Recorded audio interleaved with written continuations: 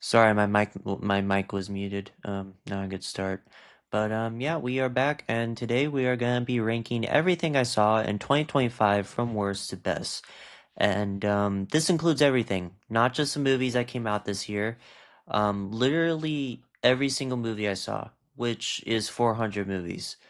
At least it's a little bit more than 400 movies. So yeah, the title is not clickbait, and this will take a little time. This will probably take up my entire afternoon, but I say it's worth it. And also, unfortunately, this will not be in order because I couldn't figure out how to get this in order, so I'm gonna just put in the order that I put it. And some movies are gonna show up twice. That means I rewatched the movie. Sometimes I rewatch. I actually rewatch movies a lot. I could definitely be watching a lot more movies if I didn't rewatch so many. But yeah, okay. Let's do it. Starting with this is a weird way to start. The Saturday Night Live 50th anniversary special. Sure. Okay. That's just the order that because I know I watched The Northman first, so I'm gonna just review The Northman. Where's The Northman? I hope I'm not missing any films. I may have missed a couple, but just like a few, that's okay. Northman, Northman, Northman, Northman. I saw Northman somewhere. No, okay. No, Northman's right here. Whew, okay, I did not want to start with Saturday Night Live. That would be a weird way to start. The actual first movie I saw this year was The Northman, which is by Robert Eggers. Because Nosferatu came out like the last month of 2024, so I just watched that. So I thought I watched something else, Robert Eggers. I really liked how he directed Nosferatu, so I watched The Northman. And I'll be honest, like I've only seen two Robert Egger movies, but I think this may be my favorite. I don't know how much I'm gonna enjoy The Lighthouse. That seems like a very weird movie. And this movie's also weird, but it's also like a good weird. And not only that, but it's like a full-on action revenge film with Northern Vikings. And I haven't seen a Northern Viking film before, which is weird. I feel like I should. I feel like Vikings are just like such a cool concept that you could explore with a film. They're on boats. They take land. They like kill people. Like that's a lot of potential. And yeah, this is a brutal revenge film with a bunch of Vikings, and it looks beautiful. It's directed very beautiful. Alexander Skarsgård, I think, is the main character, and he does a great job. Um, what's her name? Anya Taylor-Joy, she's in it. She has a good supporting role in there too. Willem Dafoe's in this for a little bit. Who plays the bad guy in this one? I see, the Northman. Um, okay, I thought it might be someone I know. Ethan Hawke is in this. Okay, I forgot who Ethan Hawke is. But yeah, okay, great cast, great performances all around, and it just looks beautiful. It's a beautiful looking film, some great action, very bloody, violent. It's just a nice revenge action film that looks really, really sweet and holds no punches. I'm gonna go A tier. Yeah, oh shoot. I guess is it this? Oh, okay, yeah, no, now I remember because I made a copy, so yeah, I'm gonna put this. I'm gonna just put this somewhere else. I'm gonna hide this, and you guys see this, right? Okay, this is the one we're doing because this one has the top 10, the S tier, the A tier, the B tier, and if I forgot which ones, it's all laid out on Letterboxd. So Northman's right. I go A tier. Um, how this is gonna work? Okay, this is 4.5 stars. B tier is 4, and 3.5 is B tier. C would be 3 stars and 2.5 stars. I don't know why it's like this. That's and that's F tier. And I'm sorry, I thought I set this all up before I started. No, okay, yeah, okay. So this would be 3.5. This would be 3 to 2.5. This would be 2 to 1.5. Ooh, I don't know about that. Okay, 2 stars, and then this is 1.5 and everything below. And the top 10 are my top 10 favorite movies I saw this year, and my bottom 10 are the 10 worst movies I saw this year. Okay, that's pretty fair. I'm gonna put The Northman in A tier. That's a pretty great way to start the year. Um, okay, and then I watched Wallace and Gromit: Vengeance Most Foul, and okay, you know what? I'm not doing this. I put out order. That's my cross to bear. I'm gonna just put in the order that this was randomly generated, which is gonna make this very weird. But yeah, okay, I asked for it. Whatever. Um, SNL 50th anniversary. This is just the 50th anniversary Saturday Night Live. It's a TV special. It brings back a lot of celebrities. There's a stacked cast for this show, even just like the audience. And there's like some fun bits and some very forgettable bits, and even a couple which I didn't think were funny at all.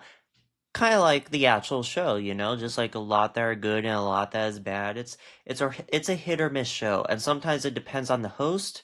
But for this special in particular, they have like so many hosts. There's like a lot of famous people in the show, and you think that'd be great, but I feel like it should have been funnier with all the funny people in there and the writers at the top of their notch. I think Conan O'Brien comes back. Like we should like be able to like see more comedy, but I don't know. I didn't. There's a couple ones that made me really laugh, and some that didn't, and some that were just okay. I think that's a pretty fair. I mean, I enjoyed it overall. I had a fun time. I'm gonna put this C tier.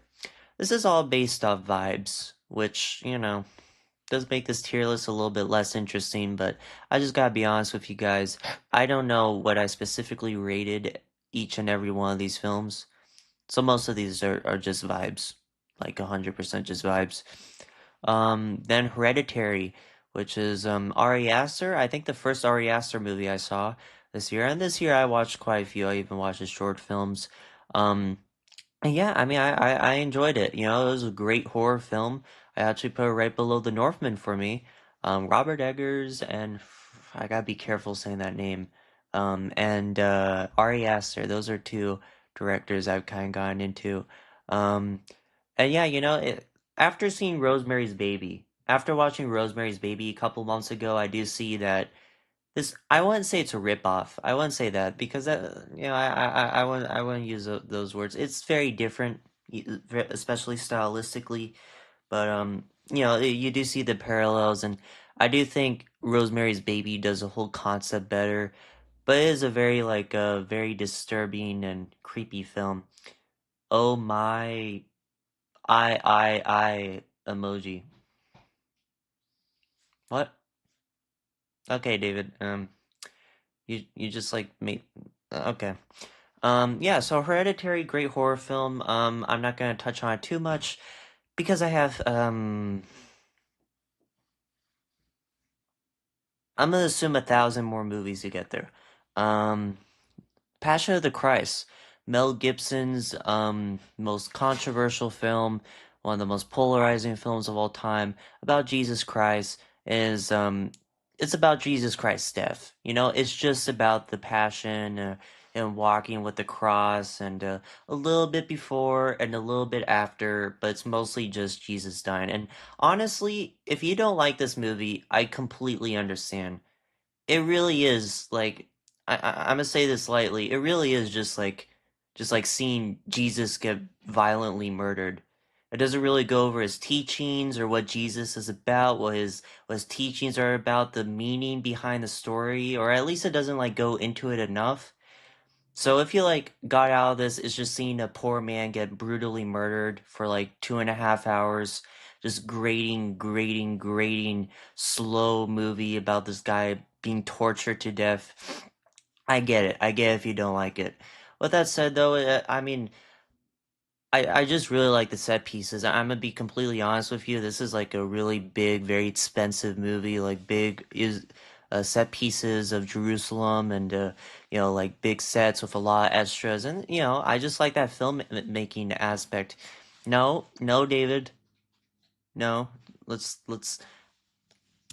I'm trying to walk into 2026 fresh and uncontroversial. Okay. Um. I wouldn't say it's great. I wouldn't even say it's that good. I'd say it's decent. I'd say it's like B. I wouldn't go B tier. I'd go top of C tier, just like vibes wise. Not very memorable, but I mean, I wouldn't say it's a bad film by any means.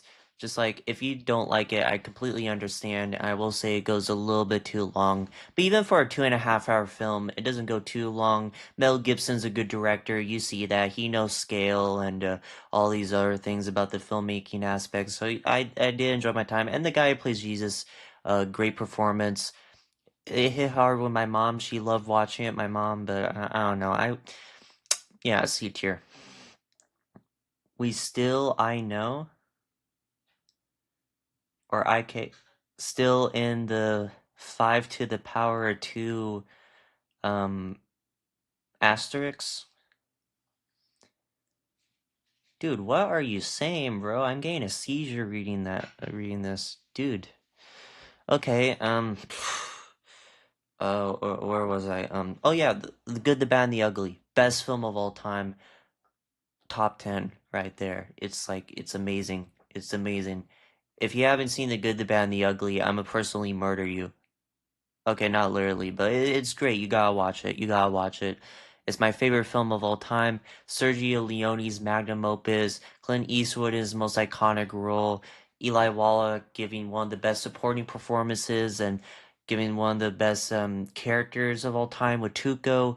The the soundtrack, one of the best scores of all time. Instantly iconic. So many great tracks in that score. It's just beautifully shot. It's like every single shot of this movie is just like a canvas. There's a lot of great duels. There's a lot of great action set pieces, big Civil War set pieces I really liked. It touches on the brutality of the Civil War and kind of like the profoundness of certain characters dying. It's a very beautiful film that really hits on the emotions. While still being like a big popcorn movie that has a lot of action and you can have a lot of fun with. Yeah, this is a goddamn masterpiece. This is number one. It's amazing, and it's never leaving one. I don't think I'm ever gonna see a movie as good as The Good, the Bad, and the Ugly. I hope so, but I don't think so. Then I watched A Real Pain, directed by Jesse Eisenberg, starring the Home Alone guy, or no, not the other Home Alone guy, the second Home Alone guy, Carrie Culkin. Good performances, Karen Coke. I don't give a shit. Okay, good performances and pretty good directing. There's some nice visuals, and it's a very like emotional story. It's a very character focused story about this guy who's kind of going through. He's depressed, just simply depressed, and he kind of like gets through it by hanging out with his cousin and kind of see their relationship evolve. And there's like a lot of subtext and stuff going on. It's a very emotional film, hits very deep with some people. Not with me personally. Yeah. I mean, it's a personal film. I liked it. Great performances as well. Karen Culkin, I think, really did deserve that Oscar. Okay, so I'm gonna go B tier. I think it's an 8 out of 10 movie. That seems fair. Okay. Then I watched the Monkey. This was like earlier in the year, and listen, to understand why I like this movie so much, because it is like a corny movie, is kind of cheesy, is very over top with some acting that may be seen as cheesy. And out of all the Stephen King adaptations, this could be seen as the least profound and, um, just like the silliest. This may be one of the most silly movies that came out this year. It's very dumb. With that said, though, you gotta know that when I watched this in a packed theater, a completely packed theater of with an audience, which you just don't really get that much. I mean, I had a few theater experiences this year that were like in packed theater that I really enjoyed, but for this one, packed theater, and every time someone died in this movie, we were just roaring laughing. The kills in this movie are so dumb, so silly, but also really, really funny with how dumb and over top and ultra violent they are. Um, my dad especially was like laughing hard at a lot. I wonder if he probably wouldn't like Terrifier. Anyways, yeah, like just very over top. It's funny. As far as dark comedies go, this may be one of the funniest dark horror comedies of the year. Yeah, and my theater was roaring laughing. I enjoyed my time, and Osgood Perkins does a great job directing this. I think Osgood Perkins just has a great visual eye for like shooting stuff. He's just really good at shooting his scenes. His movies look really good, and also like the performance from the main guy who plays like a brother, like twin brothers. There's a lot of like actors that have done dual performances this year. Anyways, he does a good job. I really like his voice. Like he does a voiceover for the film too, and he has a great voice for that. So yeah, I really enjoy this one. I'm gonna put it above A Real Pain, which maybe a little dumb, but like I really enjoyed The Monkey more than A Real Pain. That was just like such a fun movie. Yeah. Then I watched In the Line. Here, I need to clear my throat.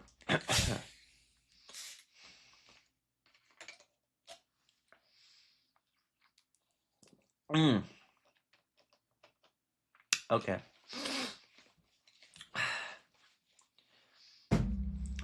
In the Line of Fire, which is I've seen quite a few Clint Eastwood movies this year. I don't know if he directed this one. I think someone else directed it, but he starred in it. And first of all, Clint Eastwood has great star power. I'll watch anything with Clint Eastwood. He's just a great actor with great charisma on screen.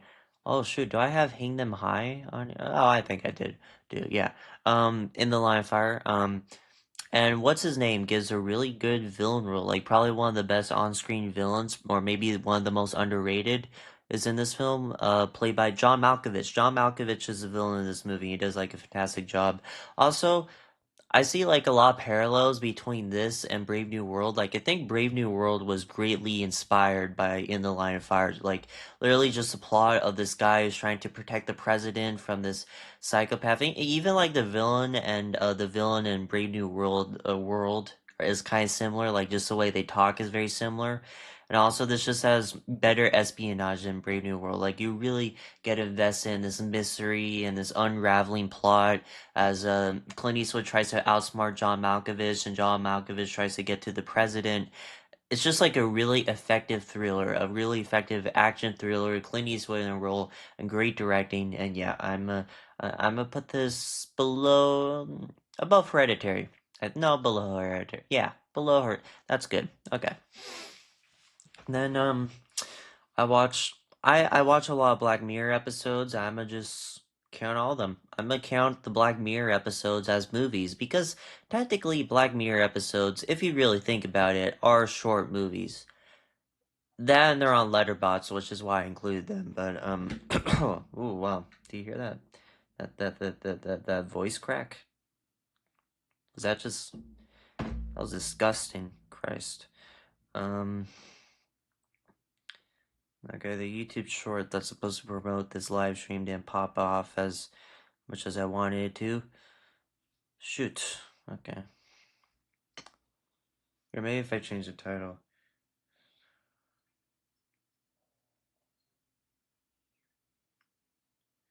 Identify movies ranked. There you go.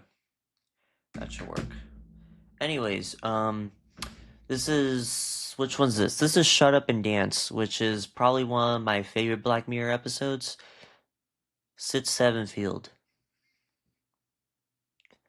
Dude, we are heading in 2026. We need to leave Sid 7 behind, bro. That meme died a week after that meme died like an hour after it started, bro, and it's just been dragged out like again and again and again. I don't get it.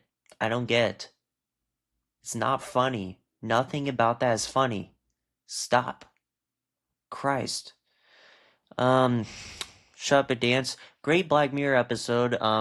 It's about this guy who has some dirt on him. He has some blackmail. The hacker gets video of him looking at corn. I'm saying corn as in the food, but you know what I'm saying. And they kind of use that as blackmail against him, and he's forced to do all these bad things like rob a bank, and it's a very unraveling plot, unraveling mystery film. Okay, David. And yeah, it's very intriguing and you don't know what the mystery is or like why this is happening to him until the end. And the ending just like recontextualizes everything about the episode. Like this has maybe the best plot twist of any Black Mirror episode simply for how it just recontextualizes the whole episode and what you think about what's happening. I don't want to get too much into it. Just watch the episode as a really good plot twist. Yeah, this is I'll put this below the Northman and above Hereditary. That seems fair. Then I watched Whiplash, but not the movie, the short film. I also watched a movie that's coming up, but the short film, which basically is a student short film of the same plot. It's kind of like one of the scenes from the main movie stretched into the short film, and J.K. Simmons is in it, but not Miles Teller. Some other guys playing the protagonist. Is 20 minutes. And you kind of see like a lot of differences. Damien Chazelle did direct it. It's effective directing. It's even for a short film, it's pretty suspenseful. Not as suspenseful as a movie though. And the color grading, you kind of see how lighting and color grading is very important by watching the short film, because this movie is very gray, while the theatrical movie is like very orange, very like intense lighting, and that kind of like adds to the stressfulness of the situation. Surprisingly enough. Wow. Okay. Nobody heard that. Don't ever clip that. That was ooh. Um. And yeah, it just gives like an entirely different tone just based off the lighting and the color grading. And you kind of see that. That's my main takeaway from the short film. Otherwise, it's pretty suspenseful. It's pretty honestly really good for a short film. Out of the short films I've seen this year, I'm gonna put this top of C tier. That's just how I'm feeling. Um, okay, I feel like I need to see my official ratings for all these just to like check, because I want to make sure like this is all like what I actually think about these films, as in like my ratings and everything. So I'll just put that on my phone on the background. What did I give the Whiplash short film? I think I gave it 3.5 stars. 3.5 stars, right? So that would be bottom and B tier then, because B tier is 4 stars and 3.5 stars. This is 3 stars and 2.5 stars. This is 2 stars and this is 1.5 and 1 stars, and this is half a star basically. Yeah. Okay. Okay. Okay. Okay. Then I watched Home Alone 2, which is the sequel Home Alone. He goes to New York. He gets lost in New York. It's a little. I think it stretches believability a little bit more than the first film, and it does feel a little bit more tired out. Like I feel like Macaulay Culkin kind of phones in his performance, whereas like in the first film, as a kid actor, he's really good. In the second film, there's just like no emotion on his face, which is interesting to see back and back. But still, it's fun. I honestly think it may have better traps than the first movie. Also, Joe Pesci and Daniel Stern, they're still giving like really fun performances. The Pigeon Lady, I wouldn't say is as effective as the old man in the first movie. I still prefer the old man subplot than the Pigeon Lady subplot. I do think adding the Pigeon Lady subplot just kind of retreads too much of the formula. But with that said, it still adds some emotional depth to this film. And also, the thing that really elevates this from 3 stars to 3.5 stars, because it is a little bit formulaic, is Tim Curry, who Tim Curry, and surprisingly enough, what's his name? Let me look it up. Yes, Tim Curry and Rob Schneider. Rob Schneider surprisingly gives like a funny performance in this. Like I've seen a couple Rob Schneider comedy movies. You're about to see that in a second. I don't find the guy funny at all, except in Home Alone 2. Home Alone 2, he's actually giving a pretty fun performance, but especially Tim Curry, man. He just like gives it his all, has like these wild facial expressions, kind of like how Willem Dafoe would have in some comedy movies, Willem Dafoe and Spider-Man, he has like such overtop like facial expressions are really entertaining. Same thing with Tim Curry in this movie, a lot of fun. Home Alone 2, I'll put above the Whiplash short film and below A Real Pain. That seems fair. Yeah. Then I watched Mickey 17, which is from the director of Parasite, Bong Joon-ho. Um, and this kind of like flew under the radar. I feel like a lot of people forgot that this came out this year. And a lot of people were kind of mixed on it. Like this is a very polarizing movie. Didn't work with a lot of people. It's very slow. It's a dark comedy, but not that funny. Like Amelia, I didn't find it that funny either. And it has like great effects. This may be like the best CGI of the year. Yeah. Yeah, the best CGI, the best green screen of the year. This movie looks fantastic. And just like the world building alone and the atmosphere of like the ship and this futuristic world and the society and how people act and how the actors act and how the characters just kind of like talk to each other. This just has like the best world building of the year, and Bong Joon-ho does a great job with that. Also, Robert Pattinson, he gives a great performance in this as well. Very weird performance with a weird voice, but actually like grows on you like pretty fast. His weird voice, and excuse me, Mark Ruffalo, he is a very entertaining performance as well.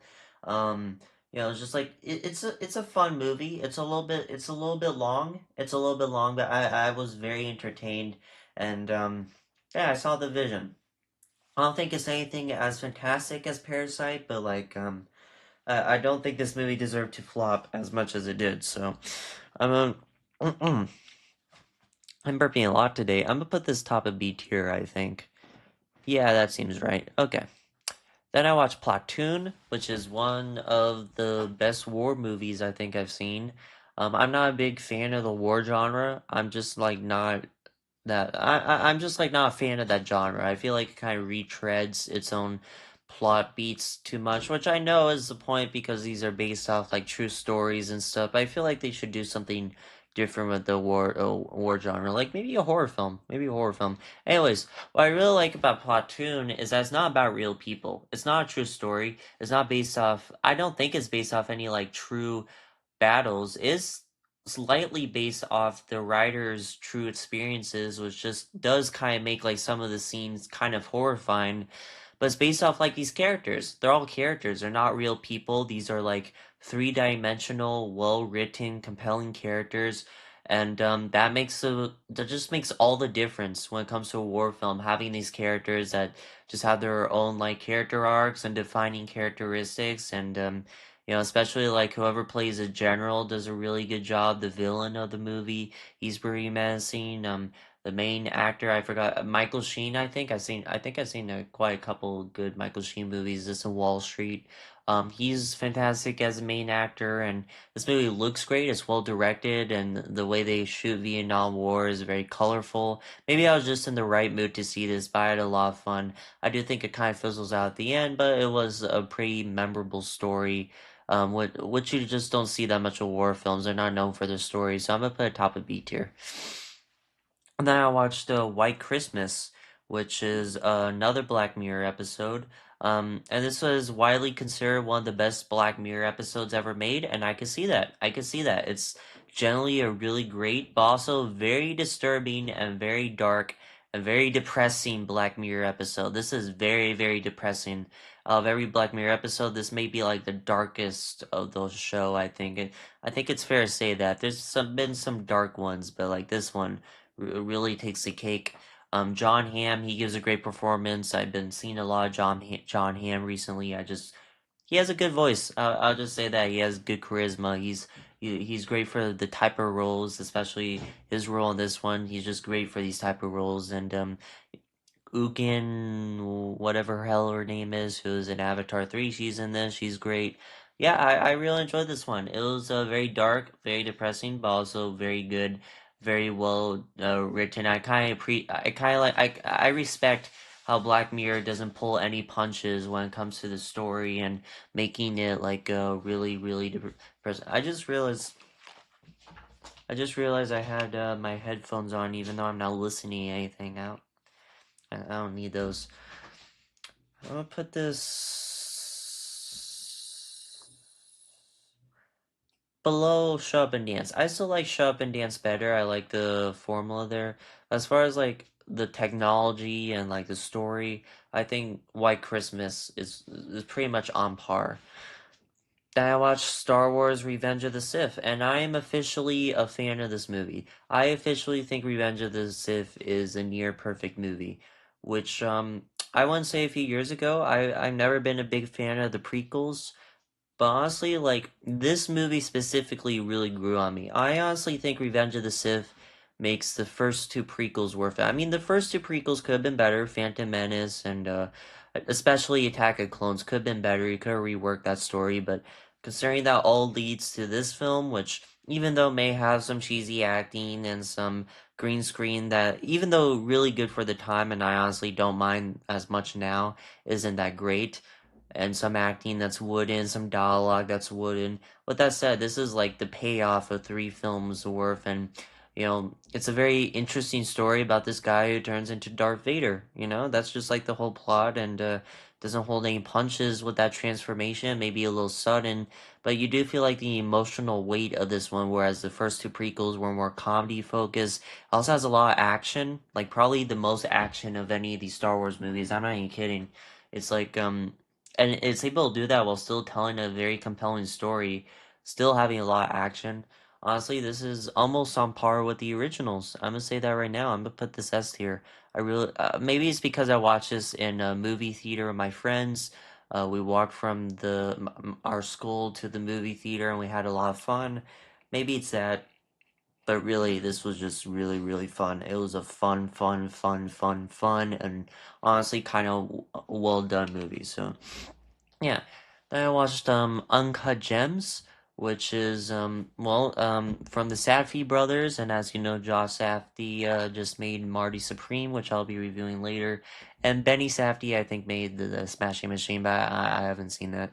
Anyways, Uncut Gems, really, really stressful movie. This is like your ass is gonna be clenched for like 2 hours straight. It's just like it's nonstop. It's like a car wreck. It's like a car wreck in slow motion, just crashing your car into a tree in very slow motion, and you just like see that from beginning to end. It's just like you can't look away. You can't look away even though you kind of want to. It's I don't know. I mean, I want to rewatch it, but I can see if you don't want to rewatch it, it's very stressful. Probably would it be? No, I honestly think Barry Supreme is a little bit more stressful, but Adam Sandler, he gives a fantastic performance in this. Like really, like channels all of his dramatic acting chops and shows that he really can give a really good performance if he wanted to. Um, and I also love the way the Safis direct, which yeah, I mean, I'm gonna just say right now, I really like their style, and I feel like in a few years down the road, their style is gonna be adopted by a lot of filmmakers. Their style is gonna be more popular. A lot of people are gonna shoot their films the way they shoot them. They have such an interesting soundtrack for these films, very unique way of directing it. Yeah, I mean, I love this movie. I think it's a near masterpiece. So far, second best on the list. Oh, okay. How many more do we have? Oh no no no no no. Oh. No, I'm gonna end this on Dave Chappelle special. I'm putting Fargo right here. Yeah, Fargo and Marty Supreme. That seems fair. Yeah. Okay. I watched The Royal Tenenbaums, and actually, this movie kind of saved Wes Anderson for me. And what I mean by that is that I really grew out of Wes Anderson in these past couple of years. Ever since Asteroid City, I just couldn't get into a Wes Anderson movie. I just couldn't get into the stories or the plots behind them, and I couldn't really get into his style. I thought the actors just started talking very, very, very plainly. Like there's no emotion in their performances or voice. There's no emotion in the directing. It's just style over substance, I thought. And even the substance is kind of confusing. Like in Asteroid City, where they're just chanting a bunch of phrases onto screen, and I just thought it was really, really stupid. And have like these great casts, but they're not doing anything with all this acting talent. They're just like giving these very plain performances, and there's nothing like really special about their performances. I thought Wes Anderson's style got in the way of getting a good acting from our actors. That's what I thought. And I watched The Royal Tenenbaums. I loved it. And I think that has to do with the fact that Asteroid City and his Netflix specials and even Isle of Dogs to a certain extent are so over substance. I don't like how Wes Anderson directs those movies. I kind of feel like he got too much into his own style, kind of became a little bit pretentious. I just didn't really I thought the plots were boring. But watching his old film, The Royal Tenenbaums, I realized he can't make a very emotional story. These are great characters, great performances. Gene Hackman, rest in peace. He gives a great performance in this one, and you really get invested in like this relationship between Gene Hackman and his family. He's trying to like get back with his family, and he's just like he's trying to get back with them, and it's a very emotional story. It's a very emotional story. He does a great job, like making you invested in these characters and this family, and his style even worked for me. Honestly, I thought his style was kind of lazy in Asteroid City. I'm gonna be honest. I didn't think he had enough camera movements. I didn't think his directing was I think he just lost his drive to like direct. It's just like a camera moving left and right, and it's going one way, and the camera doesn't move or zoom in. In this movie, you have zoom ins, you have shaky cam, but still very much in his style. It's not like every single scene is this one long take for 10 minutes and the camera is staying still. Like his style doesn't just have to be that, it can also be zoom ins, and the camera moves a lot, and it just makes a difference. It makes a huge difference in how I like his films, and maybe that's a hot take. I don't know. I don't care. That's just how I feel. Royal Tenenbaums, I think is like the best of Wes Anderson. Top three of Wes Anderson, because then there's Fantastic Mr. Fox, and then Grand Budapest Hotel, two movies I'll be getting to pretty soon. I'm gonna put that below The Northman in A tier. Then I watch Rambo Last Blood. This is after seeing Rambo 2008 and loving it. I watched Rambo Last Blood and I didn't like it as much. It's decent, but I also wouldn't say it's bad. I wouldn't say it's bad at all. I mean, it's definitely flawed, but I also like how dark and depressing it is. Like Rambo, unlike other action heroes, is a dark story. It's very dark. It doesn't hold its punches, and sorry.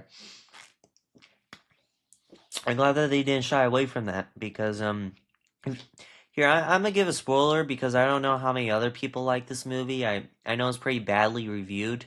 I could definitely see why the lighting is a little bit dark, which fits the tone, but it's very dark. I don't like movies where the lighting is like so dark where it's kind of hard to see some scenes. Also, the script may need some polishing. With that said, though, I was invested in this genre. I was invested in this plot. What was I gonna say right there? My brain just like blacked out. I was invested in the story, drama. I was invested in the I was invested in the drama, and also I like how this movie didn't hold any punches. Sylvester Stallone's character Rambo, he goes through a lot in this movie. Spoiler alert. I pause in case you want to click off. His daughter dies in this movie. Rambo's daughter. He dies in the third act of the film. I'm surprised they did that. I'm surprised they didn't hold any punches there. It's a very dark direction to go, and some people may see that as the wrong direction to go writing wise, but I could definitely say I was not expecting that, like at all. His daughter died. And I kind of respect that they like took that chance, took that leap, and it did make me like appreciate this film more. And some of the action's pretty good. The third act isn't as good as the third act in Rambo 2008, which I'll get to a bit later. But I mean, Sylvester Stallone, he gives a good performance. It's fun. I enjoyed it, and it has like some story directions that I was expecting. I was invested. With that said, I'm gonna put it top of C tier because it's definitely not like the best of like this franchise. Um, well, no, I mean C tier is 3.5. No, B tier is 3.5, so I need to put that bottom B tier. Because I did give that 3.5, even though I put that more 6.5. So bottom B tier, yeah. Okay. Mad Max. The original Mad Max is a confusing movie. It really is. It's like a very, very, very confusing movie. I just couldn't follow the plot that much, and especially compared to the other Mad Max films, this is a more civilized society, which I actually like the idea of, and does give this like a very unique direction compared to the other Mad Max films. With that said, though, the action is nothing special. I mean, there's like a good couple good chase scenes, I guess, like a couple good chase scenes, but this has a low budget, and you can tell, and the action just isn't as compelling. Mad Max as a character isn't as compelling.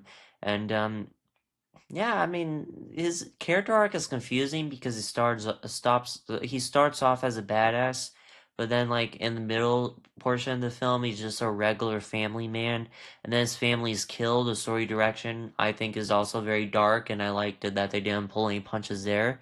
So he becomes a badass again. It's just kind of like a loop back, and I don't know. I just don't like that style of of a character arc. So I'm gonna put that. I put that below the SNL 50th. I think that's yeah that'd be 3 stars. I think I gave it 3.5 stars, but it deserves 3 stars. It's really nothing that memorable. It's very forgettable, and the sequels just completely outmatch it. So The Wonderful Story of Henry Sugar. Um, Kind of going back to my Wes Anderson talk, I just don't like the way he directs this movie. Everyone's talking fast and talking like what's the name? Um, with no enthusiasm behind their voice. Just talking very plainly and fast, and the camera is just like doing a bunch of long takes. There's like no cuts, no zoom ins, and the story itself isn't that interesting. I wasn't really invested in the story. So this, including all the other short films Wes Anderson made, I just didn't like. So I'm gonna put this D tier. This is yeah. Is it? No, because this is C tier. C tier is all 3 stars. So yeah. Okay. Passion of Christ, I think I gave 3.5 stars though. Didn't I? I think I did. Okay. Bottom B tier for Passion of Christ, but it may change to top of C tier again. Anyways, wait. Okay, wait. So 5 stars, 4.5 stars, 4 stars, 3.5 stars, 3 stars. No, see that won't work. So 2.5, 4.5 stars, 4 stars to 3.5 stars, 3 stars to 2.5 stars, 2 stars, and then everything below that. Okay. Yeah, that's okay. That's okay. Well, then I gave the SNL 53. I'll just keep it there. Yeah, okay. Black Bag. This is the new Steven Soderbergh movie. And I heard good reviews, so I decided to watch it, and it's pretty good. I really enjoyed it. Great central performances from Michael Fassbender and the other one. And it's a great ensemble cast as well. I like the espionage. I really like how everyone talks in this very suave way because they're all spies, and yeah, for a British spy espionage film about this guy who thinks his wife is a traitor, it's a pretty fun watch and a pretty intriguing watch too. And I also really like the ending where it kind of like goes over the mystery and we get all of our answers and reveals of. I don't know. We just don't get a lot of films like this, and I think it was very good. So I'm gonna put this above Mickey 17 and below Platoon. That seems fair. Archangel is another Black Mirror episode. This one is about a mother losing her daughter. And well, she loses her for like 12 hours, and then she gets like so worked up over. I don't think it was 12 hours, like 2 hours. Is like she's very protective of her daughter, so she installs like this camera inside her head, so she can see where she is and what she's looking at all times, and kind of like block out any like graphic stuff. And she turns that off for a while, but then when she becomes a teenager, she turns it back on, and this causes like some drama between the mother and the daughter. It has a very depressing ending, just depressing in a different way from most Black Mirror episodes, where you kind of feel for both of them, even though you know which one's wrong and which one's right. And yeah, it's pretty depressing. So I enjoyed it, but definitely not one of the best Black Mirror episodes. I'm put above Rambo Last Blood, but below the Whiplash short film. I don't know. I don't know. There's gonna be a lot in B tier. I'm gonna just say that right now. There's a lot in B tier. Crocodile, which is another Black Mirror episode about this woman who kills a lot of people. That's the best way I could describe it. Because the technology in this film is that like there's these people. Well, there's this machine where like you plug it into someone's head, and whatever they're thinking, you see that. So it's kind of hard to like commit murders in this futuristic world. So she kills every single witness that she can, and this includes a baby. It's a very dark episode. It's a very dark Black Mirror episode, and yeah, I mean it's very interesting how the plot plays out, but it's also very slow. I'm gonna be honest. I just think the pacing is too slow, which I know you're gonna say, oh, you have a TikTok brain or Instagram Reels brain. You don't have a attention span. Or, you know, blah, blah, blah, blah. Dude, okay. If a movie's like so slow and the pacing is slow, and I mean, it just is. You know, sometimes there's shots that go on way too long. Sometimes there's scenes that are not necessary to the story. That's fair to say. That's a fair criticism. So I don't want to hear it. It's just I just thought it was slow. That's it. And also the story, you could kind of predict where it's going at a certain point, but it does catch you on by surprise at the end. So yeah, I'm gonna go. I'm gonna go top of C tier. Yeah, above SNL 50. Then we got oh man, there's a lot of films. There's a lot. Oh my God. Why did I decide? Why did I say? Don't act like you didn't ask for it, you idiot. Um. Oh, okay. Is anybody even watching the live stream? I don't think so. Yeah, no, nobody. That's great. That's really good. Okay, sure. Anyways, Captain America: Brave New World. This is Captain America 4, and the first time I watched this, I actually really liked it. I'll be honest. I gave it like 4 stars because you know, it takes itself more seriously. It's not as jokey as the other MCU films. Even Thunderbolts, which I'll get to later, has like really grating humor. And you know, I just enjoyed like the espionage, how seriously it took itself. I like the jet fight in the air. It's very Top Gun inspired, which I liked. Good action and all. I think Anthony Mackie is pretty charismatic in the main role. I think with a better script, Sam could be a more interesting character with a better script. And Harrison Ford, he gives a great supporting performance. I honestly think this is one of the better Harrison Ford performances of the last few years. Hey, David. And yeah, you know, the CGI is a little, I wouldn't say hit or miss. The CGI is bad. There's some parts where it looks good, but most of the time the green screen and you can tell they're in front of. Actually, I thought the entire third act were just like a bunch of reshoots, which it probably was. I thought it was like all in front of a green screen, but then I looked it up. They actually filmed the third act of this film in a real park, in a real setting, a real location, and a real set. They filmed this in a real park, and it still looks like green screen. Somehow they like blurred the background to the point where it looks like the characters are in front of a green screen. It looks terrible.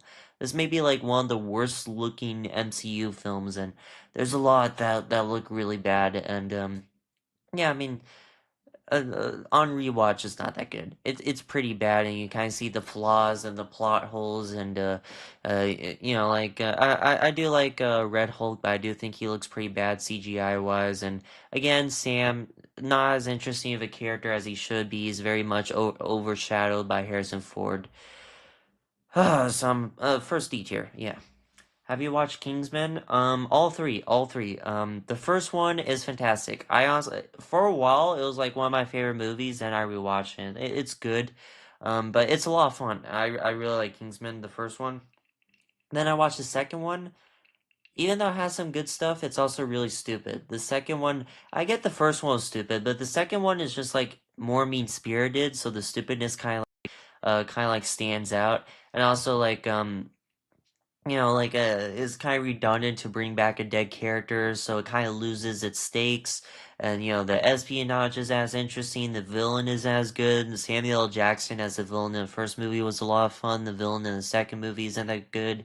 It's kind of a gross movie, the second film, like the blue drugs that like make you paralyzed and then die in such a disturbing way. Like it's just less fun, and also less funny. And you know, I like the second film. It's just not as good.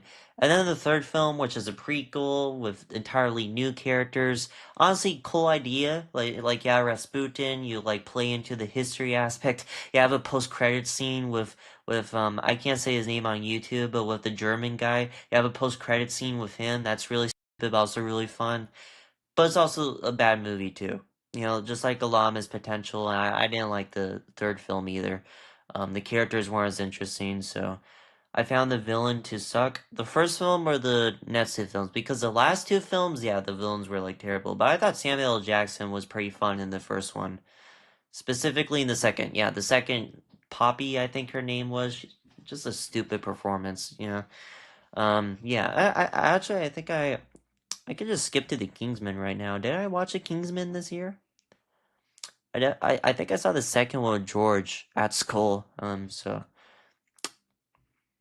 you see it? Oh my God, it's too many. That's too many movies. If I did see it, I'm not gonna find it. So I'll just get to it when I get to it. Haven't watched the third movie? You don't have to. You don't have to. It's really not that good. Although I will say the action in all of them, especially the first one, is like fantastic. Second one too, but especially the first one, like that one long take in the church. I think that's what propels it to like a great movie right there. The action. Anyways, then I watched Companion. How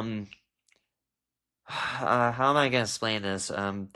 Because I remember explaining this movie to a friend and he thought it was weird for watching it. Um, it's really about sex robot companion. Jack Quaid or Jack Quad, I think his name, owns a robot that's like his girlfriend. Like a partner robot, who he sleeps with. He sleeps with a robot. It's an android that's like this guy's girlfriend. Once you put it like that, I know it seems weird that I watch a movie like this, but I swear to you, this is actually a really good movie. This is like a very interesting movie, also very funny. This is like a dark comedy, and this is like one of the funniest movies of the year. I'll get to it. Okay, after Companion, very funny movie. Great performances around, especially from what's her name as a main character. Wouldn't mind her as a robot girlfriend, but that's just me. Yeah, like a great ensemble cast too, and there's a lot of plot twists in this movie too. Like, kind of reminds me of Quentin Tarantino's quote about if he can like predict the rest of the movie and the first 15 minutes, like figure out the plot or where it's going, he's just not gonna like the movie, which once I heard that quote, I started looking at that in my movies. And this movie, you don't know where it's going. It really does like unravel and goes in so many different directions. So if you want to see like this dark comedy that's a little bit of a horror movie and a kind of a thriller, but also just like a very interesting sci-fi film, watch Companion. I swear to God, it's not freaky. Okay, um, I'm gonna put this. I'm gonna put this. Yeah, even if Black Bag is objectively a little bit better, I had a lot of fun with Companion. So, same thinking behind putting the monkey over Real Pain and Home Alone 2. Rate instructions not included. Okay. This is a Spanish film about this guy who adopts this girl. I think I think it's actually his daughter. I kind of forgot the movie. I think it's his daughter, or no, it wasn't his daughter. He wasn't related to. No, he was related.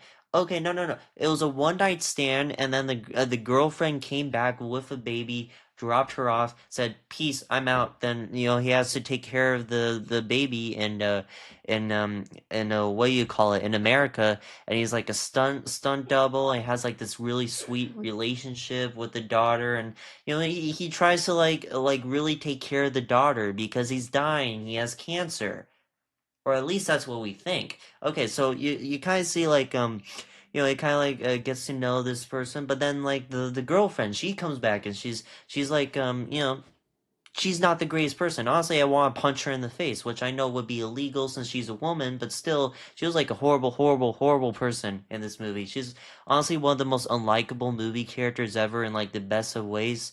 And I think she should have received a beating in this movie or something like that. Gone sued or something. Like this movie is way too kind to her. She ends the movie in a really nice spot. She has a girlfriend. She has like a lot of money.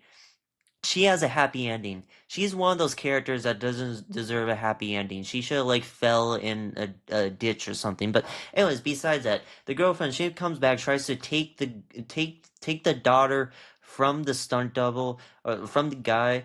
even though she dropped her off. And honestly, the way she wins the court case is kind of contrived because it should be like an easy court case to win. Like you literally abandon your daughter. You should be the one paying child support, and he should have full custody. But yeah, yeah, I mean, a frustrating movie. You really get into the plot and into the drama, but then it turns out he's not dying. The daughter is. I was watching this with my Spanish class, and everyone's reaction to that dude, just like everyone's seeing like the daughter dying, just like nobody expected that. I did not expect that. That was actually a good plot twist. Miss my Spanish teacher, she did a good job picking this one out. That's honestly like a darkly hilarious twist when you're like watching this with a classroom and it just like comes so it comes so out of nowhere too. Like like no setup to this plot twist. She's just like sleeping. It looks like she's sleeping on her father's lap, and then he just like moves around the head, and you're like, "Oh shoot, is she dead?" And she's dead. I thought she was just sleeping. She just like dies on his lap, and it's like in this very melodramatic way where they're like over the ocean and stuff. It's both like really smart and a really stupid plot twist. I love it, and yeah, I mean, it's a cute movie. It's funny. Objectively, it's not that funny, but like it's unintentionally pretty funny. And also the main character, yeah, the main guy, he gave a pretty fun performance as well. I actually really I wanted to see where his character landed, and yeah, it's a sweet movie. I could see this making someone cry. Didn't make me cry though because I'm a man. I don't cry. I don't cry at stuff, you idiot. So I'm gonna put this. This is a tough one. Well, okay. Obviously, this is a top of okay. Where should I put it? Top of C tier, maybe. No, no, I like it more than Passion of Christ and Rambo: Last Blood, and maybe more than Archangel. Honestly, below Home Alone 2. I had a lot of fun watching this movie. So yeah, okay. Now I watched. Sorry. Then I watched Creed 2. You Are Not a Man.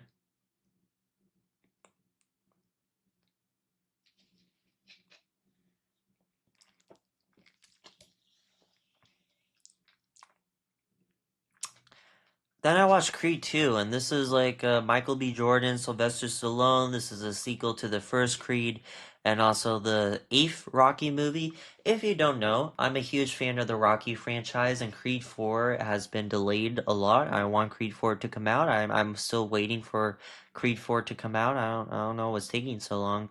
But yeah, I mean I love the Rocky franchise. I love these characters. I love the message they're trying to convey. I love the boxing scenes and some of the action scenes. And the thing about Creed 2 is even though I don't like the story as much as Creed 1, I don't find it as interesting, Creed 2 does have like the best montage, the best story, one of the most personal rivalries and conflicts of the film. And it's like such a perfect way to bookend Sylvester Stallone's character. Like I really think this is a good way to end Rocky's story. He ended off with him as a grandpa with his son and just like how it kind of like bookends Rocky 4. It makes Drago a more interesting character. Like if you want Drago as this big buff one-dimensional fun villain, watch Rocky 4. If you want him as this very this guy who's like a full regret and grief and is just like a real person, watch this film. So yeah, it has good drama, it has great action. I really enjoy this one. I think it's a little bit underrated. I'll put this below Real Pain and above Home Alone 2. 28 weeks later. Oh, oh yeah, yeah, I have seen this. Okay, I forgot. This was a while ago. Okay, let me remember. Okay, okay. First of all, the opening scene to this movie is like the best scene.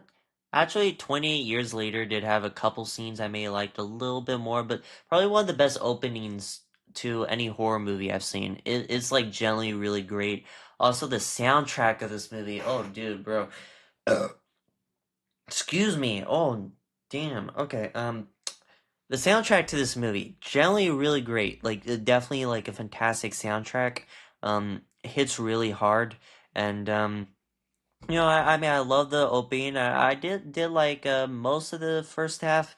but then there's like a time jump, and then you like get introduced to this guy's kids, and they're in this uh they're in this civilization. And the thing I really don't like is that these kids, one was played by Imogen Potts, I think. They like leave the civilization and go to their mom's house for no reason. I don't think that they're like they act really stupid. There's a film where like the characters act so stupid it like hurts your brain and makes you not root for them anymore. This is like the top example of this. Like generally the characters in this movie are straight up terrible, you know, or at least at least those two. And then like they kill off the most interesting character in the father in like the halfway mark. Even though I do find his character interesting, he's a coward. He left his wife to die in the house, and yeah, you know you're kind of met with the conflict of could he save his wife? Wasn't she doomed to begin with? Did he make the right choice by running away and saving himself instead of both of them dying, or was there like an opportunity to save his wife? And was he really just acting as a selfish coward? Like you have that conflict going. I find that very interesting. And then instead of paying off that conflict or doing anything interesting with what you set up with this character in the first half, you kill him off, and then it becomes these two stupid kids who basically doom civilization or doom the place they were at, and just led to the death of like millions of people, thousands of people. It was a million. It led to the death of thousands of people, and you're supposed to care if they live or die. Dude, I want the zombies to eat these brats, bro. I don't care if they live. I don't care if they survive. Kill the kids. Kill the kids. I don't care. They were like probably the two most annoying kids in a horror movie. They really, and Jeremy Renner, he plays this army guy, and he's the saving grace of the second half. But even he dies. He has like the scene where he like sacrifices himself to save the kids. When honestly, I think it should be the other way around because I hate those kids. And yeah, like he's like a very heroic character, and he's very fun to watch. I like Renner in this movie, and yeah, I mean, great soundtrack, but also just kind of falls apart as it goes along. And also, how did the wife survive? Because like she was in the window and the zombies came behind her. They were like about to eat her, then it cuts away and she's fine. Like years later, she's in the same house. Like what? Huh? That's just that doesn't make sense. Anyways, um, listen, I still had fun. It's a fun movie. It's also like a large scale movie too. I like these zombie movies where there's like a bunch of extras and everyone's being eaten alive. That's pretty cool. And, it's a thoroughly entertaining movie, even if it's edited by a metalhead having an epileptic seizure. So I'm gonna put this above Crocodile. Actually, yeah, yeah, that's good. Above Crocodile, but it's in C tier. It's not my favorite. Then Black Mirror episode, Waldo, or what the hell is this called again? Not Where's Waldo. It was how long has it been? I've been talking for an hour. How long? How? And I got this much done. Okay. I still need to see 28 Days. I started watching it. I didn't finish it. I only watched this, and years later, I gotta see Days, 100%. Okay. God. Why did I choose to do this? I'm torturing myself for no reason, bro. The Waldo moment. Okay, that's what it was called. Yeah, this is another Black Mirror episode about this guy who creates a cartoon character, and then he uses that cartoon character to become president, or sorry, what do you call the leader of Britain? I have no idea. Anyways, it does like depend on your how much you can stretch believability, because it is a little bit of a dumb premise, but I do like the messaging behind it, the themes are going for. I do think the story was well told, even if it does kind of miss the landing. Like the ending of this may be one of the worst endings to any Black Mirror episode. It just kind of cuts away and does a very abrupt time jump. So I'm gonna put this above Henry Sugar and above Mad Max. I'll put above Mad Max. Prime Minister, Prime Minister. I knew that. I 100% knew that. Yeah, yeah. sure, I could do 20 years later. I watched this two times actually. That's why if you see like movies repeated, that means I watched it more than once. Here it is. Um, 20 years later. Honestly, maybe a hot take. Um, yeah, I'm putting this S tier. This was generally like a great movie. I love 28 Years Later. I loved it, and again, a great soundtrack. I think the soundtrack, one of the most underrated soundtracks. Young Fathers, I think, did the soundtrack, and they're a great band. I think they did a great job. They should definitely get nominated for an Oscar. And Danny Boyle, I need to see more of his movies because I just love his style. Like the quick editing, his unique camera choices. Like whenever like a zombie is killed, it kind of like does that 180 with the iPhones, and you can hear the cameras clicking. I honestly love that shot. I wish more movies did that because that's like a very cool shot. And what is it? I mean, I love the characters. I think this has one of the most interesting characters in the franchise. You really get invested in Spike's journey, and when the mother dies, that was actually like really depressing. I honestly almost teared up watching that. Of course, I didn't tear up because I'm a man, but I mean, I almost teared up. It was sad. It was sad. I didn't tear up though. I didn't. I don't do that. So. But anyways, um, great performances all around. I think it was great acting all around, especially from the kid actor who played Spike. He did a good job. Aaron Taylor Johnson did a great job with the amount of screen time he's given. As a lot of suspenseful scenes and the zombies. I really like how the zombies look. They're very gross and violent and kind of scary looking. Very different from most zombies you see. Um, even most of them are naked. And that one zombie on the train, if you've seen the movie, you know what I'm talking about. Just made like every male in the movie theater feel inferior. That was like a very very weird scene. But anyways, was that couldn't no that was a prosthetic. That wasn't no it wouldn't. I don't think so. That would maybe it's the camera angle. Maybe it's the way they shot it. It's not scientifically possible to be that big. Okay, I'm just saying. Anyways, yeah. 28 years later, very emotional story. And as someone who's just like seen so many zombie movies, and to the point where like I'm honestly kind of tired of the zombie genre. I kind of like how this movie puts characters first. It's not just a survival movie about all these people being chased by zombies like 20 years later, or like most of The Walking Dead.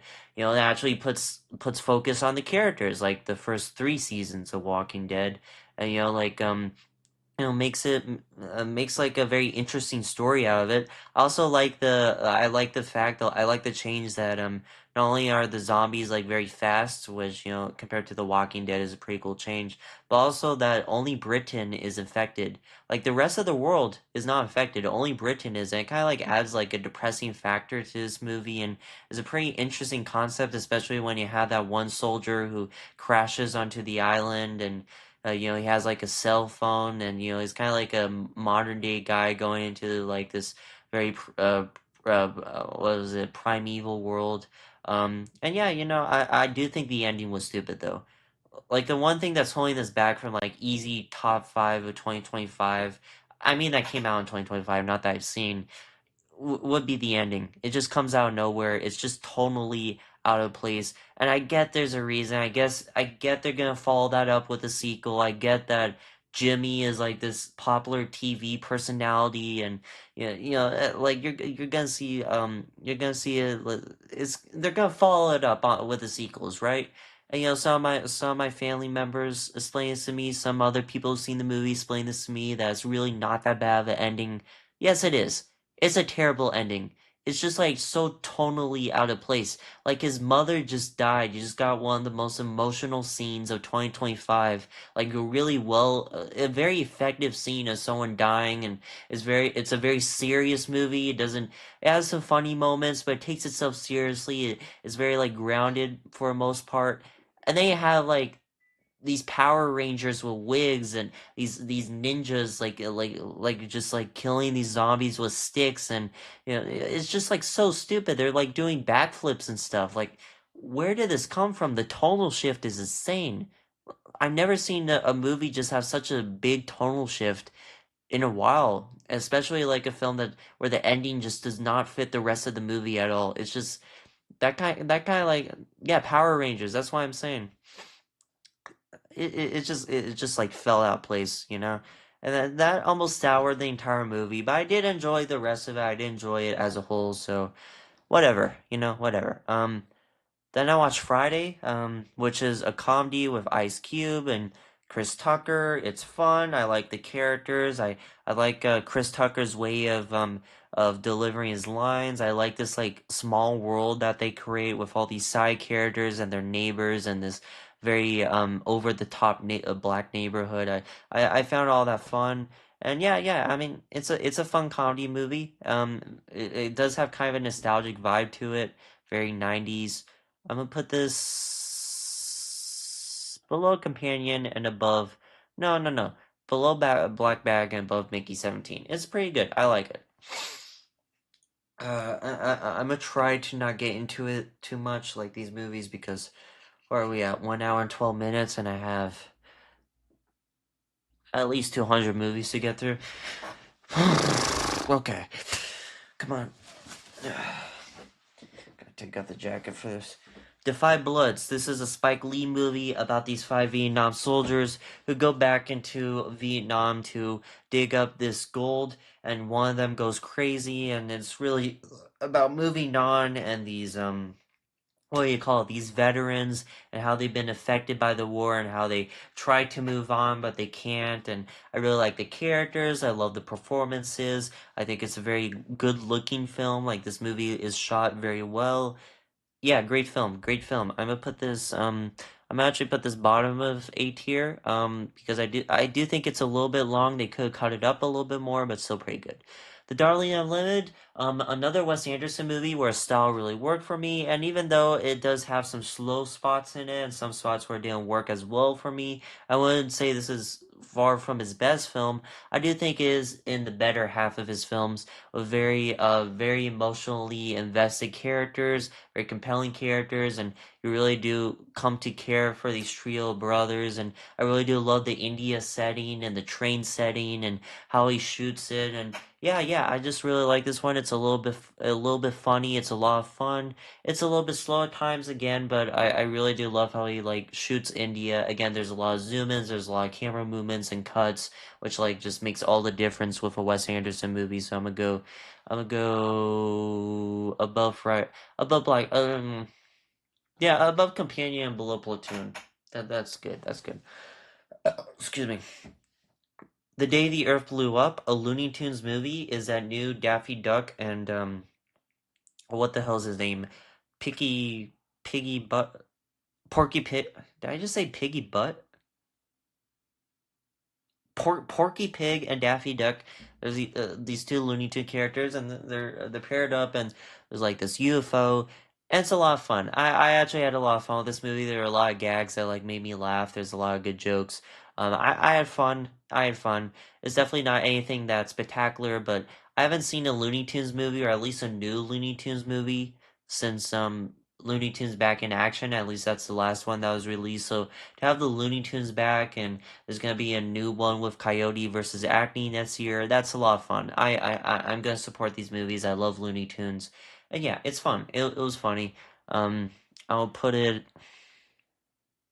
above Archangel and below the Whiplash short film. Yeah, that seems fair. Then I watched Django, not Django Unchained, the first Django with Franco Nero and Sergio Corbucci directing. And I love Sergio Corbucci. I've been watching a lot of his films this year. I'm gonna watch more of his films next year. I really like his style. how he's like Sergio Leone but darker and more depressing and more zoom ins and shaky cams and a little bit less polished than Sergio Leone. Also not as good, but very very interesting. Also, he uses Ennio Morricone as well. Ennio Morricone did the score for this. You can kind of see how Tarantino took a lot of inspiration, surprisingly a lot more for Reservoir Dogs than for Django Unchained, as you have the ear getting cut off. And something that you don't get a lot with like these old western movies, it was actually kind of suspenseful, like that last duel where like his hands are like broken and you think there's like no way he comes on top with this, especially after watching The Great Silence. You expect him to die at the end. Like that really does add a lot of suspense. um kind of help after watching The Great Silence and thinking that no main character is safe in Sergio Corbucci films. Yeah, it was good, it was good, I like it. I'm gonna put it above Companion. I also like how muddy and unpolished this film is. I think I already said that.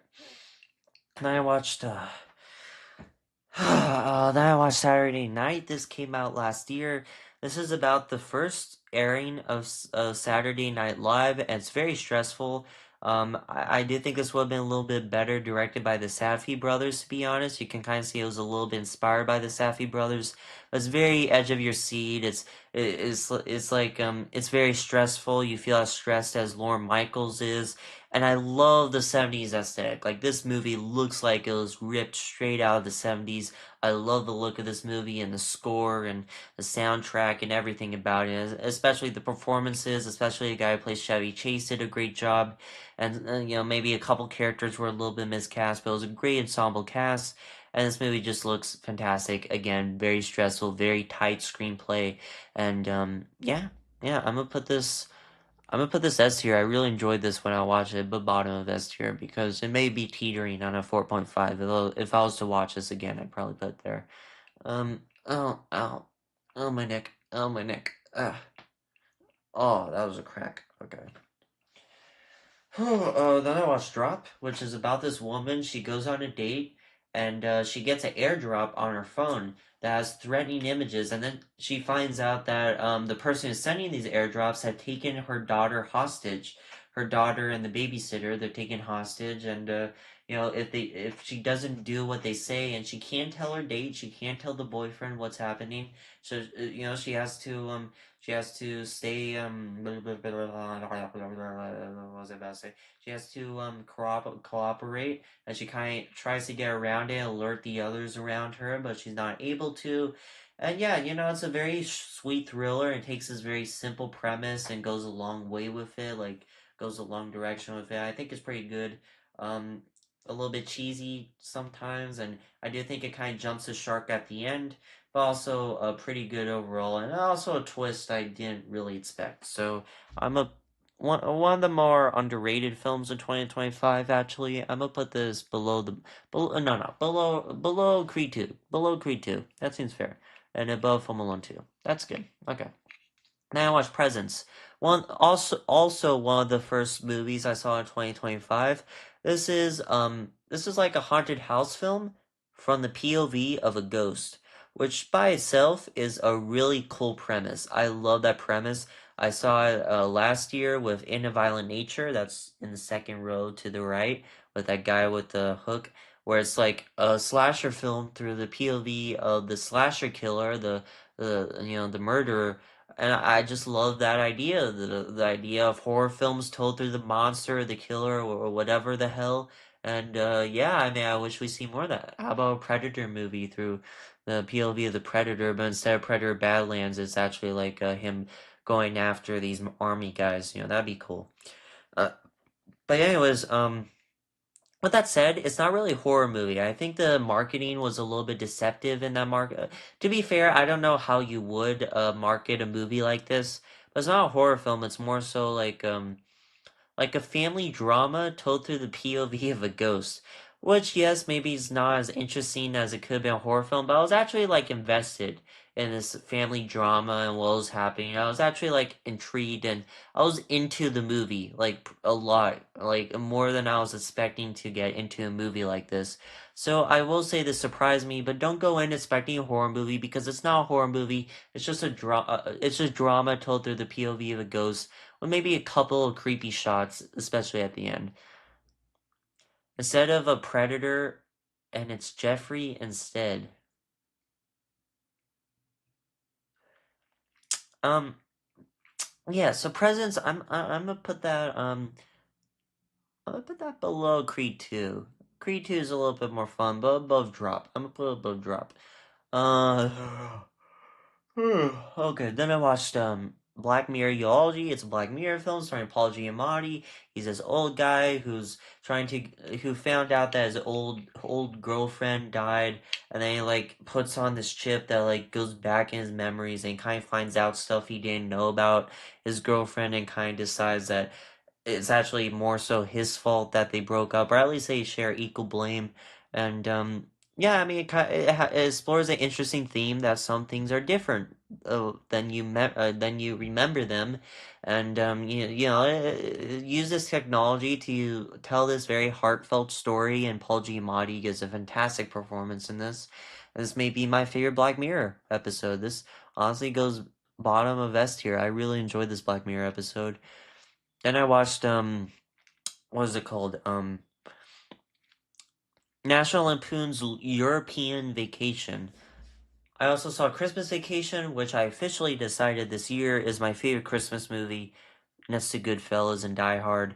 And then I watched European's Vacation earlier this year, and yeah, I mean I like I mean as a person maybe not, but as a comedian, Chevy Chase is a very funny guy. I love his delivery of lines. He has great comedic timing. With that said, though, this movie was pretty bad. You just feel that all the actors are just out of it. You know, they just don't care anymore. I think it's mostly the same actors as Christmas Vacation and maybe the first Vacation movie. And they're just like so out of it. You feel like there's literally a scene where you see the actors laughing or smiling, and they didn't like retake the scene. It just feels lazier and less creative than the other vacation movies, with a plot that's less interesting. And also, the daughter in this is just so annoying. The daughter is just so annoying in this movie. So, I'm gonna put this D tier, bottom of D tier. Yeah. Wait, how did I say this was good? Okay, 5 stars, 4.5 stars, 3.5 stars, 3 stars, 2.5 to 2 stars, then 1.5 to yada yada. Okay, sure. Okay. Then I watched then I rewatched The Good, the Bad, and the Ugly, so I'll just put that right next to where I put it. I already went over it. Then Jojo Rabbit. I watched that, and Jojo Rabbit is great. I really like Jojo Rabbit. It's about this German kid whose imaginary friend is the guy who I can't see on YouTube, has a funny mustache and speaks in a German accent. And it's kind of like a dark comedy of sorts. Great performances all around, and very compelling characters. A very emotional story. There's one scene that was really sad, of Scarlett Johansson dying, her character, and the way they reveal it, and just like the way it was handled and executed is really, really sad and very, very effective, and almost made me cry. Of course, I didn't cry because I'm a man, but definitely almost made me cry. So I'm gonna put this in A tier. I'm gonna put this above the world. Actually top of A tier. It's generally just like such a fun movie. I wouldn't go up to S tier specifically, but it's pretty close. And then I watched what the hell do you call it? Rashomon. A Kurosawa, my first Kurosawa film. I love how he uses I love how he directs. They're very pretty films. I like the way he uses rain.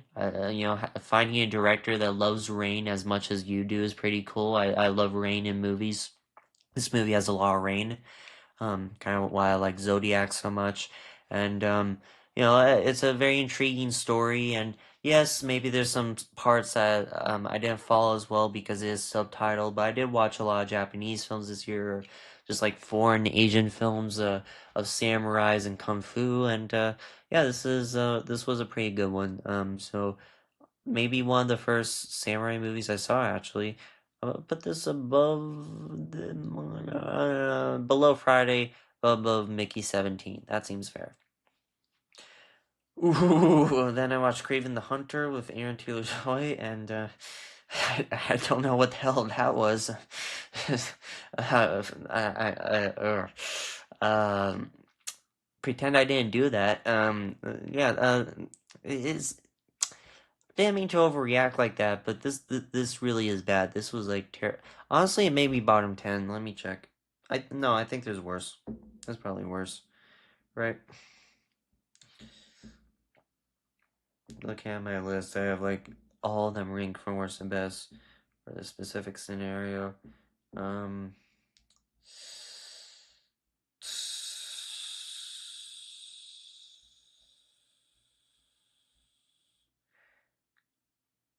oh, 2, 3, 4, 5, 6. No, it's bottom 20. I've seen a lot of bad films this year. That's actually not good. I saw a lot of bad films that this is like not top 20. But no, I mean it's really bad. It's really really bad. Terrible acting, even terrible sound mixing. For some reason, the sound mixing was pretty bad. What do you call it? And yeah, I mean, I could go into it, but I have so many other films to go into. This is going F tier. Terrible editing. Honestly, the cinematography was kind of good. I think the cinematography is one of the only good parts about it. Like this is a good looking film overall, but yeah, Jesus. Not that's Little Miss Sunshine, pretty heartfelt, very profound, great characters, good performances from Steve Carell and Toni Collette, and Paul Dano, and it's a very heartfelt story and road trip movie, and it's kind of directed like a Wes Anderson movie. It's very vibrant. It's kind of funny, and yeah, yeah, it's good. Where am I playing it? Below the Northman. No, no, actually, I like the Royal Tenenbaums better. So yeah, yeah, okay, that's good. Then I watched Mummy's Dummies, which is it's a Three Stooges short. I'm gonna just put both Three Stooges shorts in C tier. They're pretty funny, but nothing that spectacular. Still better than that Wes Anderson movie that's just teetering on D tier. Me, yeah, the German one is a better than Mad Max one, I think. Uh, and then I watched Chilean Soccer, which is a very fun movie about these two guys who they play soccer, but it's like in a very over the top way. For some reason, I saw this in theology class. I saw this in religion class, Chilean soccer, because it's about this guy being a prophet and getting disciples through soccer, and it's like kung fu soccer and like the effects, and it's just like so stupid, but also a lot of fun, like a very fun movie. I'm a honestly put this above Home Alone 2. Um, Objectively, it's not great, but subjectively, I love it. So I'm gonna just put like right in the middle B tier right there. I just realized I didn't put this on my Instagram for the official Schofield Studios. I don't even know why I still use that one. So let me do that real quick. Hi, I don't know why I'm doing this to myself. This 400 movies. I could be like learning I could be editing the new video. I could be editing the Marvel video, but no, I'm just doing a tier list of whatever. It says Callister. This is a Black Mirror episode starring Jesse Plemons that is a parody of Star Trek about this guy who's kind of a creep and he's also a tech nerd, and he like creates this whole virtual world, and he takes the DNA of his coworkers and puts them into this virtual world of kind of sentient android clones, and he kind of like toys with them and tortures them and forces them to play along as these Star Trek characters, to like just play with them and get his frustrations out about them. And someone just DM'd me, sorry. Um, Jesse Plemons, he's a great actor. He gives a really good performance in this. I think he did a great job. And yeah, I mean it's okay. I mean not okay, it's great. I'm out of it. Let's go. A little bit early to be out of it, I think, but pretty good Black Mirror episode. I'm gonna put it. Honestly, I think the sequel's a little bit better. It kind of expands on the whole premise a little bit more and goes into some interesting directions. But I'll get into that later. I'm gonna put below Companion and then below above Black Bag. That seems fair. Just okay. That's okay. A lot of weird DMs right now. Um. Oh, here. Let me put this here. 1 second. Um, oh yeah, it's this one. Um, and I put it. Okay, yeah, it's this right here. Okay, sorry. Raging Bull, one of the most depressing movies I've ever seen. What's his name gives a great performance. Robert De Niro, he gives really good performance, different from what you usually expect from him. Like I used to think Robert De Niro was kind of like a little bit typecast, kind of plays the same character, but in a good way. But here he really is playing like a different character, and like I mean, it's a very intriguing and interesting story. I love the black and white. I love the fight scenes. This is like one of the best looking Martin Scorsese movies, just directing wise and cinematography wise, lighting wise. It looks great. It's a very depressing movie. I already went over that, and yeah, as far as boxing movies goes, it's one of the best. I think. Generally, a great film. I would put this top of yeah, right here in the middle. That's good. Actually, yeah, right below Uncut Gems. It's a fantastic movie, and Martin Scorsese. I still need to see Taxi Driver. I really do. Um, Evil Dead Rise. Kind of, it's just like an Evil Dead movie in an apartment building. It's very creepy, it's bloody, it's gory, but honestly, I kind of like when this franchise leans into horror comedy, which you only get in the second film, and the third film kind of like drops the horror aspects and is just a comedy. So I kind of wish one of these next Evil Dead movies won't take itself as seriously and will be like kind of like the second film where it's just very bloody and gory, but also very funny and just over the top in a Sam Raimi way. But I get it, like we want like more serious horror movies. That's just the movie climate we're in right now. And as far as it goes, the person who plays the mother gives a very good performance. So I'm gonna put this. Oh, Archangel below the Looney Tunes movie. I do like the scene with the chainsaw. Any film that has the main character cutting through the villain with a chainsaw is pretty cool. So I watched The Maiden, which is a horror short film that's pretty basic, and I don't remember what happens in it. I remember just thinking it was okay, so I'm gonna put it right there. Then I watched Blue Ruin, which is a film from Jeremy Safer, I think his name is. He made Rebel Ridge of last year. I've been watching some of his movies like Green Room and that, and I think he's one of the more underrated directors working today, including this film, which I think is his best. It's a revenge film that's very slow. It takes itself and it puts its story in a very slow way, but it's also very intriguing. It's honestly like his style, the slowness, and kind of works on me. For this film, it works.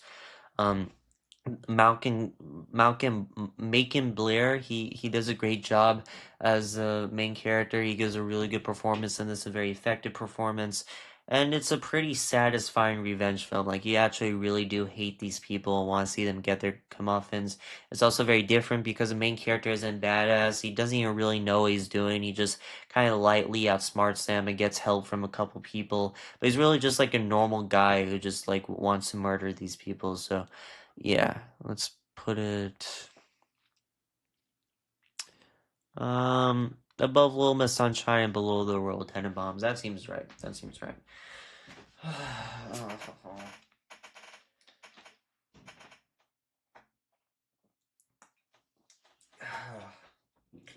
Then I watched Playtest, which is a Black Mirror episode starring what's his name? Wyatt Russell. And What was it about? It's about this guy. His mother just died, and he's going around the country. And he goes into this technology thing where he's like transported into this horror game, and he doesn't know what's real, and what's reality. It's kind of like goes into like this whirlwind, this what do you call it? It like dives really. It's like a spiral into insanity, basically, and the way it kind of mirrors his mother is interesting, and it has a very dark ending.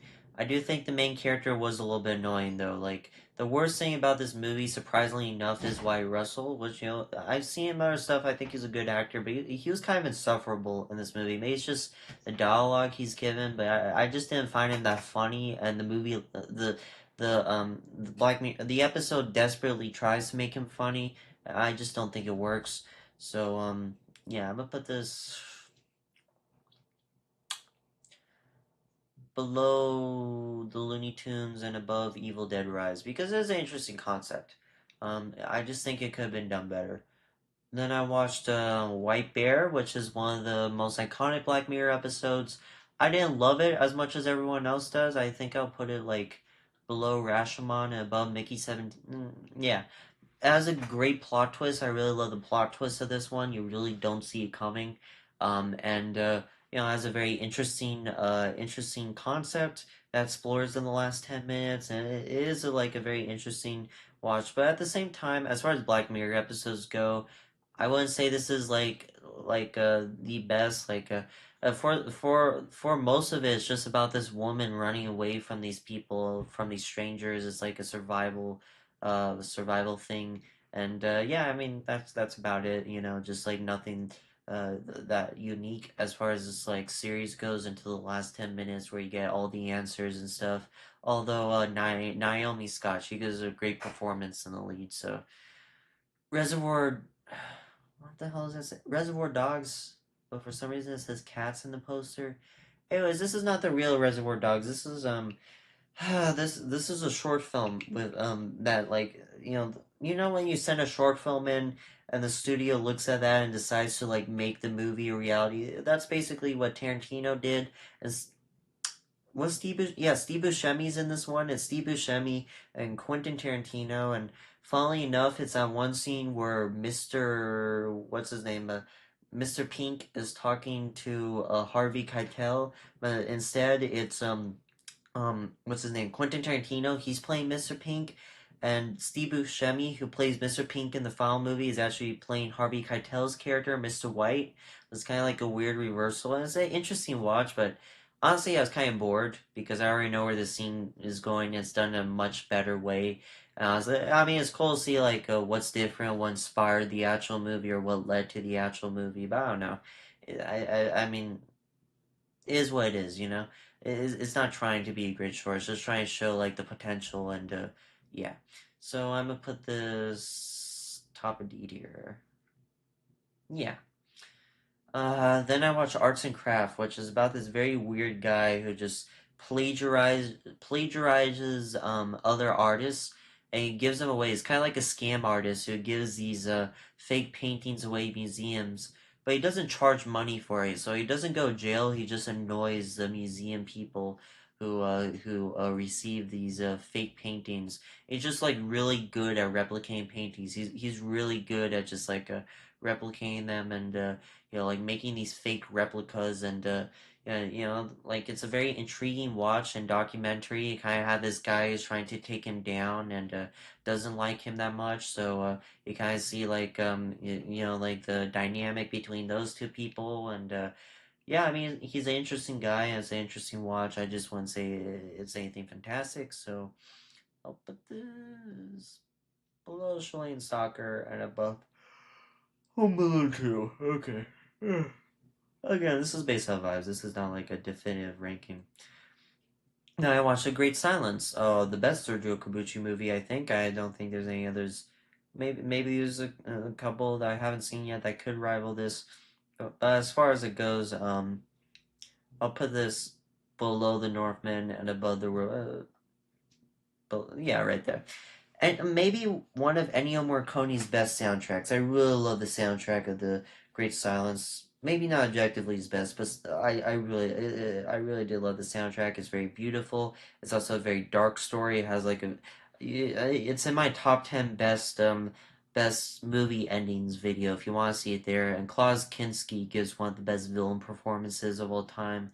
It's a very beautifully shot movie. It's very different from most Western movies because it's in the snow. You can kind of see how the Hateful Eight took a lot of inspiration from it. So, yeah, A tier. Then then I watched the Pineapple Express. It's just a dumb, fun, stoner comedy with Seth Rogen and what's his name? Seth Rogen and James Franco. That's what I was trying to say. Um, yeah, this could go right below Crockett, or right below the SNL 50 and both the Waldo moment because I had fun with it, but it's very long. This is a very long movie. It could have been a lot shorter. It's fun, but I wouldn't say it's that funny. And yeah, I mean, it could have been a lot shorter. It's so long. It's a very long movie. So, um, then I watched Nosedive, which is that Black Mirror episode with Bryce Dallas Howard, where she's on her phone all the time, and she lives in a society where everything is rated, including the people, and your rating as a person determines where you're at, like in your social class and economy, and you kind of see like how her rating like goes down over time, and yeah, I mean, yeah, it's a very stressful watch, but it's also a very unique concept, and Bryce Dallas Howard gives a fantastic performance. It has a very bittersweet ending, not as dark as most Black Mirror episodes. So I'm a put this below US Callister right next to it and above Black Bag. Yeah. Then I watched Bone Tomahawk, which is a movie about cannibals. It's a Western movie, where these cannibals kidnap some people and it's very violent and very I just love this director. What's his name? I forgot the name of the director, but he's very underrated. He made Brawl and Cell Block 99, which is a great film, and Dragged Across Concrete, and I think he's coming out with a new film pretty soon. He's a great director, and I really enjoy his films, and his films are very violent. There's this one scene that's really gross, almost like a Terrifier scene, but not as violent. And yeah, I mean, just disturbing movie, but also a very good movie and very well made. And Kurt Russell just gives a great performance here. Very good dialogue too, as far as like dialogue goes. I love the dialogue in this one. Honestly, this is top of B tier, one of the most underrated movies of all time. Um, then I watched Common People, another Black Mirror episode. This time it's about this guy who finds out that his wife is dying, so he goes to this company to give her a new brain and give her a second chance at life. But the company starts charging a lot more, and then they start putting ads in her, so she starts like saying ads out of nowhere, and it kind of like affects their life. And you see how their life is ruined because of the greed of the company, and kind of parodies Netflix and all these different streaming services. And yeah, I mean it's a great well made Black Mirror episode. Very depressing and one of those Black Mirror episodes where it gets like worse as you go along, like like worse and worse as it goes along, and the characters get in a worse and worse spot. And yeah, um, I'm gonna put this above Blue Ruin and below the Great Sign. No, right here. Okay, below Hereditary. That's good. That's good. Okay. Then I watched In a Violent Nature, and this is what I was talking about, the slasher movie through the POV of the slasher villain. And even though most of it is him walking, it's just such a well shot movie that is actually kind of entertaining. I don't think it's as slow as most people have been saying. I was really invested in this movie and where it was going. I do think the ending is a little bit confusing. Um, One of those endings where you feel like there's a theme or there's something it's trying to explore, you just don't know what. Isn't really well explained.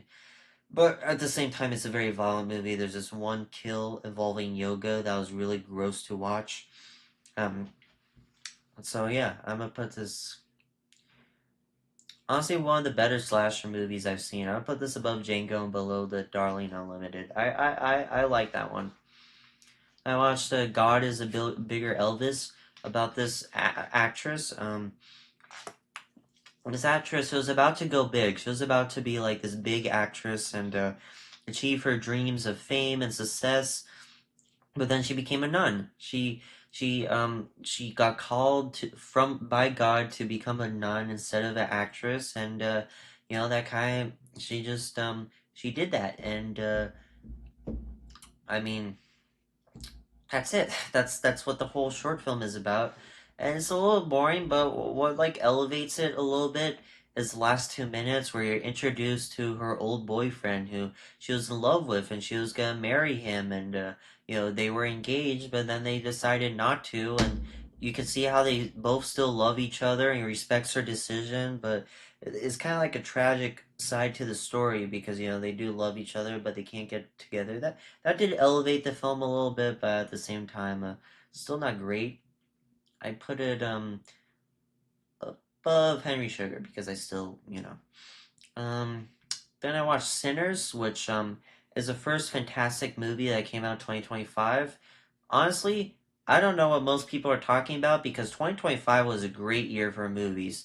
Okay, and everyone is saying there's no original films, it's all remakes and sequels and franchise and superhero films. They haven't seen enough films. There's enough original films that came out this year. There's quite a few good ones. You just have to go out your way to see them. And I get it because of the economy and because ticket prices are so high. Like I understand if you're not willing to take a chance on original films and go watch all these films that are not superheroes and stuff like that. I understand. I'm not gonna fault you for that. But at the same time, yeah, there are like a lot of great original films that come out, and it's not just franchise and sequels. And I think we need to realize that this has been a great year for movies, including Sinners, which was a very original film. Kind of takes inspiration from Dusk Till Dawn and all these other vampire movies, but also, for the first half, it's not even about the vampires. They're just invested in this drama between the characters and them trying to open juke joint. And you love all these characters are very intriguing. They're very likable. Haley Steinfeld does a great job. Michael B. Jordan definitely should get nominated for an Oscar. If he doesn't, that's a complete robbery. The guy who the main side character, the male side character who sings that song and has a great voice. He does a fantastic job. Honestly, I'm gonna put this right below Raging Bull. Actually, I feel like Raging Bull should be above Uncut Gems. And Uncut Gems, I say, is tied with Sinners, if not a little bit better. This is a little bit better than Star Wars: Revenge of the Sith. Great movie, great soundtrack, and from the composer. And there's this one long take that was just very impressive. This one dancing scene that was really great. Um, Schindler's List. This is gonna be a hot take. I didn't really like Schindler's List. I mean, I understand the artistic merit. I understand that objectively it's not a bad film. Objectively it's pretty good, but at the same time, I mean, I'll put it top of the 3 stars because objectively it's a great film. I don't know. Maybe I was just in a bad mood when I saw it. I don't know. I didn't connect with it. I wasn't like invested into any of these characters, and I mean, or what would happen here. I understand this is a very profound movie with great messaging or whatever, but I don't know. I wouldn't say it's not my thing because I really like Steven Spielberg, but maybe I was just not in the mood to watch it. I just wasn't that intrigued. I felt like it could have been better. Then I watched The Alto Knights, which is this Martin Scorsese. No, sorry, not Martin Scorsese. He's not involved. This Robert De Niro movie about Frank Capra and his twin brother, and I don't think they're twins, but he does play both characters. This is another dual performance role, and even though sometimes they have the same mannerisms, like they're both obviously played by Robert De Niro, there's like small stuff that makes them very different to the point where you feel like they're different characters, and you kind of forget that they're the same person being played. And yeah, it's a okay film. It has some boring parts, has some really terrible parts, like editing wise. There's some weird editing choices in this, especially in the beginning, and also like some of the montages were kind of boring. And this movie does have like this thing where it kind of like zooms in out of focus, which was like really stupid. But at the same time, I did kind of get invested in this plot, especially in the second half. I really got invested in these characters and what was happening, especially that one scene where all of them get lynched by the FBI. That was a really fun scene. So I'll put this below Mad Max. Yeah. Yo, what's up, Gavarm? How you doing, man? Nice to see you here. Then I watched Happiness, and okay, I'm gonna be dead ass with you. I don't even remember what the hell this is. I don't remember watching this movie. I need to look it up. This.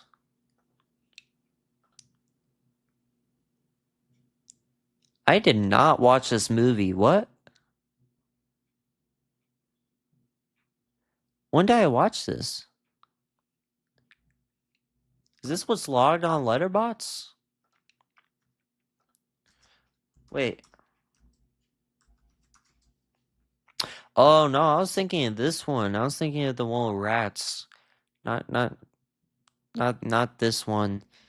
I got the wrong Happiness. I got the names mixed up. That's crazy. I'm gonna just ignore that then. I'm gonna put that right there. We're just gonna ignore that ever happened. But this short film, pretty well animated. I'll put it like I would put it like somewhere in C tier, but whatever. Paddington in Peru. This is the third Paddington movie. It's fun. It's cute.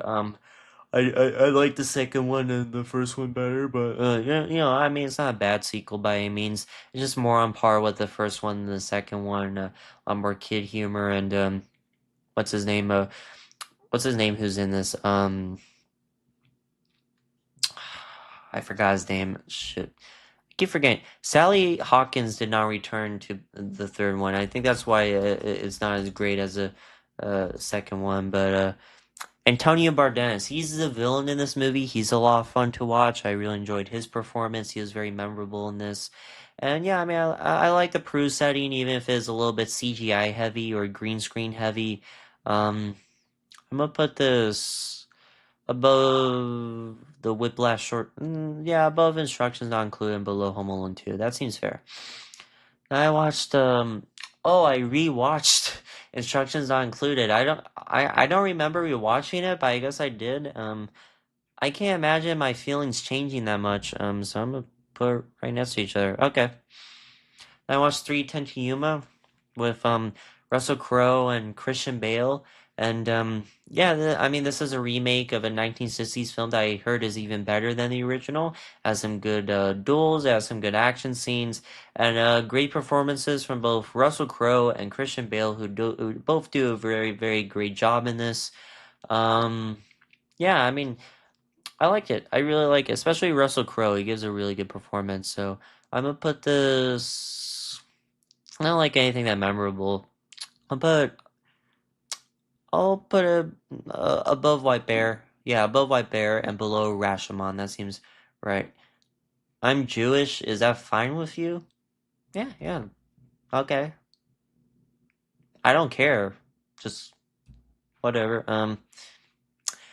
Then I watched the first Kingsman. Great film. Great film. One of the better spy movies of the last 15 years. Great action, by the way. There's this one like long take in a church. This one duel in a church, which is really good. And again, I really like the cast. Whoever, what's the name of the guy who plays the main character? I forgot. His name. Colin Firth did a really good job as the side character, and whoever played the main character did a good job. I mean, it's a charismatic cast of characters, and it's honestly a very fun movie. All right, thank you, man. Yeah, sure thing, man. And I mean, I had fun with it. It's a great plot, great premise. I had a lot of fun. It's entertaining and a lot of great action. So I'm gonna put it above and above Darling. Yeah. Below Platoon and above Darling Unlimited. That seems fine. I haven't come out yet as Jewish? Huh. Oh, what, did you like just turn Jewish or well, I mean if you just turned Jewish, yeah, I mean congratulations, yeah. Anyways, Kill Bill Volume 2. Oh, why is this out of order, dude? Okay, what I need to do volume one first if I'm going over volume two. This is stupid. Where's volume one? Where's so many films? Jesus. Uh, you guys see Kill Bill? The first one?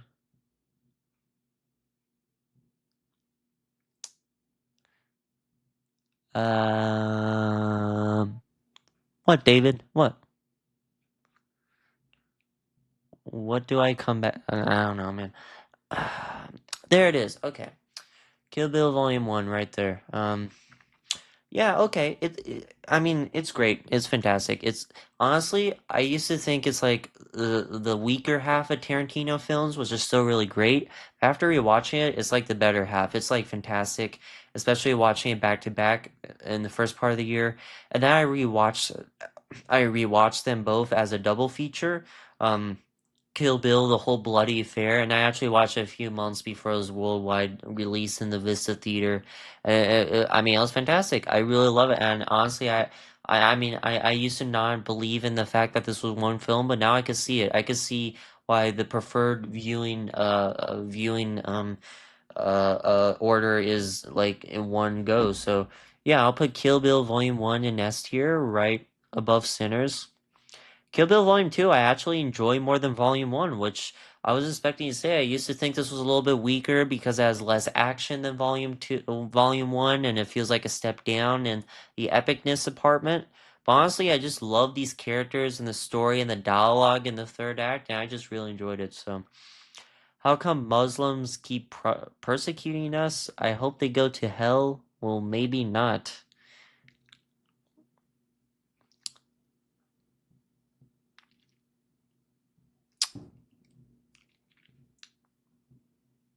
Then I watched Parasite, which was really good movie, very very good movie. Honestly, 10 out of 10 movie. Is Bong Joon Ho? He has a great track record, and I think this is his best movie. One of the best films of 2019. Obviously deserved that Oscar. That or Uncut Gems, but Uncut Gems wasn't nominated. Which okay, whatever. Um, yeah, Parasite. I'll put Oh, I put top. No, I won't put top. I put above Uncut Gems maybe, and then Raging Bull. Yeah, it's a very well made movie. Very well made. Then I watched Coming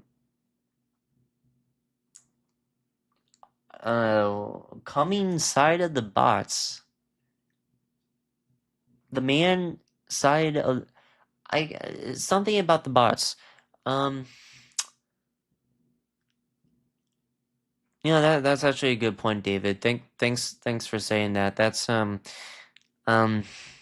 yeah, someone could edit that, could they? That's thanks for mentioning that. Now I'm kind of terrified. Um, okay.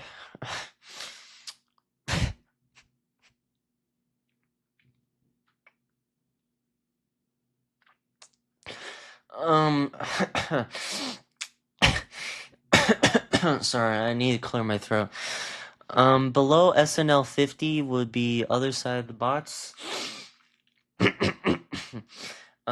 It's a disturbing short film. It does its thing. It's like it's creepy. It's effective. Yeah, I like it. It's a creepy. It's effective. It's nothing great, but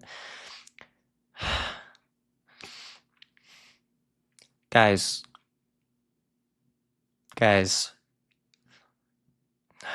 um, I watched Thunderbolts, and I have so many films to go. I'm just gonna skip the MCU. I mean, not skip. I'm gonna go over them like a little bit, but I'm not gonna go deep into them. I'm gonna just do like a short description because honestly, like there's just so many. I'm doing that MCU video. I'm gonna go over it anyways in a 2 hour video, so whatever. So Thunderbolts, pretty great film. First time I watched it, I think I gave it 4 stars. So, well, where did I put it? Like above here, I think. And yeah, I mean, great characters, and honestly, it fixes a lot of my issues with the MCU. It's the first one that's like has a lot of practical effects. They actually flipped a car, filmed in real locations. That's pretty cool. Great characters all around. It actually puts emphasis on the characters and then their dynamic. It has like a lot of themes about depression and what do you call falling into depression and all that, and regrets and purpose. And it has like a lot of deep themes. Like, I do really like it for that. With that said, though, the comedy is grating. Like, if there's any movie where the comedy just detracts from the movie, it's like Thunderbolts, where like the humor was just not funny at all. Nothing made me laugh. It was just, yeah, I didn't like the humor, but whatever. Yo, have you watched Squid Game? Oh yeah, I watched all Squid Game this year. All Squid Game. First season still the best. I love the first season. I think it's near perfect television. Even the final reveal that it was 001 the whole time. That was the main guy who was controlling all of it. Even that reveal worked for me. Season two was fun, but definitely not like the best season. I mean, I do like the games, but it's more comedy driven, and I don't know if I really enjoyed that. And it did end on a cliffhanger that didn't even feel like a finale to the season. And then the third season I actually really liked. Honestly, I understand the hate. I understand if you don't like the third season, but for me personally, I really do enjoy season three Squid Games. I thought they did a really good job. Um, and what was it? That hide and seek episode, season three, episode two. That's honestly the best episode of the series, in my opinion. I really love that episode. That's such a great game. And honestly, I really like the final game. Where they have to decide on one person to push off. I think the writing for that scene was very compelling. So yeah. Then I watched USS Callister into Infinity, which is a sequel to the first USS Callister, a Black Mirror, and honestly, I really enjoyed it. It was a lot of fun. It was pretty funny. Great cast, and it does what every sequel should do, where like takes the concept of the first and takes it in new directions that I honestly wasn't expecting, and kind of expanding on that concept in a natural but riveting way. And we learn more about these side characters, and we get Jesse Plemons back, and he's great in the parts he's in. Yeah, he's great. So yeah, I really enjoyed this one. Um, I watched Rambo 2008. Honestly, I like this better than the first Rambo. I like this more than First Blood. It's bloody, it's violent, it's a lot of action. It pulls no punches and makes the villains as hateable as possible. And like, there's people being torn up by machine guns, and Rambo just has like this aura to him that's there from the first film and not in any of the other sequels. And yeah, I mean, this movie has a lot of shaky cam, but honestly, it kind of works for most of it.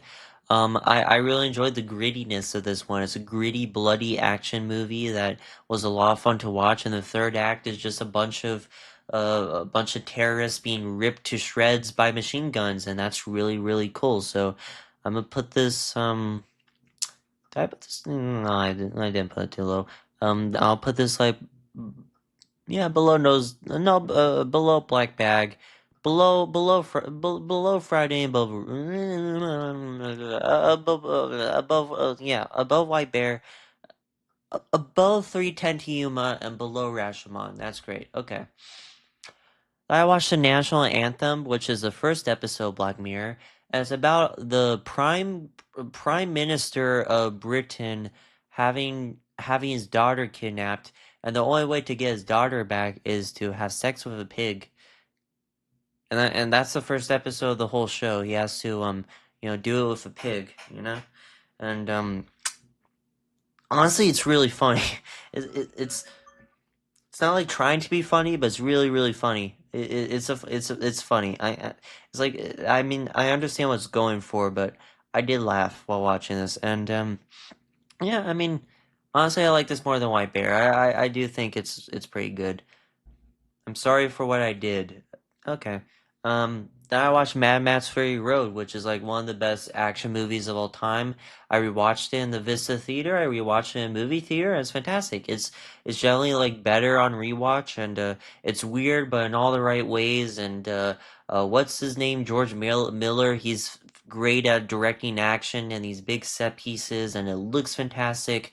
And yeah, I'm gonna put this like, mm, yeah, I'm gonna put this. Honestly, I think Uncut Gems could go below Kill Bill. Yeah, that's fair. And then Mad Max above Kill Bill, and then below Parasite. That's great. Screw it. I'm gonna put above Parasite. That's fair. And I watched Knives Out. Knives Out, one of the best mystery movies. I love how it's not just who's the murderer, but there's other like layers to the mystery. It's very subversive in all the right ways. Has a great cast of characters that are very charismatic and fun. Daniel Craig is great. Ana de Armas is great. And yeah, I just loved all of it. So I'm gonna put it. I'm gonna put it above Sinners and below Uncut Gems. That seems fair. Because I did rewatch it a lot. It's honestly the most rewatchable mystery movie of all time. I watched Kill, which is this Indian action movie, kind of like Indian John Wick a little bit. Or actually Monkey Man was a little bit like that. But no, I mean this is like Die Hard on a train. And it's really good. Great action, very bloody, very violent. I loved it. Yeah, I'm gonna put above Thunderbolts and below White Bear. It's a lot of fun, and it takes a story and directions I didn't expect it to go. So yeah. I watched Shane Gillis, Beautiful Dogs, and honestly, one of the better comedy specials I watched this year. I'm gonna put that mm, above Rambo and below Rashomon. It's a great comedy special. It really is. I really enjoy it. Shane Gillis, funny guy, funny guy. Um, I watched Novo King, which is this film about well, it stars Jack Quaid, and he um he can't feel pain, I think, and he has to like save his girlfriend from these terrorists, and he's fighting them. And it has a lot of fun with the concept of this guy who can't feel pain, so he kind of like does a lot of messed up stuff. It's a very gross and disturbing movie. Like, like yeah, this stuff still affects you, man. Like you're still gonna be like injured if you do this. Don't put your hand through that, you know. But no, it is a lot of fun, and I really do enjoy it. So I'm gonna put this above Playtest and below the Looney Tunes movie. Jack Quaid also gives a very charismatic lead performance. RoboCop, one of the best movies of all time. I'm gonna say it right now. Will this be? I don't think it's top 10. What? Again, I need to check if any of these are top 10 so far.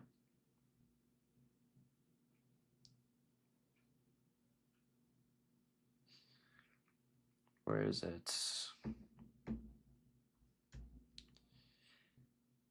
Oh, Parasite is top 10. Okay, I'm sorry. I guess Parasite, yeah, top 10. Look at that. And yeah, that's about it. Okay. I'm glad I checked that then because I did get some stuff wrong, I guess. Um, oh, just going through Instagram real quick. Okay. Um, what was I talking about? Oh, RoboCop, one of the best action movies of all time. Yeah, I'm gonna put it above Raging Bull. I don't care. It's fun. It's a fun movie. I don't care. Um, honestly, near perfect movie if you ask me. Killers of the Flower Moon, one of the best Martin Scorsese movies, which is saying a lot. I mean, is a little bit slow on rewatch, like once you know where the story's going, or maybe I didn't wait long enough to rewatch this. I did really want to rewatch it, and yeah, it's a very dark and depressing and sad movie, but is very entertaining for 3.5 hours. Like to be invested in a film for 3.5 hours straight, that's crazy. So I'm gonna put this below Sinners and above that because again on rewatch it was a little bit hard to get through.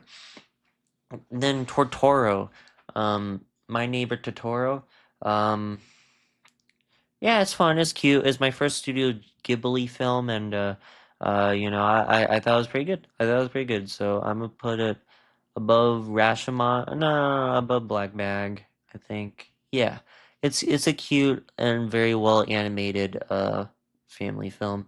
Hang the DJ, it's a romance film. It's romantic. It's Black Mirror as technology and has a pretty cool plot twist and yeah, above White Baron. Honestly, above three. Yeah, right there. That's good. Oddity. I don't remember this one that much, but I do remember really liking it. It's like a horror movie, and it has some twists and turns I really liked. And yeah, I'll put above Novocaine and below Looney Tunes. Actually, above Looney Tunes. Yeah, yeah. Well shot. I remember it being well shot. Then All Hallows Eve, which is the first Terrifier movie. Not Terrifier 1, but like the anthology film that came before Terrifier 1, where one of the shorts was Terrifier. And honestly, Art the Clown's the only good thing about this. Honestly, this is just like such a boring movie. The rest of this is just stupid and ugly and just like no artistic merit and like there's three stories. One has Art the Clown, the other alien, and the other this cult who kidnaps a woman and does some stuff with her that I'm not allowed to say on YouTube. It's like disturbing, but it's just like confusing. A lot of this is confusing and really dumb, especially the second one. And yeah, I mean the third one's the only good one, the one with Art the Clown. That's when the movie kind of picks up. So I put this top of D tier, I think. Yeah. And I watched Whiplash, which is a great film. Great, great, great. Actually, it's top 10, I think, right? I think I put it above Parasite too. At least I feel like I should. Yeah, I did. I put this above Parasite. Great. J.K. Simmons, he gives a fantastic performance in this, and Miles Teller, but especially J.K. Simmons, who's terrifying in this. And what is it? It's a very suspenseful movie, and it has some deep themes about success and becoming a successful man and chasing fame and all of that. And I mean, it's just a great film. I think it's great. So, Damien Chazelle, he does a fantastic job directing this. The Last of the Mohicans, a waste of Daniel Day-Lewis. His talents, definitely his weakest performance I've seen from him, and just kind of boring. Good set pieces though, and some good action. Honestly, below Henry Sugar, just teetering on D tier. It's just has some good action, but I just wasn't invested in the story or anything like that. The Departed, um, honestly, one of my favorite Martin Scorsese films. Very well made and constructed. And is this top 10 too? I think this is top 10. Jack Nicholson, he gives a fantastic performance. Yeah, above Whiplash.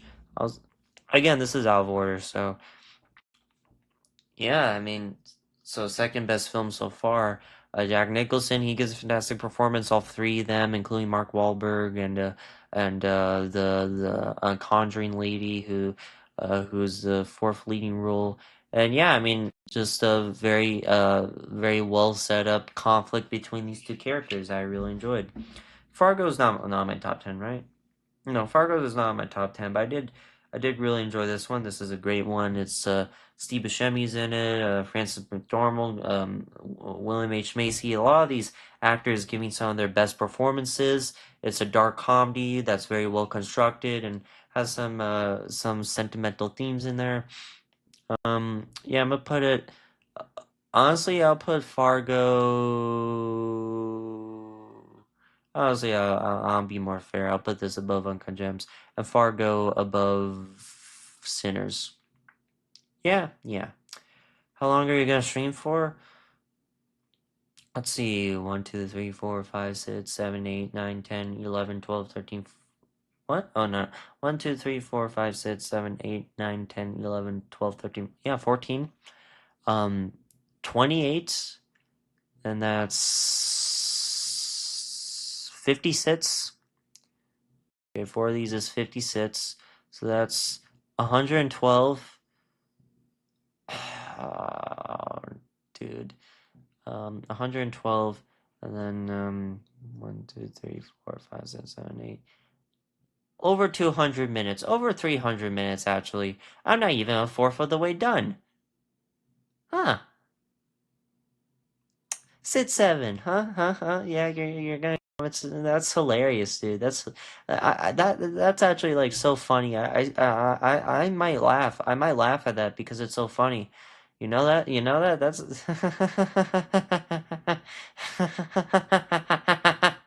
Huh. Oh yeah, that's really funny, man. That's. Yeah. Okay. I need life. Uh, Dirty Harry. Clint Eastwood. He's a cop, and it's a gritty film, and it's an action film, and it's violent or whatever the hell, and it's entertaining, and yeah. Dirty Harry is going below Django. 50/50 is about this guy who has cancer, but it's a dark comedy and it's very sentimental. It takes its theme seriously. Seth Rogen plays a supporting role here, and it's very heartfelt, but also pretty funny. And yeah, I mean, kind of depressing at the end, but also pretty fun. So I'll go. I do think he should have died. I felt like that would have made it more impactful. Um, but yeah, I'll go right there, right there, below Rashomon, I think, and then Rear Window. Okay, one of the best films of all time. Is this top 10? This gotta be top 10. I gotta put Rear Window in top 10, right? Yeah, I did put Rear Window in top 10. I put it above The Departed. One of the best Alfred Hitchcock films, just so well constructed, such a great mystery, and yeah, one of the best films of all time. James Stewart, he gives a fantastic lead performance. Um, RoboCop 2, one of the worst sequels of all time. I hate this movie. The villain is like a 12-year-old for some reason. It's just like so stupid, and the directing is an obvious downgrade. And yeah, I mean, right next to Europe, actually, I'll put a little bit above European Vacation, I guess, because there's some fun parts and some stuff I like, but such a messy and stupid and weird film. It kind of like loses itself. Then I watched Rogue One. Pretty good after watching Andor. Andor just like completely elevates what you think about this movie. I just love this movie so much more after watching Andor. So put this below Beautiful Dogs and what was it? Terrifier 3. Okay. Like delete that. Terrifier 3, possibly the best Terrifier movie, sorry. And I'm gonna put it above 50/50. One of the most violent movies I've ever seen, but in a very fun way. Slasher movie that has a good Christmas look to it, honestly. I may put this above Rashomon. Very entertaining, and yeah, I just love the look of it. Um, what's this? That's weird. Um, I'm sure this was a movie that I watched. I just don't. Why did I choose this poster? Wow, that's. Um, yeah, I'm gonna look into my file, see if I can find it, but I don't think I'll be able to. It's. Where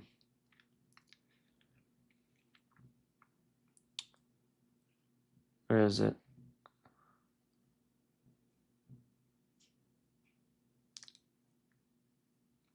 No, I don't see it. That's weird.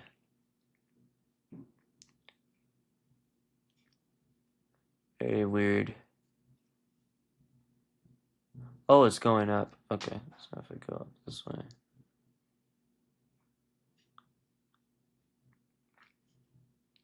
I can't find it. So I don't know what the hell this movie is. I'm gonna just put it there. I'll come back to it.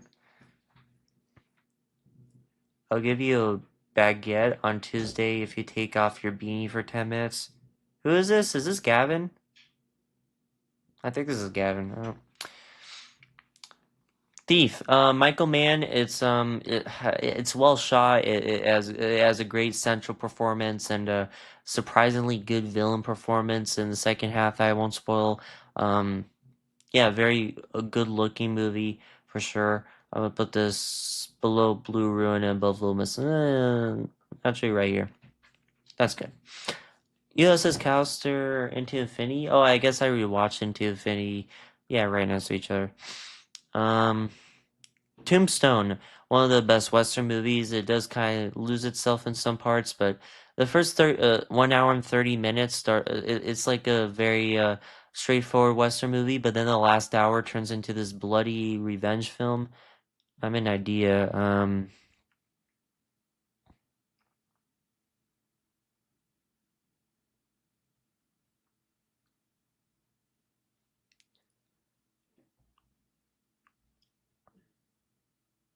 Are people actually in that?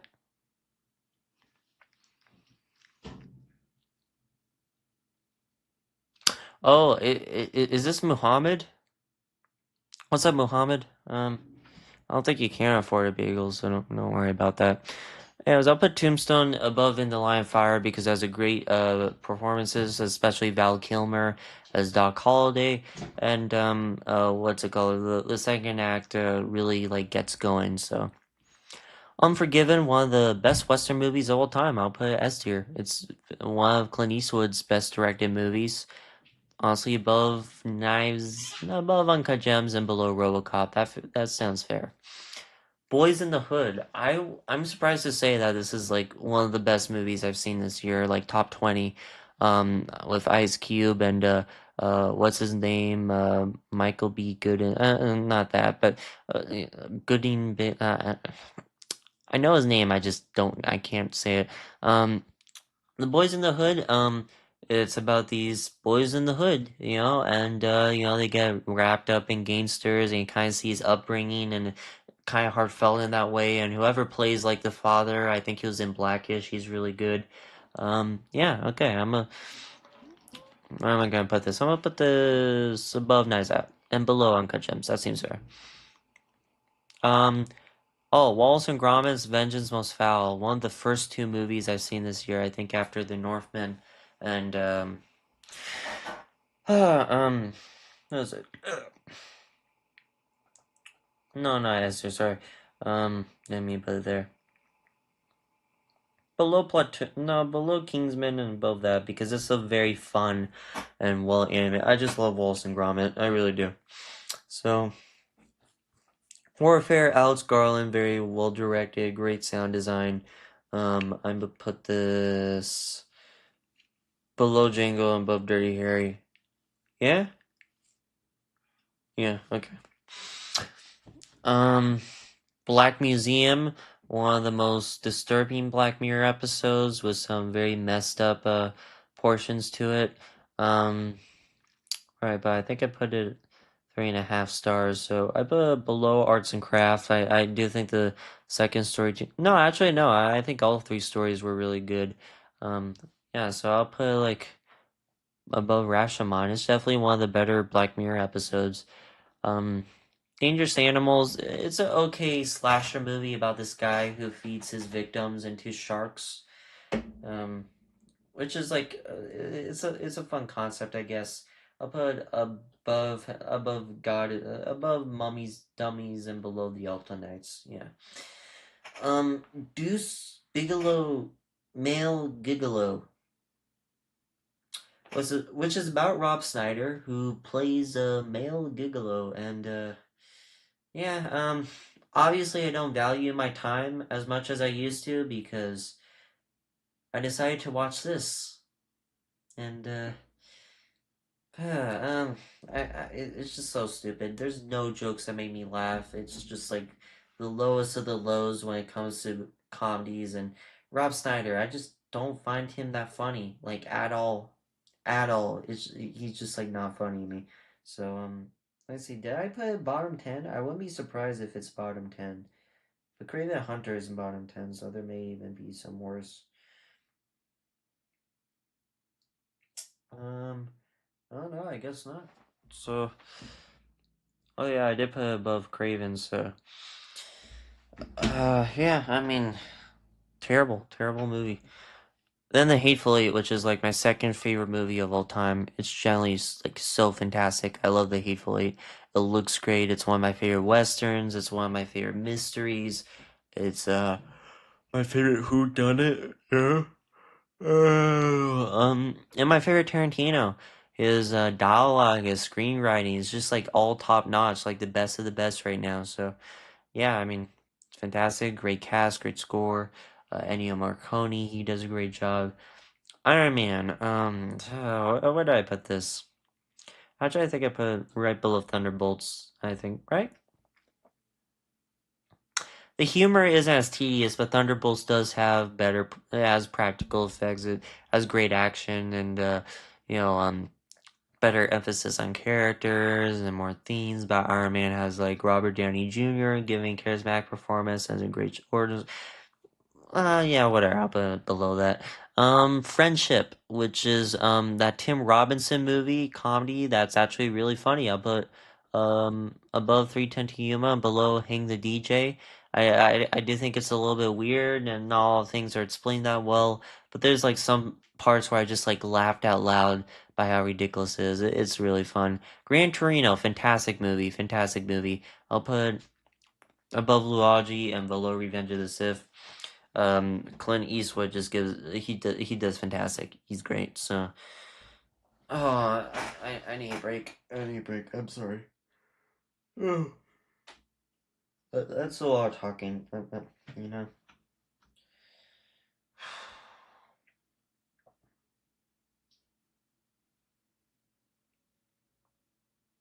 Hmm.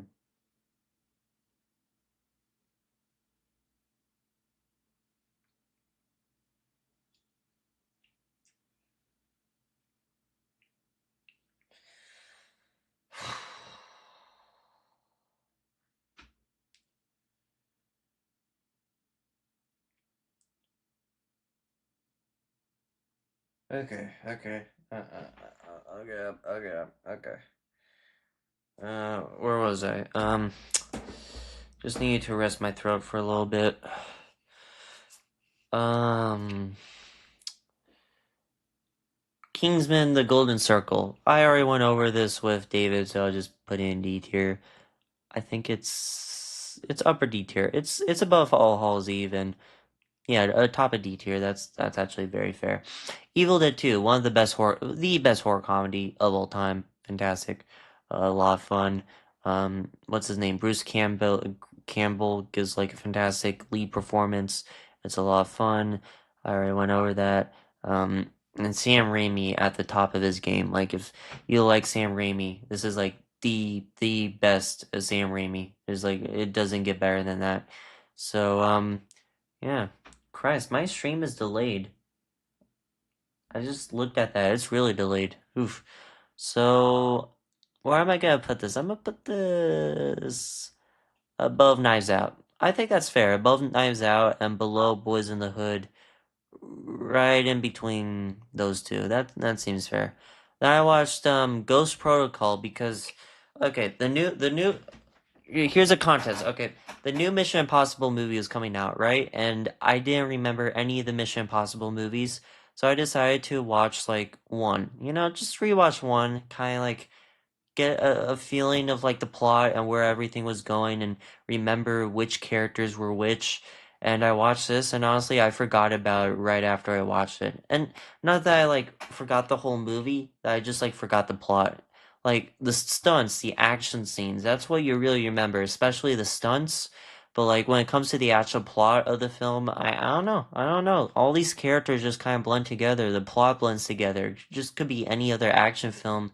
It's just the stunts that you remember. So I don't know. I'm gonna put this. I still think Fallout's the best one. So I'm gonna put this not there.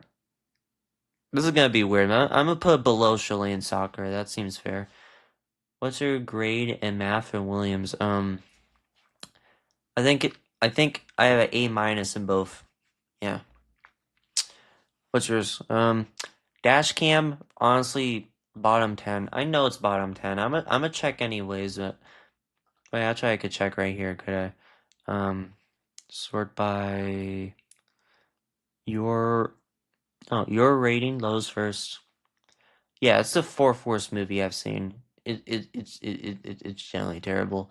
And oh no, this only goes through ratings. It's not like the actual order. This is the second worst movie I've seen. Wow. Okay. I mean, it makes sense. This was just grating, man. Like as far as like found footage goes, this was like really, really, really, really, really, really bad. I mean, the main character is like the most insufferable main character in any found footage movie, and this is a genre with the Blair Witch Project in it, and Paranormal Activity, and she's just like such an annoying character, and you just want her to die. Like you're rooting for the ghosts, and the ghost, it's just a ghost movie. It's about this influencer, and there's a ghost, and I don't even remember the plot. There's nothing like really interesting about it. All the jump scares are lazy. There's nothing this movie does that is creative or interesting. It's just another cash grab, found footage piece of shit that I just didn't like. It's terrible. It really is. And then the Toxic Avenger, I think, is also bottom 10. Yeah, but is it? Yeah, yeah, it's literally number 10. But also, like, kind of fun as well. I had fun watching it. It's just like so bad is kind of good, but also never really gets to the so bad is good that Birdemic or The Room gets to. It's really just bad, and at a certain extent, like you could tell that they're trying to make it bad. That's supposed to be bad. I guess like Trojan movies, I'm just like not a big fan of. So I'm gonna put this above Dashcam. Although if I had to choose between watching Dashcam or the Toxic Avenger any day, times a day, I would choose that over Dashcam. And then 13 Assassins, assassin movie, but bloody, violent, great action. I loved it. It's generally one of the best samurai movies I've seen. Great swords, and kind of what got me in the samurai genre, because after this I watched Once Upon a Time in China. I watched all these Kurosawa, and you're about to see that later in the list. That's due to this movie. So I'm gonna put this above My Neighbor Totoro and below Nosedive. No, no, no, above Companion, I think, below Dirty Harry. That seems fair. Then I watched Mean Streets, which is the first Martin Scorsese movie starring Harvey Keitel and co-starring Robert De Niro. It doesn't really have a plot. It's one of those movies that's not really plot. It's more like a hangout film, I guess. A lot of nudity too. I wasn't expecting so much nudity, but I'm not complaining. But you get what I mean. And Harvey Keitel, he gives a great performance in this. He's really good as a main character. Robert De Niro, right off the bat, really good. Him and Scorsese, they're great together. I'm gonna put this. I mean, it's not like a memorable plot, but you do like really, you're intrigued by these characters. I put above 28 Weeks Later and below In the Line of Fire. Yeah, that seems fair. Django Unchained, top three Tarantino, I think. Yeah, because it's The Hateful Eight. Oh, maybe top four because it's The Hateful Eight, Once Upon a Time in Hollywood, Inglourious Bastards, and then Django Unchained. So that's right. So, I still think that warrants like top of S tier though. Like, yeah, top of S tier is such a fun and rewatchable movie with such a great cast of characters, and one of those Western movies with great action and time pieces and soundtrack and a perfect screenplay. And some people don't like the third act and think it kind of like slows down in the third act. I disagree. If you want to know more, watch my Avengers ranking, because that really like goes over all the. Did I say Avengers? I mean Tarantino ranking. Sorry, that's in my mind right now. I saw the Avengers Doomsday trailer. Actually, yeah, it's top 10. It's top 10. I was checking right now, and it's below The Departed and above Whiplash, and that makes sense. 100%. So I guess Inglourious Bastards is. Did I watch Inglourious Bastards this year? I guess I didn't. Wait, could have swore I saw Inglourious Bastards this year. I didn't leave it out, did I? Oh, I've only watched it twice. The last time I watched it was November 2024. Although, I did rewatch the opening scene to Inglourious Bastards a couple times this year, so maybe that's it. That's it. That's it. Okay. This is the end. Seth Rogen and Jonah Hill and Danny McBride and all these other actors, Craig Robinson. It's just like a film about these celebrities who are kind of douches, and then like the end of the world happens, and everyone like goes to heaven and they're stuck on Earth, and it's kind of a goofy comedy. I did like the premise, and I have fun watching it, but it could be a lot better and do more with its premise. So I'm gonna put it above the Alto Knights because I have more fun with him. Yeah, above actually I like it more than Pineapple Express. But I think that's it. I think right there, right there. Hitchcock. Listen. What's his name? Anthony Hopkins. He does a fantastic job as Alfred Hitchcock. One of his best performances. But the movie itself is very mid. And honestly, I feel like it could have gone more into like the making of Psycho because that's the most interesting parts. And like I just didn't find his relationship with his wife that like engaging, even though it could be under like a better screenplay. The way they execute it is just like not as intriguing or as entertaining as it should be. Like you're not invested in his marriage with his wife as you should be, and there's like some real life stuff that they kind of leave out, like him kind of screwing over the main actress of Psycho. They don't really go over that, and yeah, they should have done more with like him making Psycho and stuff. Just kind of, and also some lines are kind of corny. So I'm gonna put below Dangerous Animals, above Mummies, Dummies. I really hate saying that name. I hope that's the last time I have to say that. Um, what is it? Oh, Mission Impossible: Dead Reckoning. Purely for the fact that it's an action movie that has like all these different stunts and practical effects and all these like him like Tom Cruise hanging off of a plane, all that. Simply for that, and also a good soundtrack. I really like the Mission Impossible soundtrack. It still slaps. I'll put it like I gave it an 8 out of 10. I gave it 4 stars. I'll put below Iron Man because it's very convoluted. Even though I want to love it, it's just like so convoluted, so many characters, so much stuff happening, and it's so long. It's a long, long, long movie. Cut out 30 minutes and some of these subplots, and I mean I would enjoy more. So I'm glad it exists, but it could have been better. So what's it called?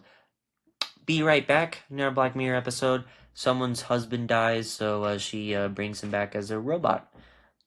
Honestly, a little bit more emotional than I described it, but also now one of my favorite Black Mirror episodes. Haley Atwell gives a great performance. Um,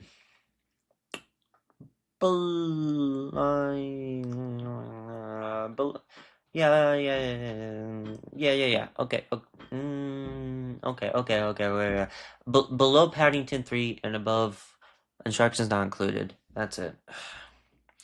We got two great ones coming up. Well, I rewatched Sinners, so again, once I rewatch a movie, I just add it again. So, but honestly, I think I remember. Yeah, I did like this more.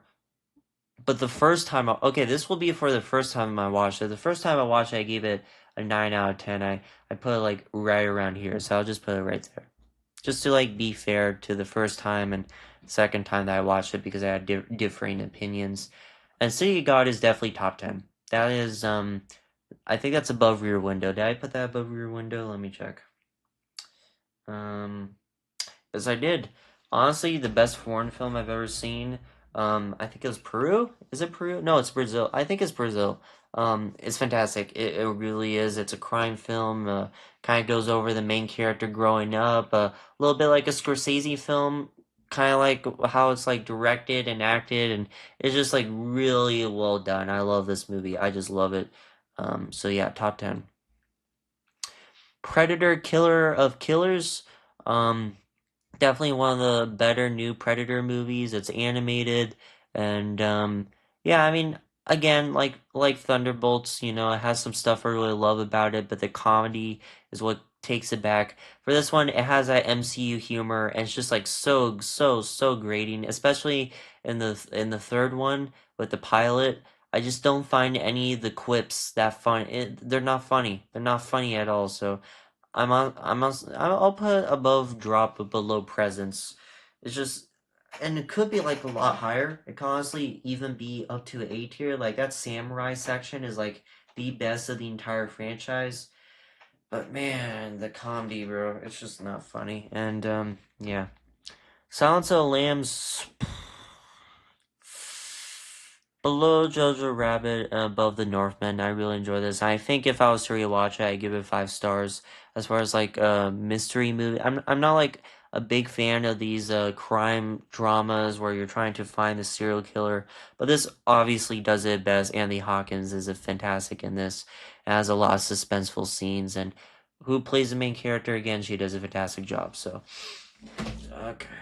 Stagecoach, John Ford, John Wayne. It's a Western movie. It's from the 1950s. It has some stunts that are ahead of its time. I was invested in the drama and the characters. I had fun. Not the best Western movie, obviously, but a lot of fun. A lot of fun. I'm put it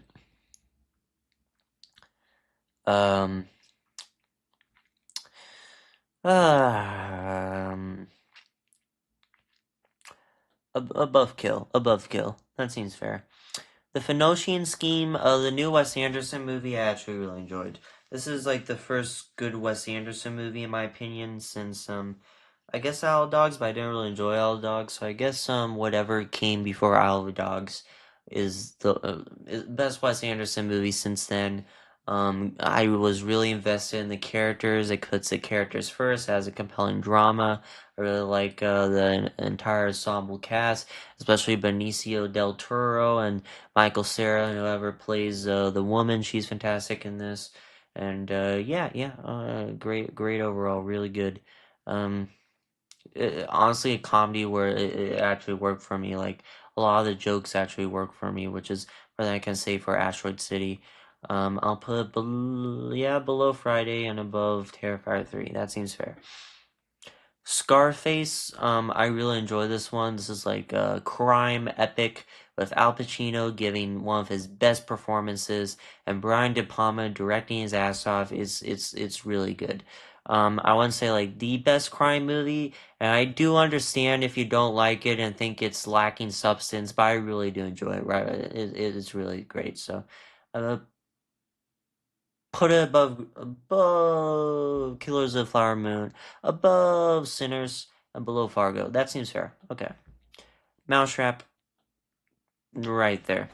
Like bottom 10 easily. Do I even have to check? Okay, I'll check on the computer. Um well yeah, it's a fifth worst, I think. Where would 390s? Oh, that's there. Okay. I got it. Did I add David Lynch's short films into here? I don't think I did. Let me see. Oh yeah, I did a few. Okay, Jurassic Park 3, it's okay. I like Jurassic Park 3. I like it. It's not anything great. I'm gonna put it above Schindler's List, I think, but yeah. Fantastic Mr. Fox, one of the best Wes Anderson movies, that's the Grand Budapest, which I'll get to later. One of the best stop motion films of all time. I think the best actually. And one of the best Thanksgiving movies of all time. I'm officially labeled this as a Thanksgiving movie. I'll try and kill chickens. It's very yellow and orange. I don't see why not. Why not? It's a family film too. Um, yeah, above Uncut Gems and below Unforgiven. That's actually perfect right there. Piece by piece, I don't know why I chose this poster over here, but yeah, I'll just use this one because I watched it twice, so that's why there's two of those posters. About Pharrell Williams and his biopic, told through Lego form. Actually, it's told through Legos, so that's interesting, I guess.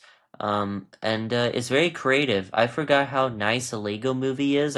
We haven't gone a Lego movie in a while.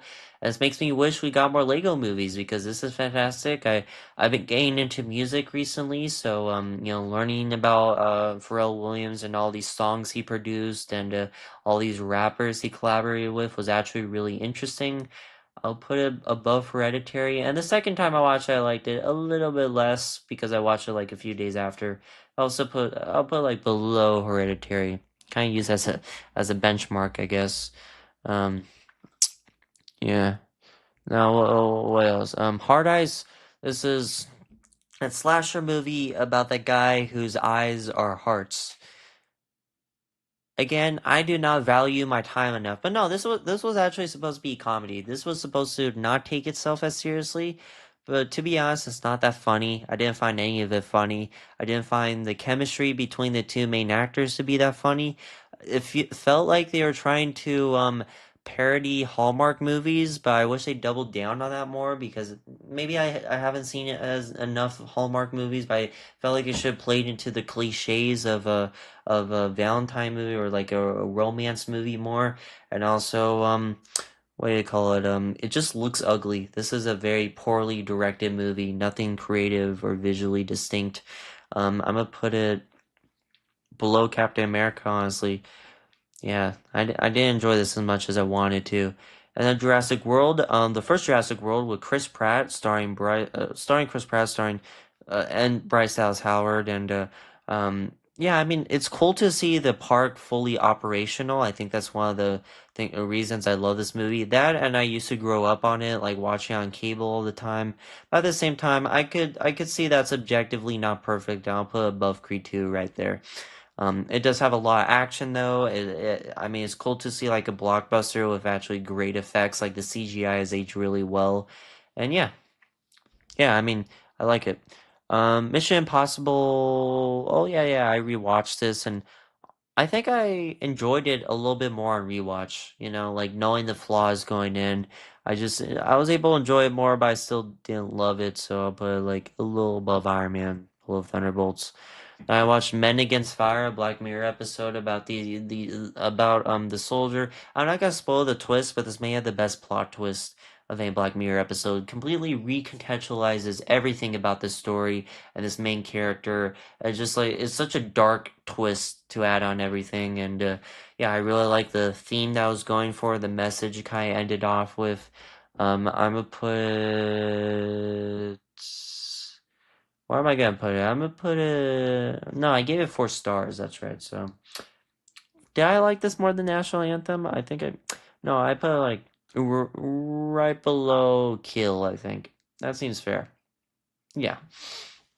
Then I watched because it does take a little bit to get going, like 30 minutes in, and you're not entirely invested into it. So, The Nightmare Before Christmas, one of the best Christmas and horror movies.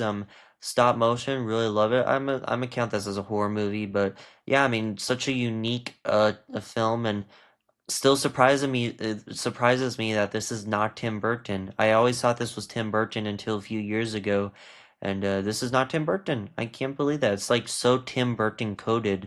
It's not Tim Burton. So where did it go?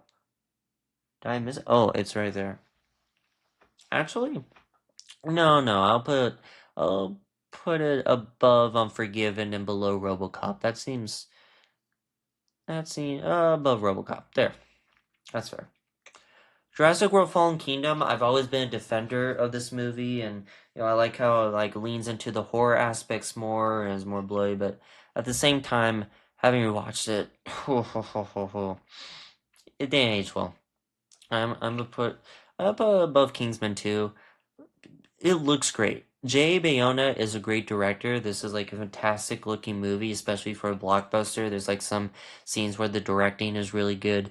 But it's just so dumb. The script is so dumb. It's so dumb. It's so stupid. There's so many plot holes, and especially compared to like Jurassic World, which was already dumb. This has there's like a scene where like Chris Pratt lays next to molten lava like that's ever supposed to make sense. That's just I don't get that.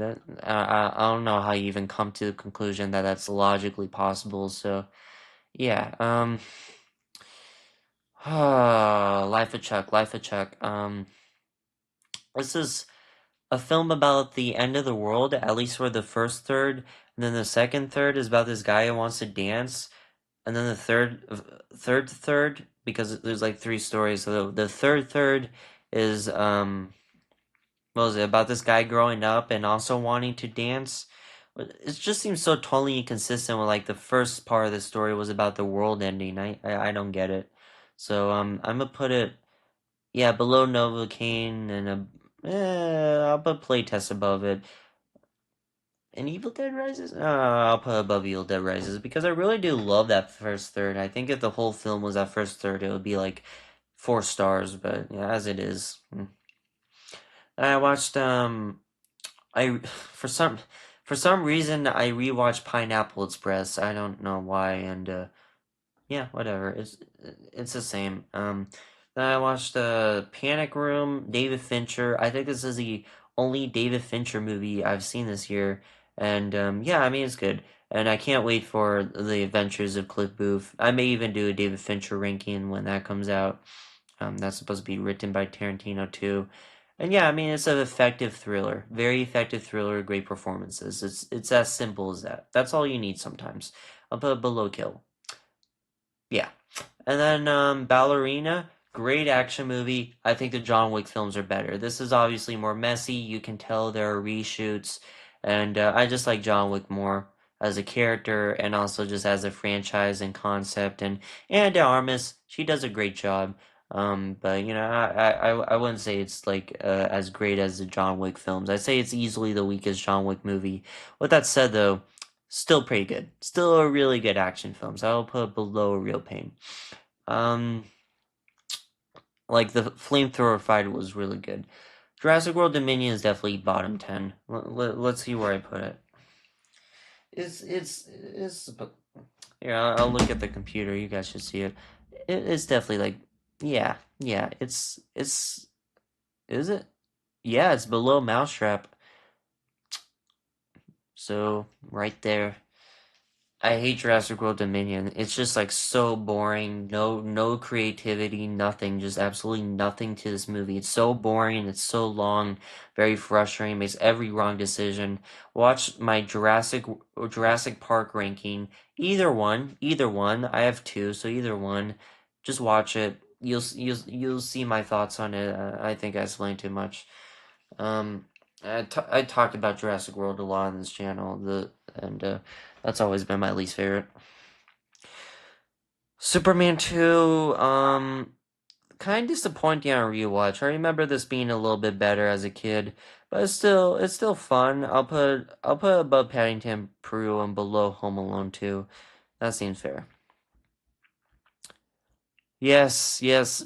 2 hours and 52 minutes later, and oh wait, actually it's still bad. It's really it's still bad. It's how much is this? It's 1, 2, 3, 4, 5, 6, 7, 8, 9, 10, 11, 12, 13. Okay, 14, 28, 56, 4, 5, 6, 7, 8, 112, and then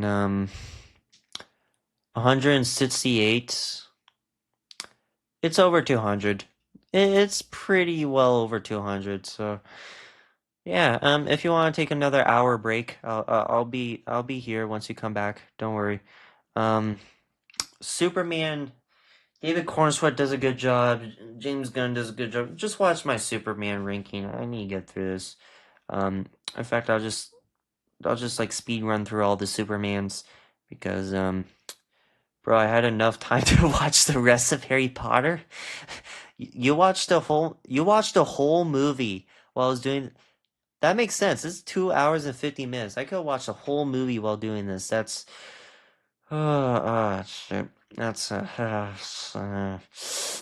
anyways, I'm gonna put this above Blue Ruin and above The Great Silence, below Royal Tenenbaums. It's a fantastic superhero movie, one of my favorites. Lost World, Jurassic Park. Again, just watch my Lost World, Jurassic Park ranking. Honestly, I may be too nice giving this 4 stars. Like reflecting on it, I do think it deserves a little less, but I'll put it like below Drop and above Chilean Soccer. Actually, Chilean Soccer is a little bit more entertaining, so I'll put it above that. 28 years later. Oh, this is when I rewatched it. I didn't like it as well on re. Oh, here, I'll just put it right here. On rewatch, I didn't like it as much, but it's still fantastic. I'll put it like below Kingsman. A Perfect World. Clint Eastwood directed this one. It stars Kevin Costner. Clint Eastwood plays a small supporting role in this, and it's about this guy who kidnaps a kid. They have a sweet relationship going, and well, okay, wait, no, that came out wrong. Father-son relationship going. He kind of acts like a father figure to him, and it's a very sweet and sentimental film. And yeah, I like it. I'm gonna put it. I'll put it above that and below Little Miss Sunshine. That seems fair. Superman 3, Richard Pryor's La Yada. I didn't like it. Below RoboCop 2, above European Vacation. Superman 4, pretty terrible, pretty terrible. Still the best of the F tiers, though. I'll give it that, which isn't saying much. 14 what 15 million merits. Oh yeah, this is that Black Mirror episode, Daniel Kaluuya, kind of like a parody of those talent shows you see. I'm gonna put it above National Anthem. That actually above, yeah, right there. Then Man of Steel, honestly, kind of underrated. You say whatever you want about Zack Snyder, he directs the hell out of this movie, and I honestly I love Hans Zimmer's score. Um, I mean, I like James Gunn's Superman, but since I've seen a real Superman, I'm able to appreciate this more. So I'm gonna put this above Rashomon. It's below 50, right there. Yeah, below Rogue One, above Rambo. Plaything, one of the weaker Black Mirror episodes, but far from the worst. I'm gonna put above last. I'll, yeah,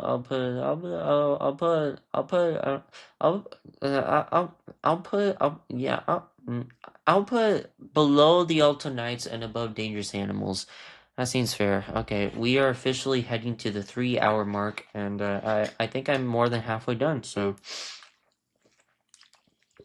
Christ.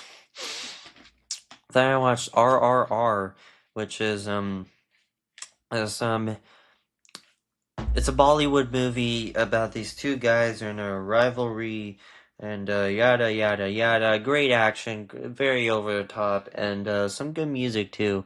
I was very invested in this drama. I'm gonna put below Killers and above Revenge of the Sith. I think it's really good. Um,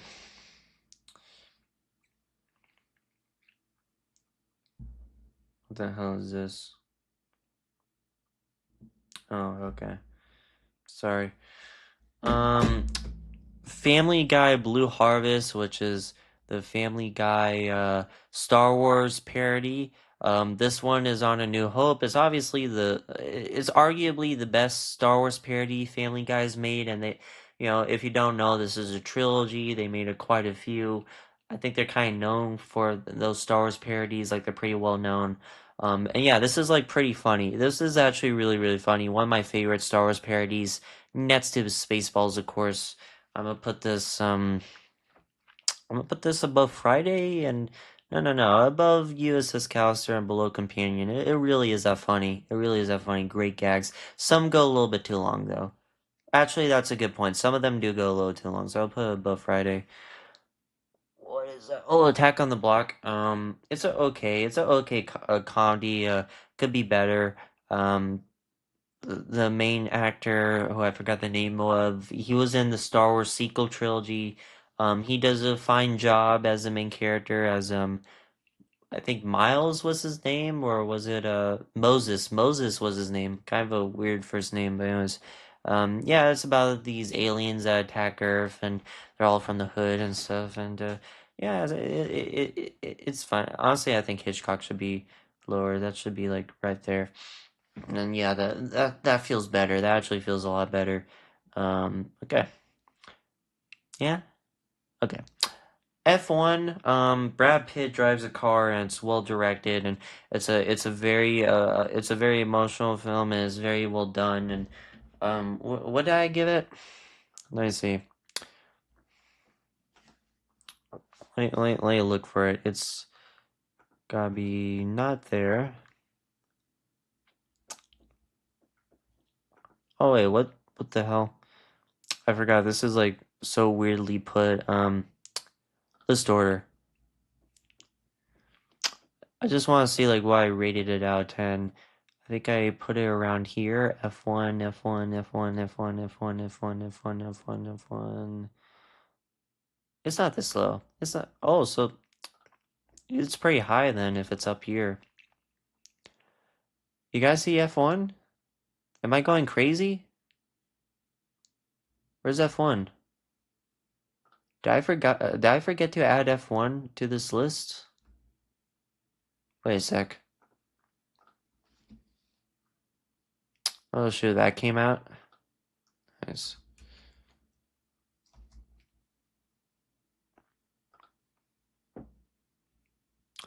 I gave it 4.5 stars, and it's 107. So I passed it like 3 times, and I just didn't see it. I am going blind. That is not good. Anyways, yeah. So I gave it 4.5 stars. Where is it right now? Where did I put it? Ah, should I just? How do I keep like losing F1? Here it is. Okay, I found it. Since I was thinking it would be 4 stars, I guess it would go down here. Like, right above USS Callister and below the Five Bloods.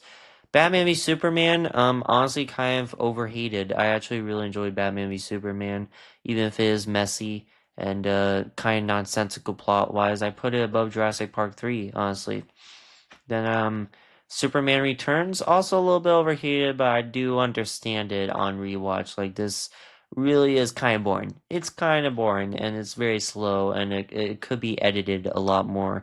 It does leave some stuff out and yeah, the writing ain't that great. It goes 20 minutes too long at the end. Like you don't really believe that Superman's gonna die at the end, so it's just kind of tedious. Yeah, I'm gonna put this below the Waldo moment. Rocky 4, no, that's that's Talk to Me. Okay, I was wondering that's a weird poster for Rocky 4, but no, it looked weird because this is what it looked like. I thought that was the name for this one, but no, it's because it's like right next to each other. Talk to Me, a great horror film. I'll put it like below Chilean Soccer. Pretty underrated. If you haven't seen it, go watch it. One of the more original horror films that came out recent years. Final Destination. I think The Monkey is a better Final Destination movie that came out this year than the actual Final Destination, but still pretty good. I'll put it like below. I'll put it below Creed 2 and above Presence.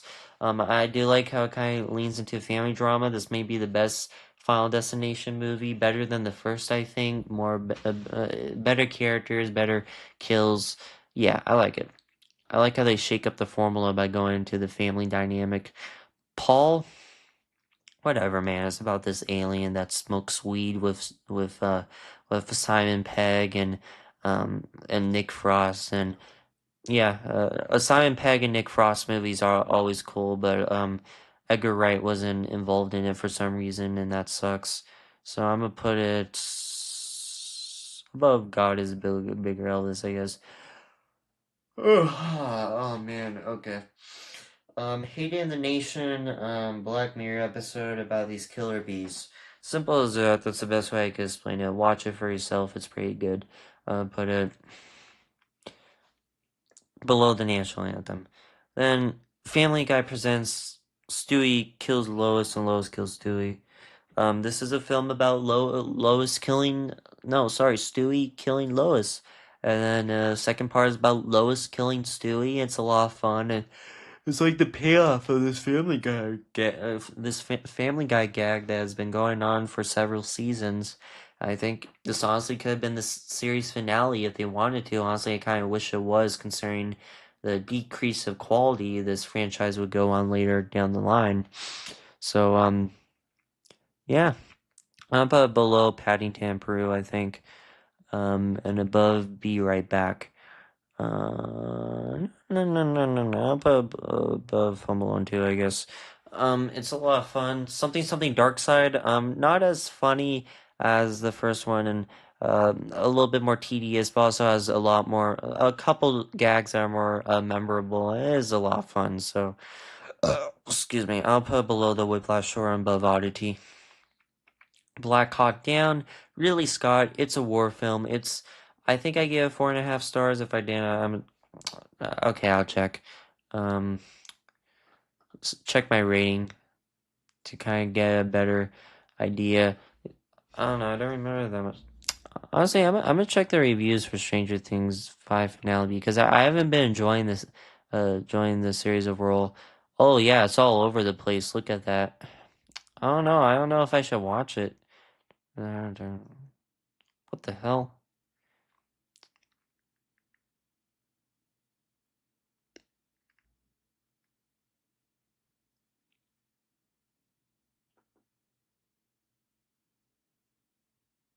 Okay, yeah. I expected this. It's not good, huh?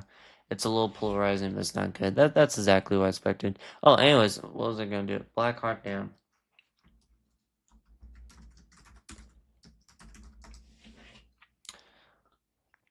I gave this 4.5 stars. That's right. That makes sense. It's like really well done and one of the better Ridley Scott movies.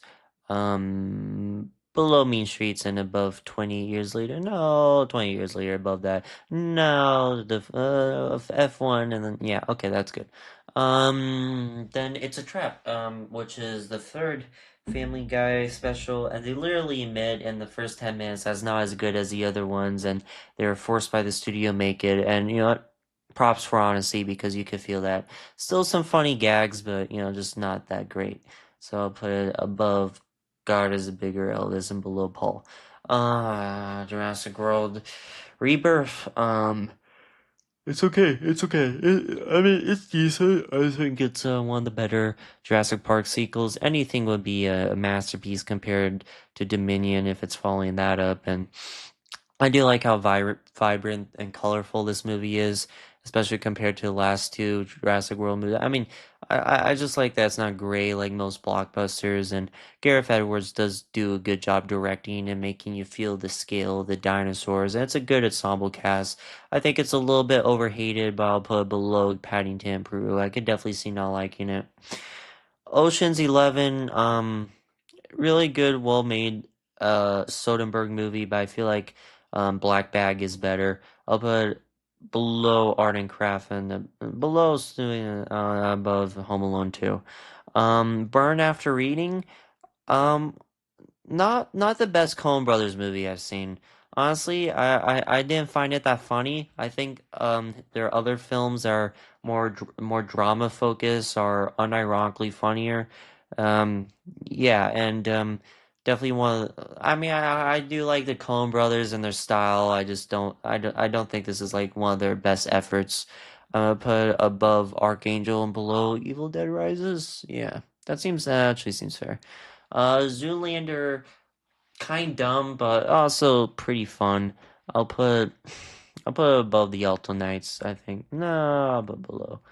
The Mule, definitely one of the better modern Clint Eastwood movies.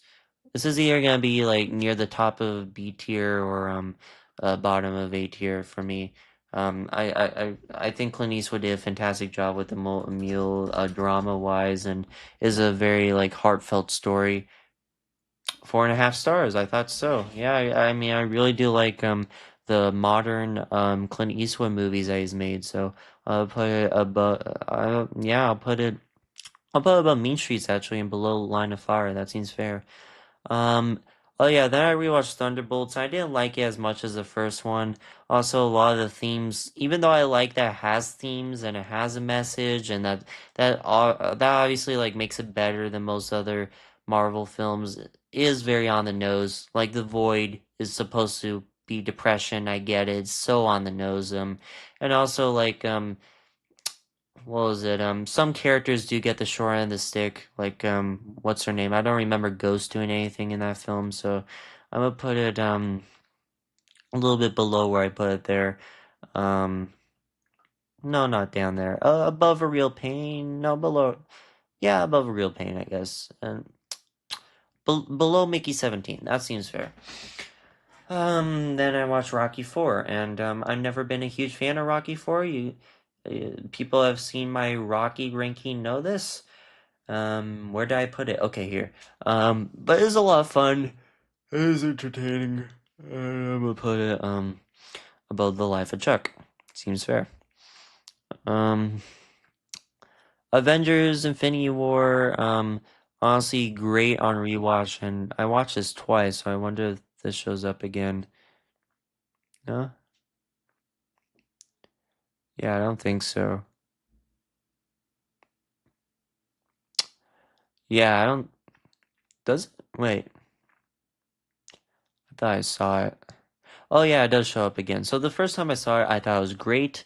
I mean, literally just as good as I remember, if not better. And the second time I watched it, I gave it like 5 stars, so that's gonna be on S tier. But for now, I'm gonna put it like above Thief and below. Yeah. I watched Barbarian.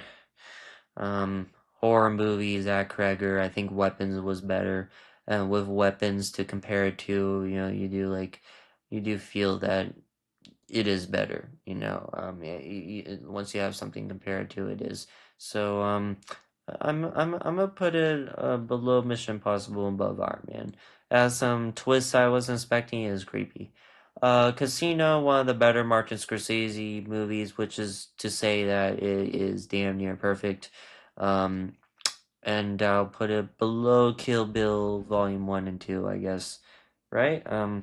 Well, sorry, let me see. Shoot, sorry. Let me see where I put. Oh yeah, like right below the top 10. So I guess this would be. I was thinking it may be, yeah, the top of S tier right there. Makes sense, like generally such a perfectly crafted film.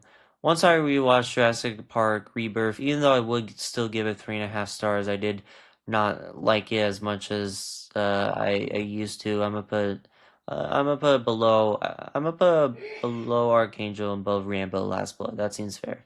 The Big Lebowski. As far as Coen Brothers movies go, I actually really enjoyed this one. Yeah, I'm gonna put it top of B tier for now. Let me check where I put it, or how I rated it. As I think I may give it 4.5 stars, but I feel like I could also gave it 3.5 stars, but I don't think I did. 4 stars, yeah, yeah, right in the middle. So this would be like I'd say below Friday and above the Findosian Scheme. No, I'll put it below. I'll put it below Rogue One, above Man of Steel. That seems fair. Um, Texas Chainsaw Massacre, one of the most disturbing slasher movies of all time. I'm gonna put of USS Callister. Really good atmosphere for this one. This is Spinal Tap, one of the best comedies or best mockumentary comedies I've seen this year. It's great. I mean, I'm not really invested in this this topic, this subject of like heavy metal, but it explores that really well. So yeah, I'm gonna put it below Little Miss Sunshine, above A Perfect World. Yeah, I'm gonna just rush through these because. So I rewatched Andor with my mom, and then I watched Rogue One as kind of the capper offer. I think I liked it even more. I really did, and but right there, I'll put that there, and I'll put that above the Fenocian Scheme. It really is great. And then Django Strikes Again is a sequel to Django, and it has some cool scenes, but it's overall pretty forgettable and not that interesting. So I'm gonna put it. Um, yeah, this is 2 stars. This is all 3 stars. Is any of these 2.5? I guess not. So this would be two. Is this my first 2.5? Maybe. So I'll just put this top of D tier then. Um, Betty Nor. Um, Definitely one of the more interesting Black Mirror episodes of season 7, but at the same time the stupidest. It really jumps the shark in the last 10 minutes, really loses all of its realism. And yeah, I'm gonna put it like below Archangel. And yeah, I mean it has a good premise and it does explore that pretty well, but it does lose itself at the end, unfortunately. Then Day of Anger has Lee Van Chief. It's a Western movie, and surprisingly, whoever played the side character kind of overshadowed Lee Van Chief a little bit, which is surprising to say the least. And yeah, I mean, I'm gonna put it I'm gonna put below Kill. No, no, no. Above Men Against Fire and below Panic Room. That seems right. Did I watch Superman twice? I thought I only watched Superman once. I definitely only saw Superman once. I didn't see it twice. Did I? Sorry.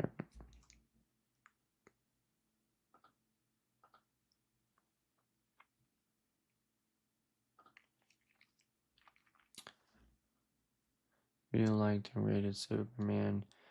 So yeah, I've only seen it once. I don't know why it's on this tier list twice. Um, I mean, I guess I could just put it right next to where I put it last time. So here, okay. Spirited Away, probably the best Studio Ghibli film I've seen yet.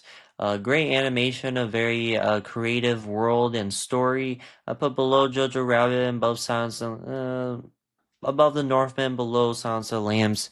Really, really great stuff. Really great stuff. Um, yeah. I could definitely see if you think it's the best animated film of all time, and maybe on rewatch it will become my favorite animated film of all time. This is top 10, right? Indiana Jones 3, best Spielberg movie, I think. Next to Jaws, probably next to Jaws, probably next to Jaws. Jaws is the best Spielberg movie, but this is second. Yeah, number 10. That makes sense. So that's top 10. Look at that. Um, Death of a Unicorn. This is that one about a unicorn that dies by Paul Rudd, whose daughter is Jenna Ortega, and then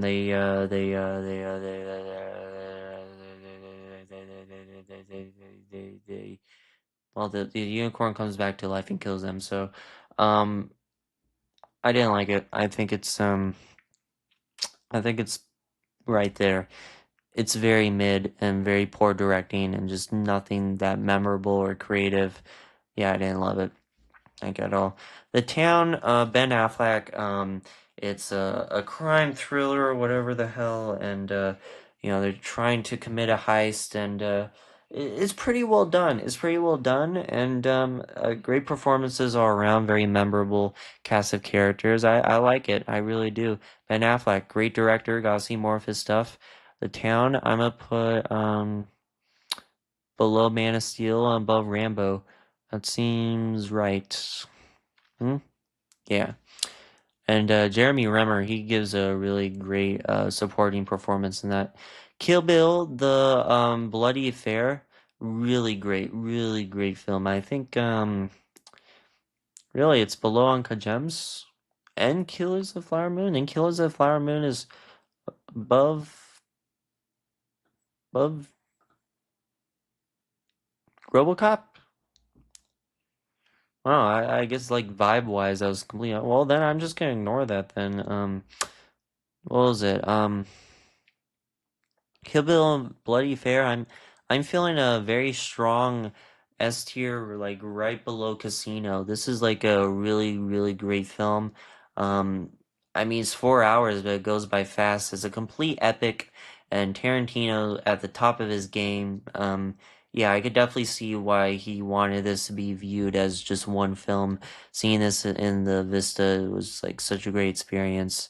I just realized, my chat just kind of like blends in with the background. I'm sorry about that. I didn't realize. Let me change that to like black.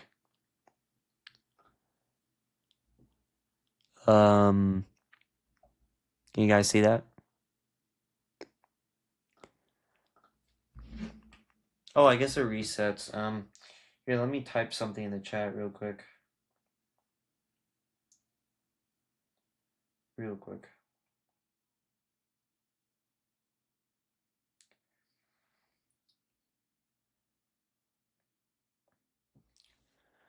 And see if that shows up. Oh, great. Okay, that's gonna be able to show up a lot more, I guess. Is that there? Sorry, my stream's so delayed I can't even see it. I just assumed that showed up there. Eternal Sunshine of the Spotless Mind. Great film, very great film. Um, I could definitely see this is like one of your favorites. I'm gonna put S tier. I'm gonna put right above Eulogy. And below Gran Torino, great premise, and what's his name gives a fantastic performance. Jim Carrey, he gives a really good performance in this. So yeah, 3 hours and 20 minutes. Ain't wow. Okay. Great. Okay. Yeah, sure. No, fine. Fine. Okay. Chronicle. This is a found footage movie about these teenagers who become superheroes. It's okay. I mean, it's decent. It's decent. It's a fun time. It's done well, and Dane DeHaan surprisingly gives a good performance. I'm used to him not being that good. Michael B. Jordan, he gives a really great performance in this. Um, I'm gonna put it yeah, above Superman 2, I think. That seems fair. Oh, shit. Actually above Home Alone 2. Right there. Neighbors is Seth Rogen and Zac Efron, and they're neighbors, and kooky shenanigans ensue. And it's funny, and I had fun watching it, and that's about it. I'm gonna, I'm gonna put it below that Family Guy. Actually, I'm gonna put it above Paul. That seems above Attack the Block, and honestly, that Family Guy special could go above Attack of the Blocks too. Um, American Gangster, one of the better Ridley Scott movies. His gangster movie with Denzel Washington and Russell Crowe, and it's very well done. And I'm gonna put it below The Northman and above the Royal Tenenbaums. That seems below Superman and above The Great Silence. Yeah. First of all, I did not see The Hangover Part 2. I saw The Hangover. I don't know why it says part two because I didn't see part two. I saw the first one. Anyways, the first one's pretty fun. I had a fun time watching it, and yeah, it's fun. I'm up below the drop and above Chilean soccer. Actually, Chilean soccer could go above that. But yeah, um, yeah, yeah, yeah. Yeah. Okay, actually, Chronicle could go right there. Okay. What the hell? Oh, Doodlebug. That's Christopher Nolan's debut short film, and it's more like a David Lynch film than a Christopher Nolan film. It's okay. Top of D tier. And Happy Gilmore 2. It's a lot of fun, but nothing that special. I'll put above Attack the Block and above that, above Neighbors, above Mummy Dummies probably, and above Dangerous Animals, but below Plaything. I have fun watching a Happy Gilmore movie in the Big 25, okay? I'll be honest. The original Naked Gun, I watched that and I really, really enjoyed it. I think it's a fantastic comedy movie that should be looked upon like a classic. So I'm gonna put it below White Christmas and above Piece by Piece. Dog Day Afternoon, this is one about Al Pacino and he takes a bank hostage and um, I don't know. He does stuff. It's a very interesting thriller drama, and Al Pacino gives a great performance. Put it below Spirited Away and above The Northman, below the Royal Tenenbaums, above Superman.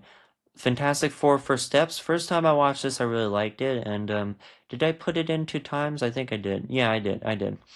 First time I watched it, I really liked it, and I thought it was great. Second time, I saw some of the flaws, and even though some of the CGI is actually pretty good, especially compared to some previous MCU films, there's still some, especially with the baby, that just was kind of off-putting to me. But I do really like this dynamic and these characters, so I'm gonna put it above F1. Yeah. Sandra Apparel, probably the most overrated Black Mirror episode. I did not understand the hype. Um, the Killer, John Woo's The Killer, great action. And yeah, like a classic action movie with some two stellar performances in the top, and I really like how he directs action. It's a little bit different from what I've seen. So I'm gonna put it above Armin, no, above Barbarian, no, above Men Against Fire, and below Day of Anger. That seems not right. There. Okay, that's a kill. There. Okay. Smithereens, the most boring Black Mirror episode. Just easily the most boring. It's so tedious. It's so slow. I did not like it. I'm gonna put above RoboCop 2 though. Um, The Naked Gun. I watched this twice. First time I watched it, it's great. It's generally great. It's so good to see a parody movie. If you want to see my full review, I have a whole video going over it. So watch it on the main channel. Just scroll down like once, and you'll find I haven't posted a lot. So I'll put that like I'll legit put it like above Blue Ruin right there. Second time I watched it, because I watched it like 6 days after, I didn't like it as much. That's what happens when you watch a comedy movie right after. But I still appreciate that they're making comedy movies this day and age, especially parody movies. We need more like that. We need more spoofs. We 100% need more like this. So, above the Big Lebowski and below Rogue One. Click. Adam Sandler's It's a Beautiful Life basically, but mostly dumb. And there's like hints of something really good here. There's hints of a deeper story with Adam Sandler giving a great performance, but it never really touches on that. It just makes a bunch of dumb fart jokes and stuff, which is frustrating. But Mad Max. At least it's entertaining. It's a little long though. Weapons, generally like a great film, one of the best films of 2025. Definitely the second best horror movie next to Sinners. I really love this movie. I'm above Superman. It's a compelling mystery. It's one of those mystery horror movies where it doesn't like slow down as it goes along. It's still consistently good. And Eyes of Wakanda, mid, just mid. I thought this was mid. Um, Really nothing memorable. And then Popstar Never Stop Popping. It's a parody movie about this white rapper. It's a lot of fun. It's funny. I didn't find it too funny, but I had fun watching it. I'm gonna put it below Home Alone too. Um, Miracles. I watched a lot of Jackie Chan these past couple of weeks. This is one of them. This is one where he's like a godfather, and it's frustrating because the plot is so boring and so uninteresting, but the action itself is actually really fantastic. So I'm gonna put it above, um, right here, below Family Guy and above Attack of the Block. It's a very frustrating because there's great parts and there's bad parts. Ricky Gervais Humanity. I watched my first Ricky Gervais special in a couple years. I'm gonna finish the new one, Mortality. It's funny, just like nothing like great. So I'm gonna put it like below Betty Nor. Police Story 2, it's not as good as the first. It's a little bit slower, and the mystery and the plot isn't as fun. But as when it comes to the stunts, when it comes to the action, it's still fantastic. And this does have like quite a bit of action and stunts, and that I still really do love. I do think they could have doubled down on the humor. It's not as funny as the first, but yeah, it's still pretty good. I'll put above Superman 2. Actually, above Ocean's 11, I think. Yeah, no, right below, right below. Kiki's Delivery Service. I'll actually put this above that. Yeah, great animation, just not a fantastic story that lives up to that great animation. The Wall is a David Lynch short film. It's like an ad they made for like a shoe company. Very weird. Above Death of a Unicorn, I guess. That makes no sense. I generally think it's bottom. I saw a lot of weird David Lynch movies that barely count as movies. They're just like a bunch of weird short films that are trying to be weird, and I don't know. It's not my thing. Eleanor is let's see, 401 is the worst, and yeah, okay, this is below Toxic Avenger, I guess. Right here. Thingu is a thing with penguins, and it's okay. It's a lot of fun. It's cute. It's whatever. Put below Burn After no, no, no. Below Archangel, above Jurassic Park. Then Premolations of Evil, or whatever the hell you call it. Um, which one's that? How low is that? Oh, I think I put this a little bit. Yeah, so it's not that bad, but it's bad. And I put it like, actually like top of F tier because it's like it is disturbing. It does get you an atmosphere, but as far as these David Lynch, it just makes no sense. Jack Ashley and whatever too, I forgot the name. This is like the easily the worst Black Mirror episode. It's genuinely terrible. It is terrible. It's grating. It's annoying. It's horrible. I hate it. It's terrible. It's it's very corny, and maybe I'll do a whole Black Mirror episode, Black Mirror video one day. I don't know. Eraserhead. Um, yeah, I mean it's a best of F tier, but that's not saying much. Very confusing. I can understand if it's your thing and if you like the style. But I don't know, it's just not my thing. Hey, dude. Want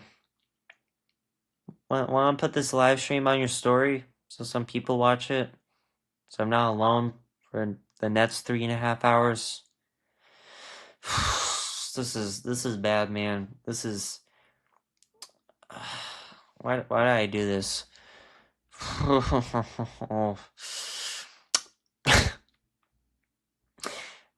Then I watch Head with Hammer, which is generally I'll just show you the movie. I'll show you what I watched. I'll show you why I just logged on.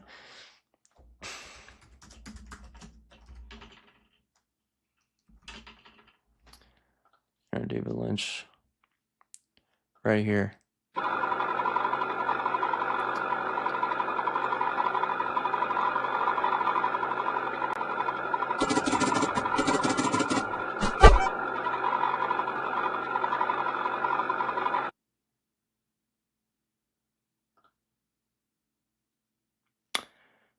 This is why I'm spending my time reviewing that.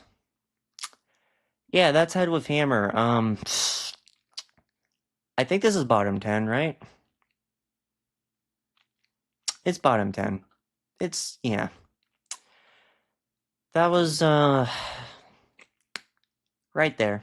Right there. Yeah. Oh, nice. Look at that. 0 viewers. I'm just talking nothing right now. Talking about Head with Hammer. Great movie. Great movie. That's just... ain't that fun. Why is the Meat Canyon video right after that video? I'm talking about the 3 R's. Which one was that? Oh, 3 R's is below Deuce Bigelow and above that. I don't even remember what it is. The Shawshank Redemption is I think is it top 10? It'd be weird if it isn't. I feel like it should be. No, I guess it's right below top 10. So, right below Casino. Isn't that interesting? Okay. Well, yeah, okay, yeah, that seems fair. It's a fantastic movie. It's near a perfect movie. I really enjoy it. Yeah. Um, then Highest to Lowest, Denzel Washington, Spike Lee. It's a remake of High to Low. I enjoyed it. I had fun with it. I'm gonna put it above drop. ATP, I should start live streaming. Legit? Sure, man. Go ahead. Hey, maybe you'll do better than me. Maybe you'll spend next 4 hours yapping about nothing, and you know you'll do something with that. You know, you could do whatever you put your mind to. I think maybe. So that's it. Oh. Weapons, I rewatched Weapons. It was great. I like Weapons. It's a good movie. I like Weapons. I'm gonna put Weapons right next to Weapons. El Camino, B tier. It's fine. It's great. I like how it follows up on Breaking Bad. I like Breaking Bad. I'm gonna put right above Platoon, and below that. Brawl and Cell Block 99. I really like this director. Same guy made Bone Tomahawk, which is nearing 9 stars. It's really great. It's really great. I like it. Put it I'm above below Sinners, I think. The first Sinners, first time I saw Sinners. Well, then below Blue Ruin. Actually, above Blue Ruin. I really like that. Actually, put above The Great Silence. It's a fantastic movie. It's a very underrated movie. Then I watched Hulk, mid movie. I didn't like it. I'm gonna go into it in my MCU video coming out in a while, but yeah, I'll go into it later. I'll go into it later. It's not that great. Right below, right above. Actually, generally above all that. I don't know why this is. Yeah, no, that makes sense. Doodlebug should be there. 40-year-old virgin. Sort of my life story. Anyways, um, yeah, pretty fun movie. I'm gonna put it right below Kiki's Delivery Service. Can't believe those two movies are next to each other. That's yeah, a little long, I'll say, but pretty fun, pretty funny. The Godfather, yeah, this is definitely top 10, right? Right above City God. Actually, let me check here. Yeah, obviously, right there. That makes sense. Here, I'm gonna just no, I'll keep it there. Why not? And Eddington, generally pretty underrated movie from this year. If you haven't seen it, go watch it. Pretty good. Ari Aster's best movie since Hereditary, in my opinion. Although I'm not a big fan of Midsummer, I'll get into that later. Put this above Shane Gillis and below 50-50. Wall Street, pretty good Wall Street movie. I heard the Wolf of Wall Street's better, but haven't seen that yet. Put that below the national anthem. Bambi 2. Again, I obviously do not value my time that much. I put it below Eraserhead. The strange thing about the Johnsons is probably the weirdest movie I have ever seen. You could find it on YouTube. Do not know anything about it. Do not read the comments. Don't do anything. Just go watch the strange thing about the Johnsons. Watch it. Don't learn anything about it. And trust me, come back once you're done watching and tell me how you like it, you know? Very joyful, very nice movie. I'm gonna put it above Batman v Superman, right? No. Below Genesis. Yeah.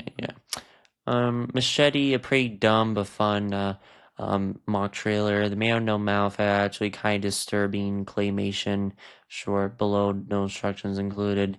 Stalker, a pretty disturbing animated short, but not great. I'm above the wonderful Henry Sugar.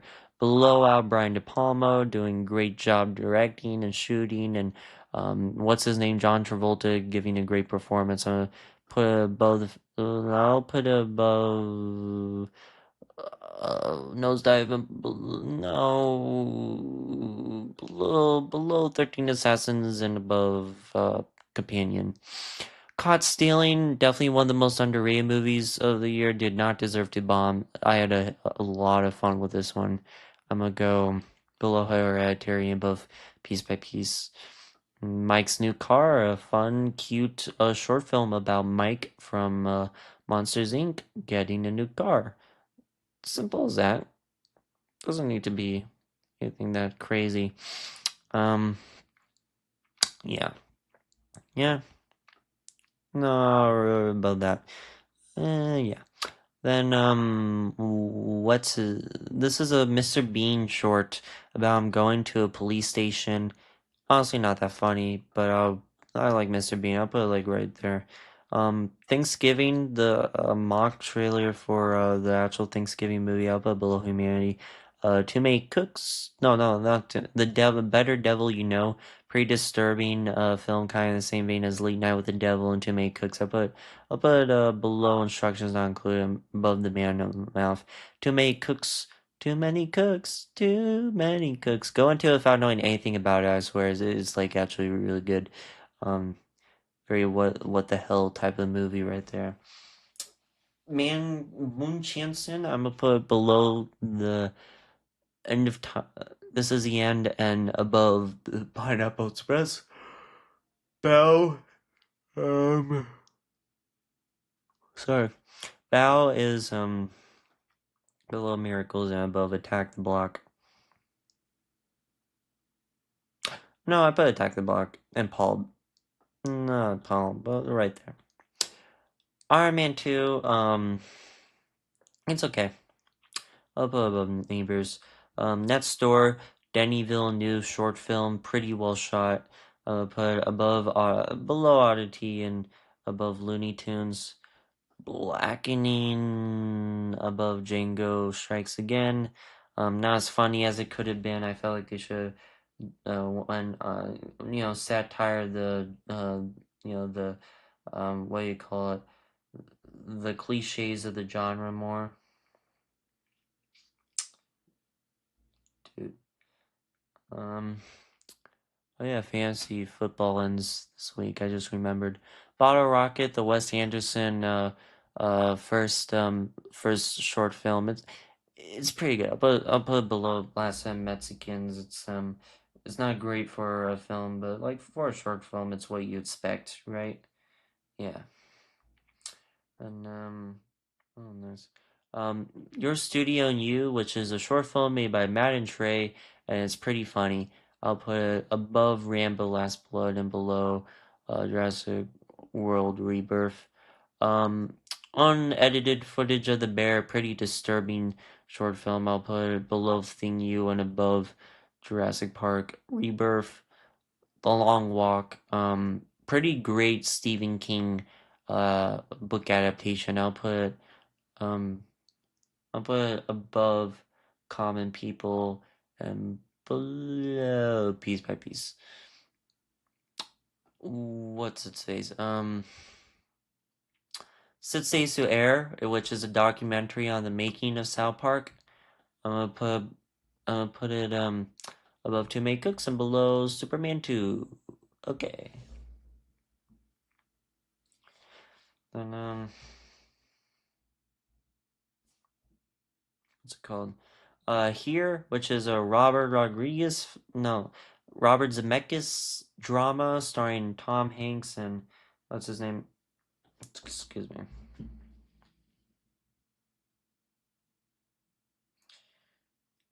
Hey, Nigel, What? you should check my YouTube channel. Since when did you have a YouTube channel? The one I use to talk in chat. Oh, legit? Yeah, That's please you? check it. Do me a favor and check it. Is that actually you? This whole time? Hello? Hello?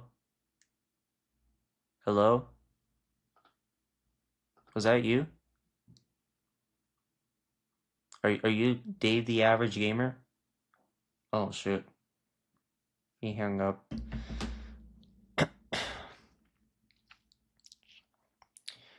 One second, let me switch to my account.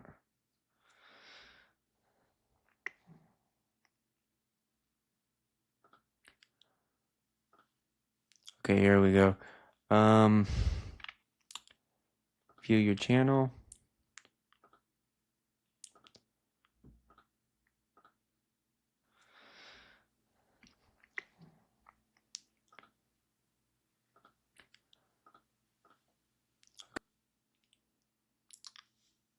Schofield and more.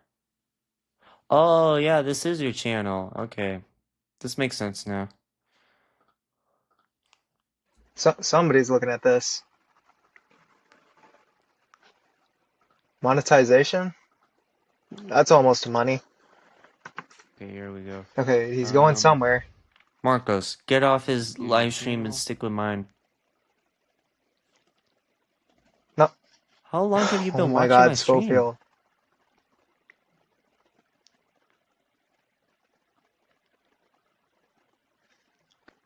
Oh my God, he actually did it.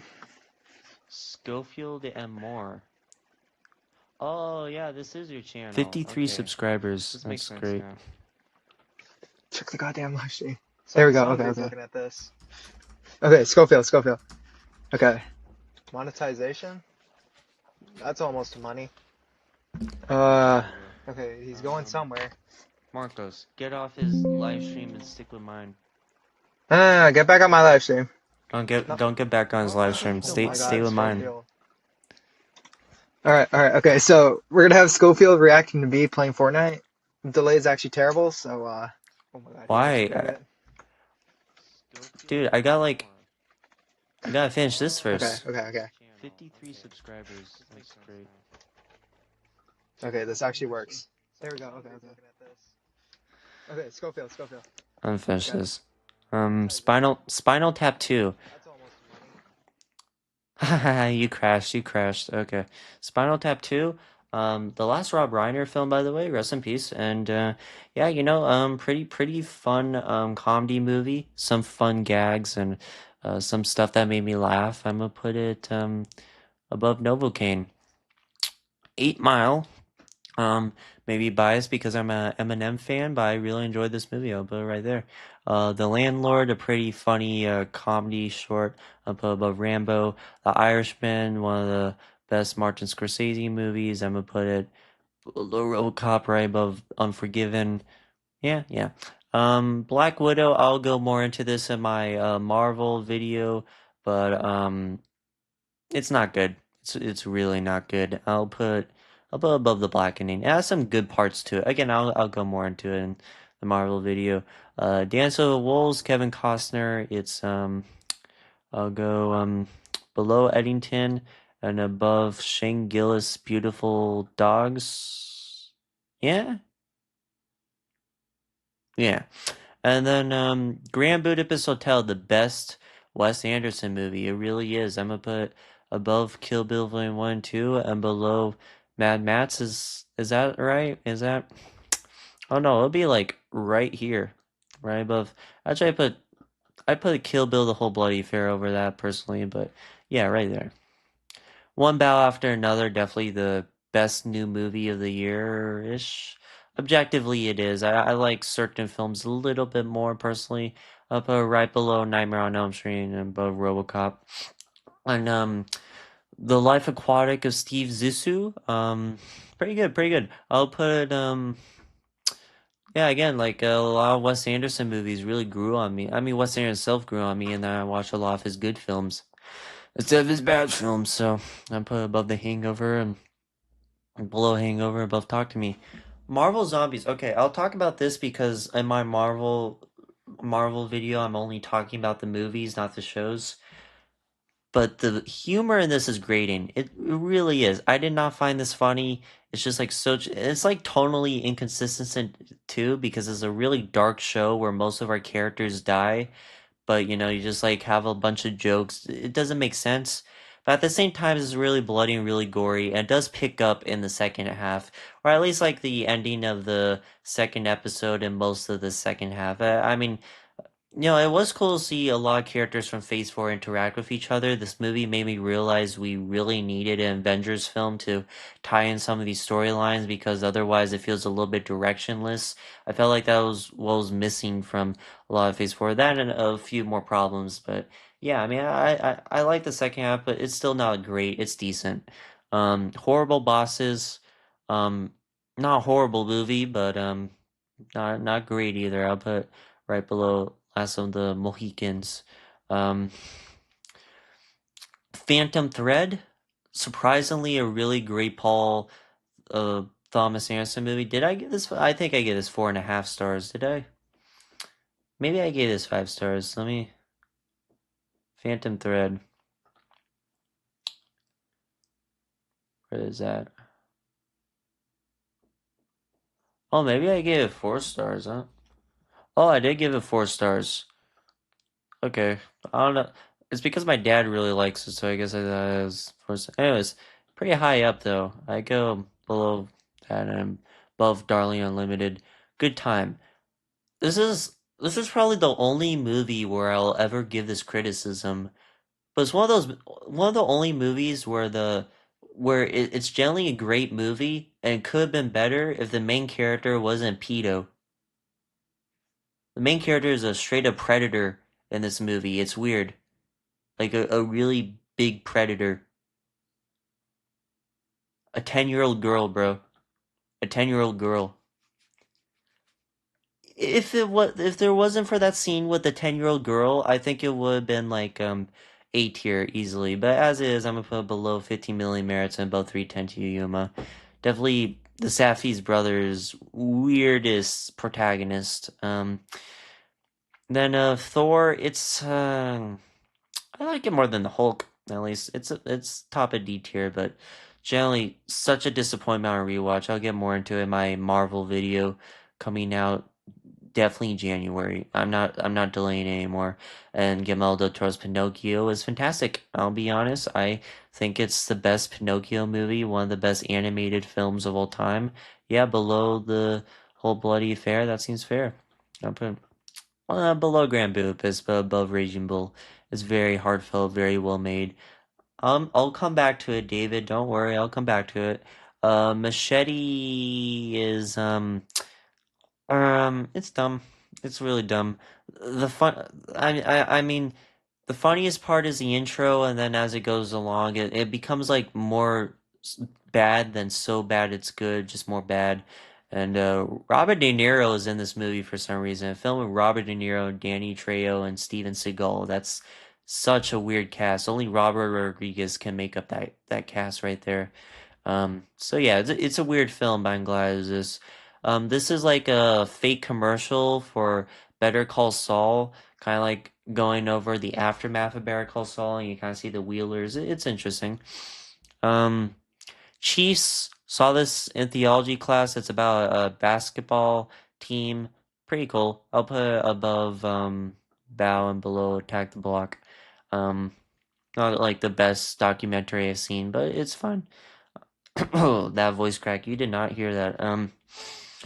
Then the do-over. It's really bad. I'm not even gonna lie. This is I put below Eraserhead. It is. There's a scene where they show an old woman's breasts for no reason, and they're like long and droopy. It's gross. What is this guy doing? Okay, Yo, I might be a little slow. Oh yeah, that's why. Yo, sorry you only see like a quarter of my screen. All right, well, this is just to get at Schofield. Alrighty. Stream ended 3 minutes ago. Oh, okay. Grave of Fireflies. Here's a funny thing. I followed up Machete with Grave of Fireflies. That's like such a funny, funny film to like follow that up with.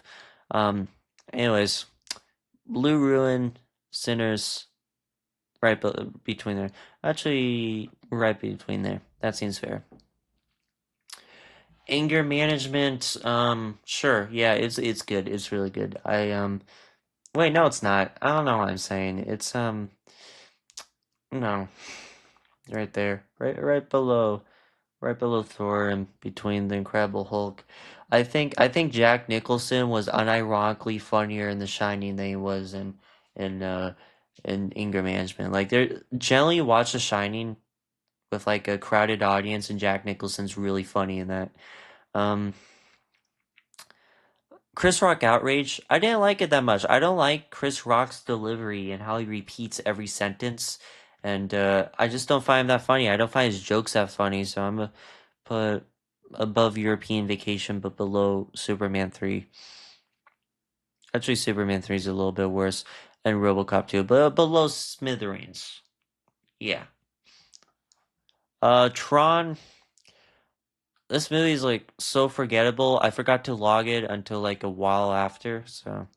A House of Dynamite, probably the most frustrating ending to any movie this year. Like it was pretty good until the last few minutes. It just kind of ended, and it was probably the worst abrupt ending of all time since Juror number two. It's terrible. Good Boy, Below a Landlord. It's a decent time.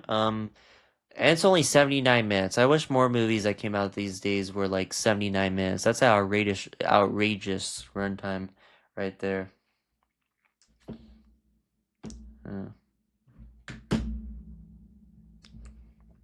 Good shit. John Wick, pretty good action movie. Um, Definitely a classic in the making right here. I put above 50-50. Midsummer, probably the most overrated movie of all time. I didn't like it. I mean, it's above Smithereens at least, but man, I didn't like it. The bucket list, right here, below Passionate Christ. I'll be back, Schofield. Bro, if I hear knocking at my door, I swear to God. Sinister, probably one of the most disturbing movies I've ever seen. It's actually generally creepy. Above Man of Steel. Drive. Ooh, this is a good one. I really like Drive. I really like Drive. It's above Fantastic. It's above Sinners and below Scarface. Hey, Gavarm.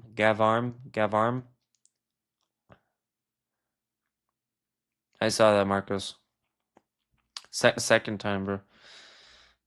Bill Burr, I'm sorry you feel that way. Good Bill Burr special. First Bill Burr special I've seen. Took me a while. Go.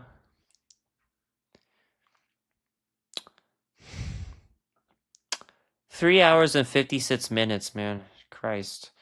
Kubo and the Two Strings, great film, great film. I like this film. It's a nice film. It's a nice film. I like it's great animation.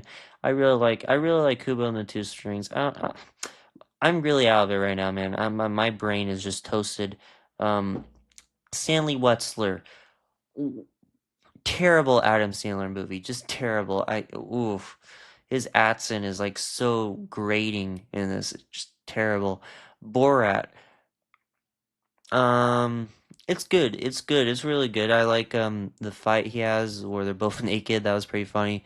Um, but below Hey in the Nation, I guess. Um, Werewolf Women of the SS is about werewolf women of the SS, directed by Rob Zombie. How about below Black Widow? Trick or Treat. Um, Pretty good anthology film. Gets you in the Halloween feel. I'll put below To Make Cooks, but above Paddington and Peru, I guess. One battle after another, I rewatched and loved even more. I generally may put it above Kill Bill Volume One, like between those two. Um, in the week of, um, it's bad. I like that they try to be sentimental, but like there's so many side characters and none of them are memorable. And yeah, this just wasn't it, Chad. This up there like right below Fallen Kingdom. Um, John Mulaney, Kid Gorgeous and Radio City, I think it's called. Christ, there's so many films, dude. Um, yeah, I mean. It's good. I really like John Mulaney. I think he's the funniest stand-up comic working today. So I'm gonna put it like below Blue Ruin and above Sinners. That seems right. Father of the Year is the worst movie I've seen this year. This is like the absolute worst comedy I've seen. This is actually terrible. This was absolutely nothing funny. Most of the jokes were just so goddamn stupid. It blew a hole in my brain. It's terrible. It's just the worst type of cringy humor you can imagine from a comedy. Um, like a 6-year-old wrote a comedy and just learned the F word for the first time. It's terrible. Um, Above, yeah, right there. And also, The Dead Don't Die, probably the most boring movie. I mean, I do like how well shot it is. It has a great cast, but it does nothing with that cast. It just goes nowhere. Pretty bad. Up above Hallows Eve and below The King's Man. Um, Deadpool, No Good Deeds. Um, it's a short film with Deadpool. I don't care. Um, Frankenstein, great Guillermo del Toro adaptation of Frankenstein. One of my favorites of the year. I generally like it a little bit more than one, but after another, I'll put it right below Mad Max. Yeah, really like Guillermo del Toro. He's a great director. The Avengers. Again, this is part of my Marvel. I'll just do Captain America first, Avenger first. Actually, pretty corny, unabashedly comic book movie. I'll get more into it in my Marvel video, but not as good as I remember, but definitely one of the better Phase One films. Um, yeah, but Noah Kane, right there. The Avengers aged pretty well. I mean, I think some people don't really appreciate the fact that this like combines so many different characters in such a natural way. I'll put it like above the monkey and below that Bill Burr special. Something weird happened. Something. It's a Marvel short that's actually pretty terrible. I'll put right below Death of a Unicorn. Um, Thor: The Dark World is a very lame and dull movie. And for a film that goes to space and has these big kingdoms and stuff, I mean, it's superficially entertaining. I wasn't like bored watching it. It's just like such a gray and colorless movie for a film that like goes all around space and stuff. I didn't like it. John Wick 2, great action sequel to the first, more action than the first, but also not as memorable of a story as the first. So, but like right next to the first John Wick, I think they're pretty on par. Um, the first Saw movie surprised me. I expected like a simple body horror film, but it was generally like a really great unfolding mystery movie. Put a below Dog Day Afternoon and above Weapons. I think it's that good. Um, what's it called? Predator Badlands. This surprised me in more ways than one. I actually really enjoyed this movie. It may have some humor that didn't work for me, but it did have some compelling characters and a really cool world and some of the best CGI of the year. Also some great action, and I just like the new direction it took this franchise. It changed the franchise before it started getting too stale with its formula, so I appreciate that. Um, Avengers: Age of Ultron. Um, what is it? It's pretty good. I'll put it below Real Pain. Or wait, no, I actually enjoyed this more than the first Avengers. I put it right below Thunderbolts. It's a pretty good chemistry between the group and some good CGI. Actually, no, I don't know. Um, Ant-Man. Oh, this was like such a downgrade on rewatch. I wanted to enjoy this, but Ant-Man, I just gave 3 stars. I didn't enjoy it as much as I wanted to. I'll put below Iron Man 2. Um, and Guardians of the Galaxy, probably the first truly great MCU movie. This and the Winter Soldier. I may put this like right above Fantastic Four. It's that good. Rosemary's Baby. Again, you can see how Hereditary and Midsummer took heavy inspiration from it, and this arguably does this whole formula the best, the spiral into insanity, and I really enjoy it. Um, where did I put Midsummer, by the way? Not an S tier, did I? It's not an S tier. Oh, sorry, Hereditary. That's what I was looking for. I'll put it. I'll put Rosemary's Baby right below Thief. Actually, right below White Christmas and above the original Naked Gun. Yeah. Then the Winter Soldier, pretty decent Marvel film, all things considered, especially like the first truly great Marvel film in my opinion. Wow, that was a terrible voice crack. Thank God nobody's watching this. And then I'll just put this below the Texas Chainsaw Massacre. Um, Captain America: Civil War.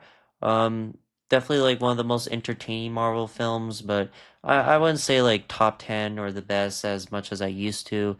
I'll put above the original Avengers, but below Age of Ultron, surprisingly not. Wait, no, actually, I gave this a great score, didn't I? Yeah, I put this as a great score. I put that like right below. Schofield, when was the last time? When was your last shower? Well, actually, in 2.5 hours, it's about to be a 1 year anniversary between my last shower in 3.5 hours. Gonna be years since I've taken my last shower. It's great. Yes, I am. Yes, I am. Doctor Strange, it's good. It's good. I like Doctor Strange. It could be better. Like this movie looks great as creative visuals, but also looks bad as like very dark lighting. I do like Doctor Strange as a character and the arc he goes through. So I'm gonna put it Above Spinal Tap 2. 2.5 hours, yeah. This is 9:30, surprisingly enough. I've been live streaming for 4 hours. Spider-Man Homecoming, that would go right below instructions and above the devil, don't you know? David, I'm trying to go into 2026 with no controversy. Okay, just stop. Just stop. Por favor. Saw 2. I lost that for a second. Saw 2, not as good as the first, not even close, but still a pretty fun movie, honestly. I'll put below Once Upon a Time in China, above Archangel.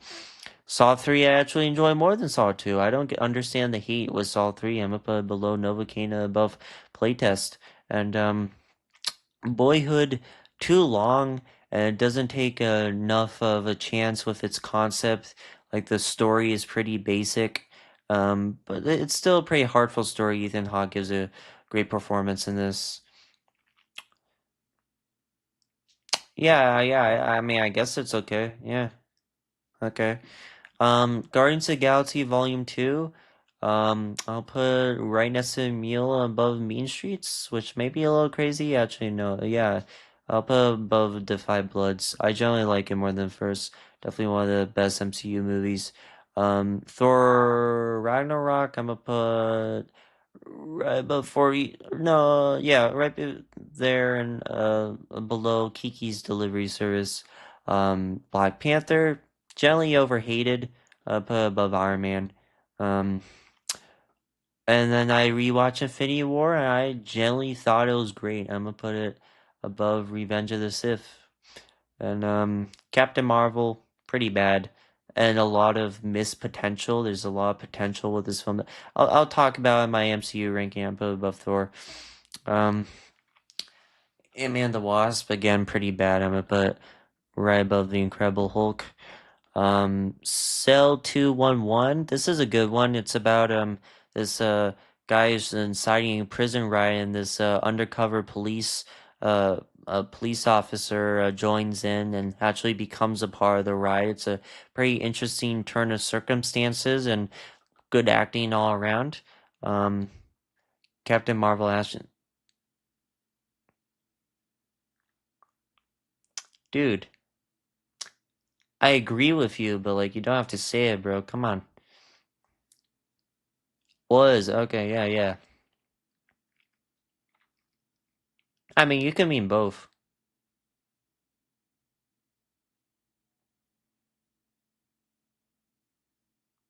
So Cell 211, pretty good foreign film, great directing all around, and pretty bloody sequences all around too, you know.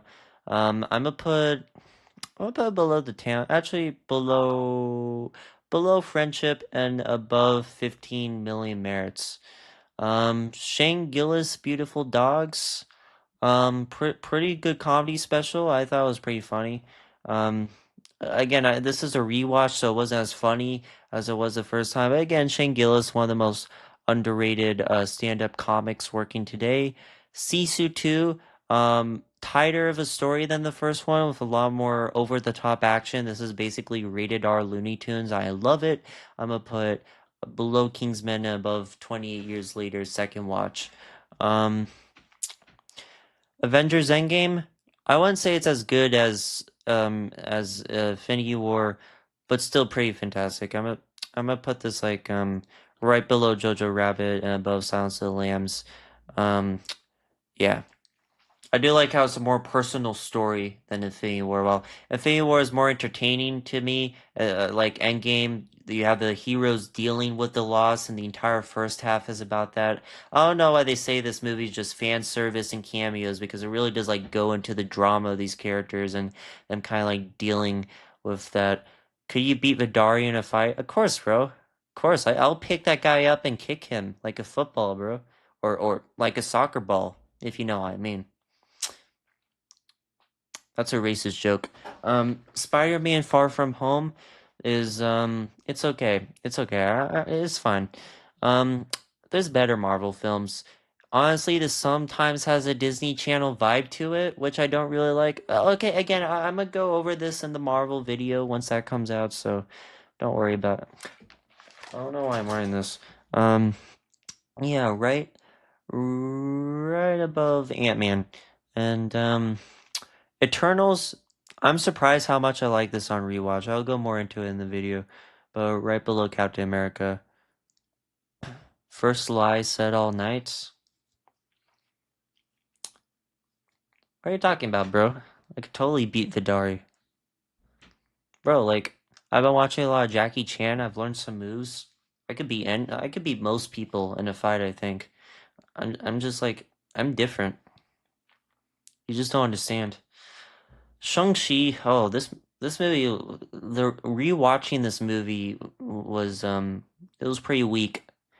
I wish I liked it a lot more than I did, but I don't.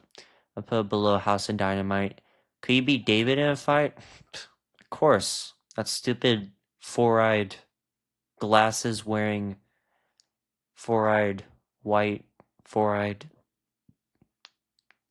guy. I could beat him easily. Well, he probably hasn't taken a shower in like 2 months. Anyways, Outlaws. See you guys. Happy New Year. See you, Marcos. Happy New Year. See you in. Hey, see you in 2026. No, see you next year. Wait, how? See you in a year. Outlaws. This is it's a little bit cheesy, but it's effective. It's effective. I'll put it right below Shang-Chi. Could you beat Bluford in a fight? That's tough because on one hand he's an adult, and the other hand I'm Schofield, so I don't know. I'd say it's a tie. Um, Live in concert, Richard Pryor. Um, yeah, this was fun. This was a funny Richard Pryor special, and I need to watch more Richard Pryor because he's pretty funny. I'm gonna put him below Neighbor Totoro and above Black Bag. And then I watched Heidi and Flaw. Okay,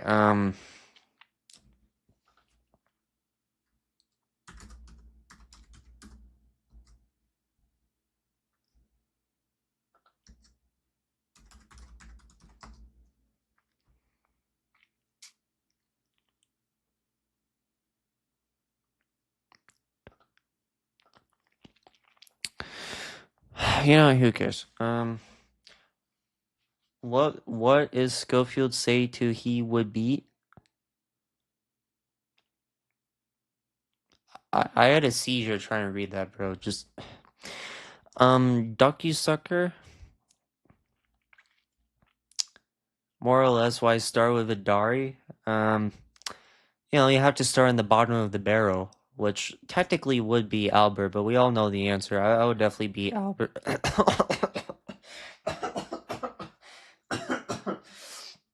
Oh, yeah. That wasn't a voice crack. That was a fear escaping my body because I'm just so fearless. Yeah, I did say that. Um, yeah, I definitely beat Albert. Ducky Sucker. This is from Sergio Leone. Same guy who made The Good, the Bad, and the Ugly, which of course is my favorite film of all time. And even though this is kind of weak in comparison and the plot is less interesting, I didn't follow all of it. It is a very beautifully shot, a well-directed film that I did enjoy. I'm gonna put it right below Age of Ultron. No, you won't, David. How many punches would it take you to get through Seki? One. Oh, I'm just like that. David, you don't want to see me at my full power. That's why they call me Matthew Sock Them Schofield. Thor Love and Thunder, one of the weakest MCU films, definitely. Yeah, I'll put this I'll put this like right below Golden Circle. Not a lie. Not a lie. That's definitely not. I just realized this is 2.5 stars. So is this. But all these are 2 stars. I completely messed up this. Here, let me switch this around. This is 2.5 stars. This is 2 stars. This is 2 stars, and this is 2 stars. Okay, that's better. Second line said ID and what does ID and flaw mean, bro? I ID and there's no ID and flaw. What does this mean? Okay, wait, maybe if I break it down. International domain names, okay. And mark or imperfection that mars a subject or object.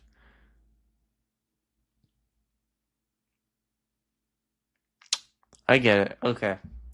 No, see that didn't go over my head. That went straight into my head. I get it. Okay. Maybe look it up, Nigel. What do you think I just did? Why is John McCain here, bro? Andrew Jackson and John McCain. That's Abraham Lincoln is gonna come in, bro. What type of meeting is this? We're not signing a constitution.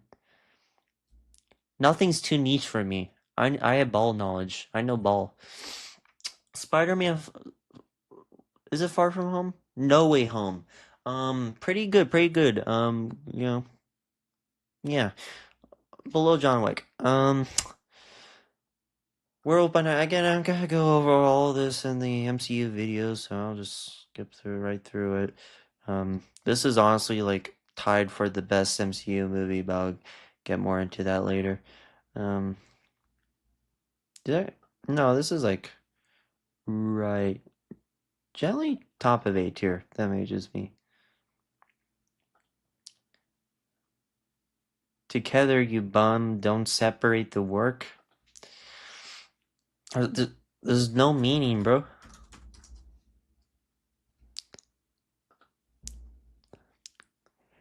Win flaws.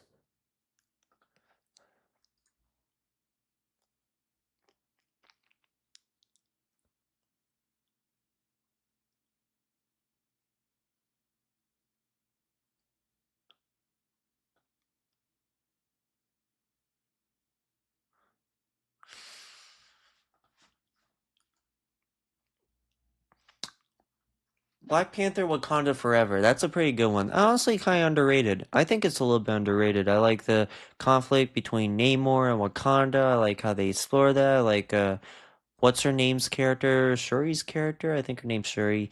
Yeah, I mean, I really enjoy this, and I think Ryan Coogler, great director, really good director. Put this right below Real Pain. I think, yeah. It's supposed to be all caps.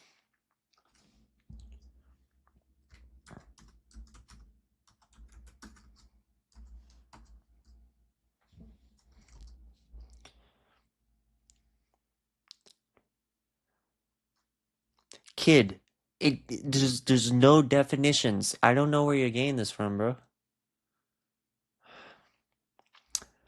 Hang Them High. This is a Clint Eastwood movie where he gets hanged by this group of murderers, and he survives, so he gets revenge on them by hanging them. Yeah, that's pretty good. I'll put it right above Crocodile. The Marvels, pretty bad. I didn't like it. I'll put it right below Midsummer.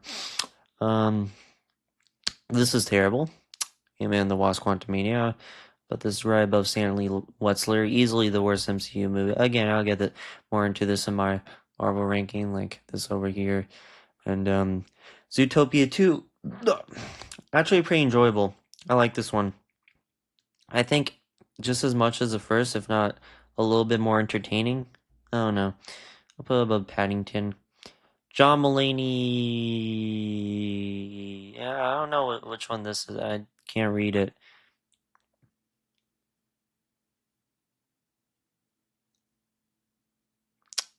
Why? Where are these people coming from? Barack Obama? I know this is one guy. I was is probably Bryant or something, bro. This is something either Sebastian or Brian would do, bro. What does that mean? And why is it all heart and then like two flowers? Why do you need to like plug that in? Oh, wait. Okay. Emoji.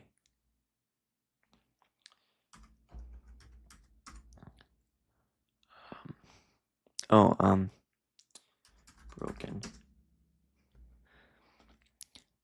Okay. Broken heart. Flowers. Ha ha ha ha ha ha ha ha ha ha ha ha ha ha. Yeah. I found it. Okay. The acronym IDN flawed is now widely recognized or common initialization in general English, online slang, or official use. It may be a niche term or typo or personal code or acronym. Okay. They don't have it. I thought that was a definition. It's what was this like 2 years of AI developing, and this is the best they could come up with? That's some bull. Um. Okay, Deadpool and Wolverine, pretty fun movie. Generally a really fun movie. I had a lot of fun. Um, I'm gonna go right below Phantom Thread. Wake Up Dead Man. Great. I love the Knives Out movies. This may be the best Knives Out movie. I'm not even kidding. Um, and I'm gonna put this right below Frankenstein, honestly. It's great. It's really great. Um, yeah, Kill Bill Volume 2 is probably better. Then, New Kid in Town, John Mulaney. Definitely my least favorite of his specials, but still really good. I'll put it right below F1. Um, Captain America: Brave New World. I didn't like this as much on rewatch. First time I watched it, as I said, I enjoyed it quite a bit. Second time I watch it, it's not good. I'll put it like right below Black Widow, probably. Then I rewatched Thunderbolts for a third time. If this shows up on my letterbox wrapped as my most watched movie, that'll be interesting. But I actually enjoyed this a lot more on the third watch, you know. Again, the humor is still not that funny, but again, I just really appreciate that it really focuses on the characters. It takes its plot seriously. It has emotional moments not undercut by jokes. It's mostly practical. It has a great action that's well choreographed. It has a lot of themes and very nice dialogue. And yeah. I mean, I really do enjoy it. So I'll put it like above Fantastic Four, probably. God damn it.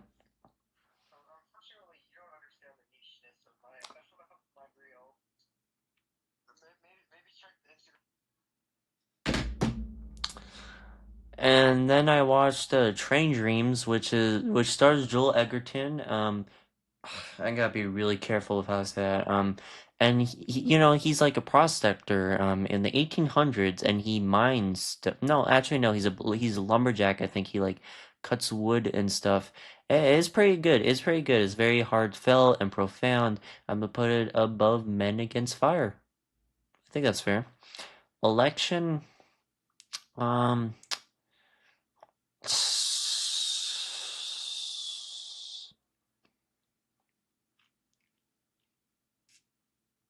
Oh, Papa Boyhood. It's pretty fun. I really enjoy it. Training Day, I really enjoyed. I wouldn't say it's fantastic, but it's good. I'll put it above My Neighbor Totoro. Fantastic Four I rewatched. I didn't like as much as I watched it the first time. I'll put it, like below Dances with Wolves, but still a lot of fun. I think the MCU is on the right track. Shut up! Shut up! Shut up! Shut up! Shut up! I watched This Is 40, which is pretty long Judd Apatow movie. They could cut a few minutes out of this, but it's still a lot of fun. I'll put this like top of D tier. John Mulaney, Baby J, I think is his best comedy special. It's very tragic, it's very personal, and probably his best delivery too. It kind of tones down the hyper energeticness, and yeah, like really tears line between tragedy and humor. You know, like humor as in funny. Not just typing ID and flaw every 5 seconds. You know. I put this below American Gangster and above Brawl and Cell Block 99. Then I saw Paddington 2. Oh my god, this is a lot. What I rate Paddington? I think it's 4 stars, but I could have went 4.5. 4 stars, yeah. It's a very cute and fun movie. I'll give it that. So I'll keep it right above Terrifier 3. Oh no, I moved the wrong one. I'll put right above above Terrifier 3. Um, then I watched Thumbtanic, which is the Titanic with thumbs.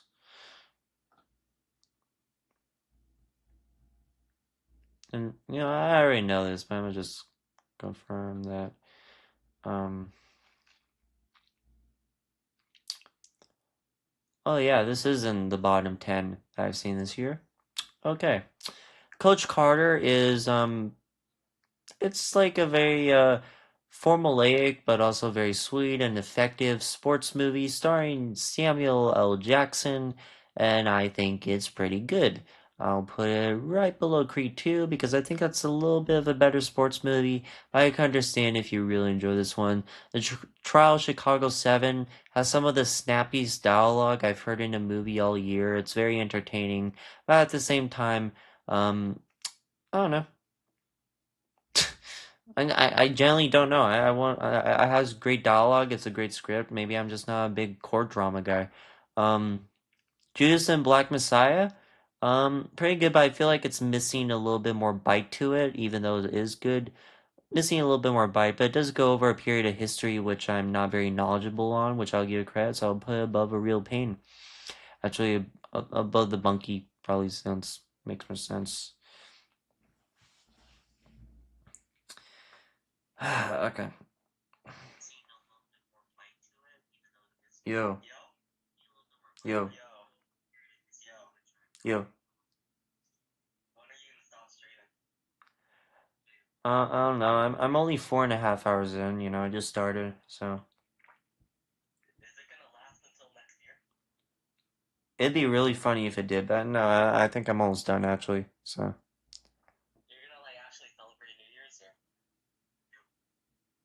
well, like with my family? Are you crazy? No, no. I just need, I mean, I need to do my job. I need to like collect the bills here.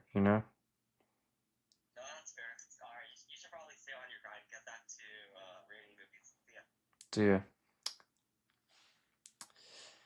Oh, what a nice and pleasant phone call.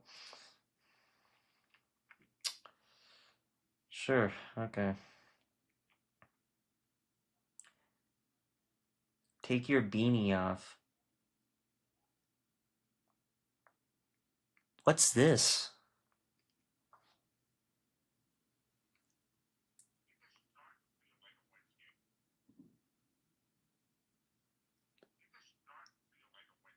It does not feel like a Wednesday. I knew that. See, I knew that. Okay, that's why I've been telling you this whole time. I don't know. I don't know what the big deal was. I don't know why you didn't understand that. I've been trying to explain it to you. I don't get what you were missing there. You know? Hey, maybe next time when I explain it to you, it'll like come to your head a little quicker. I don't know. Anyways, The House. It's an okay horror anthology stop motion film, kind of creepy, but also could have done a little bit more with its premise, more interesting stories or plots. So I'm gonna go above Shang-Chi and below a House of Dynamite. Jesus Christ Superstar, I'm not a big musical guy, and this is like the most musical to ever musical. I'm a put it below Black Widow. I would rather rewatch Black Widow probably. So yeah, JB. Okay, see, I know what that means too. So, Thumbsenstein, I think it's called. No, Frankenthumb. Frankenthumb is Frankenstein, but with thumbs.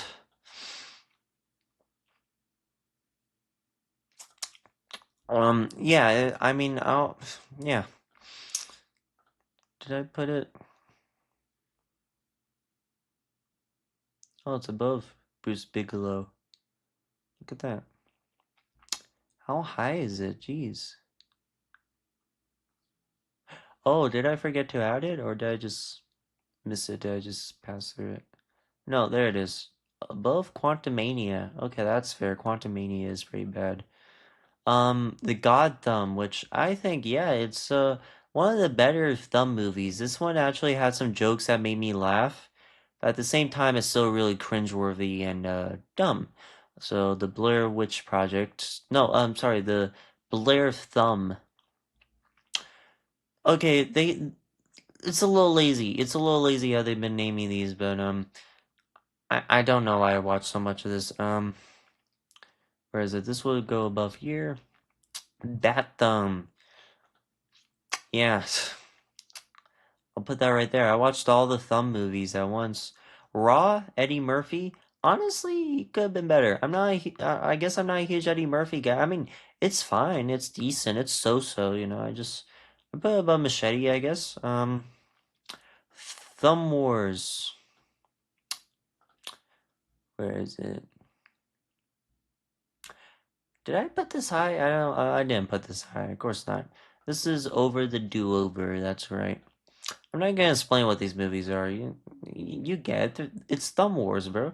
Black Swan. Okay, this is a good one. I really enjoy this one. Finally a real movie.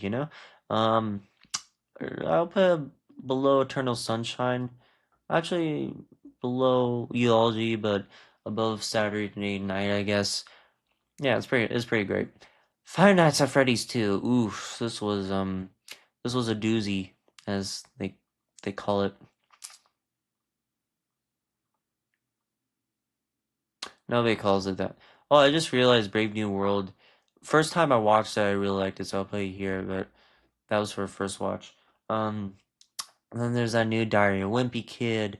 That was actually really terrible. I did not expect it to be that bad. I put it below Eraserhead. Man versus Baby, it's okay. I like Rowan Atkinson. I'll put it below This Is 40. The Hurt Locker. It's okay. Again, it's okay. I'll put below 28 weeks later. Alive, I'll actually put that above 28 weeks later. Just treating on 3.5 as kind of cheesy at the same time. Die Hard is one of the best Christmas movies of all time, so I guess I would go like right below Unforgiven for me. Pretty iconic. Robot Chicken Star Wars. I only have two Robot Chicken Star Warses, I guess. But yeah, I mean, I really enjoy it. This one needed more Palpatine, I guess. So I'll put like below unedited footage of the bear, and the other Robot Chicken Star Wars I'll put above Betty Nor. Um, the Robot Chicken Walking Dead special was surprisingly not that funny. It was really dumb, even though being the highest rated Robot Chicken special. I didn't find it that funny. I thought it was kind of dumb.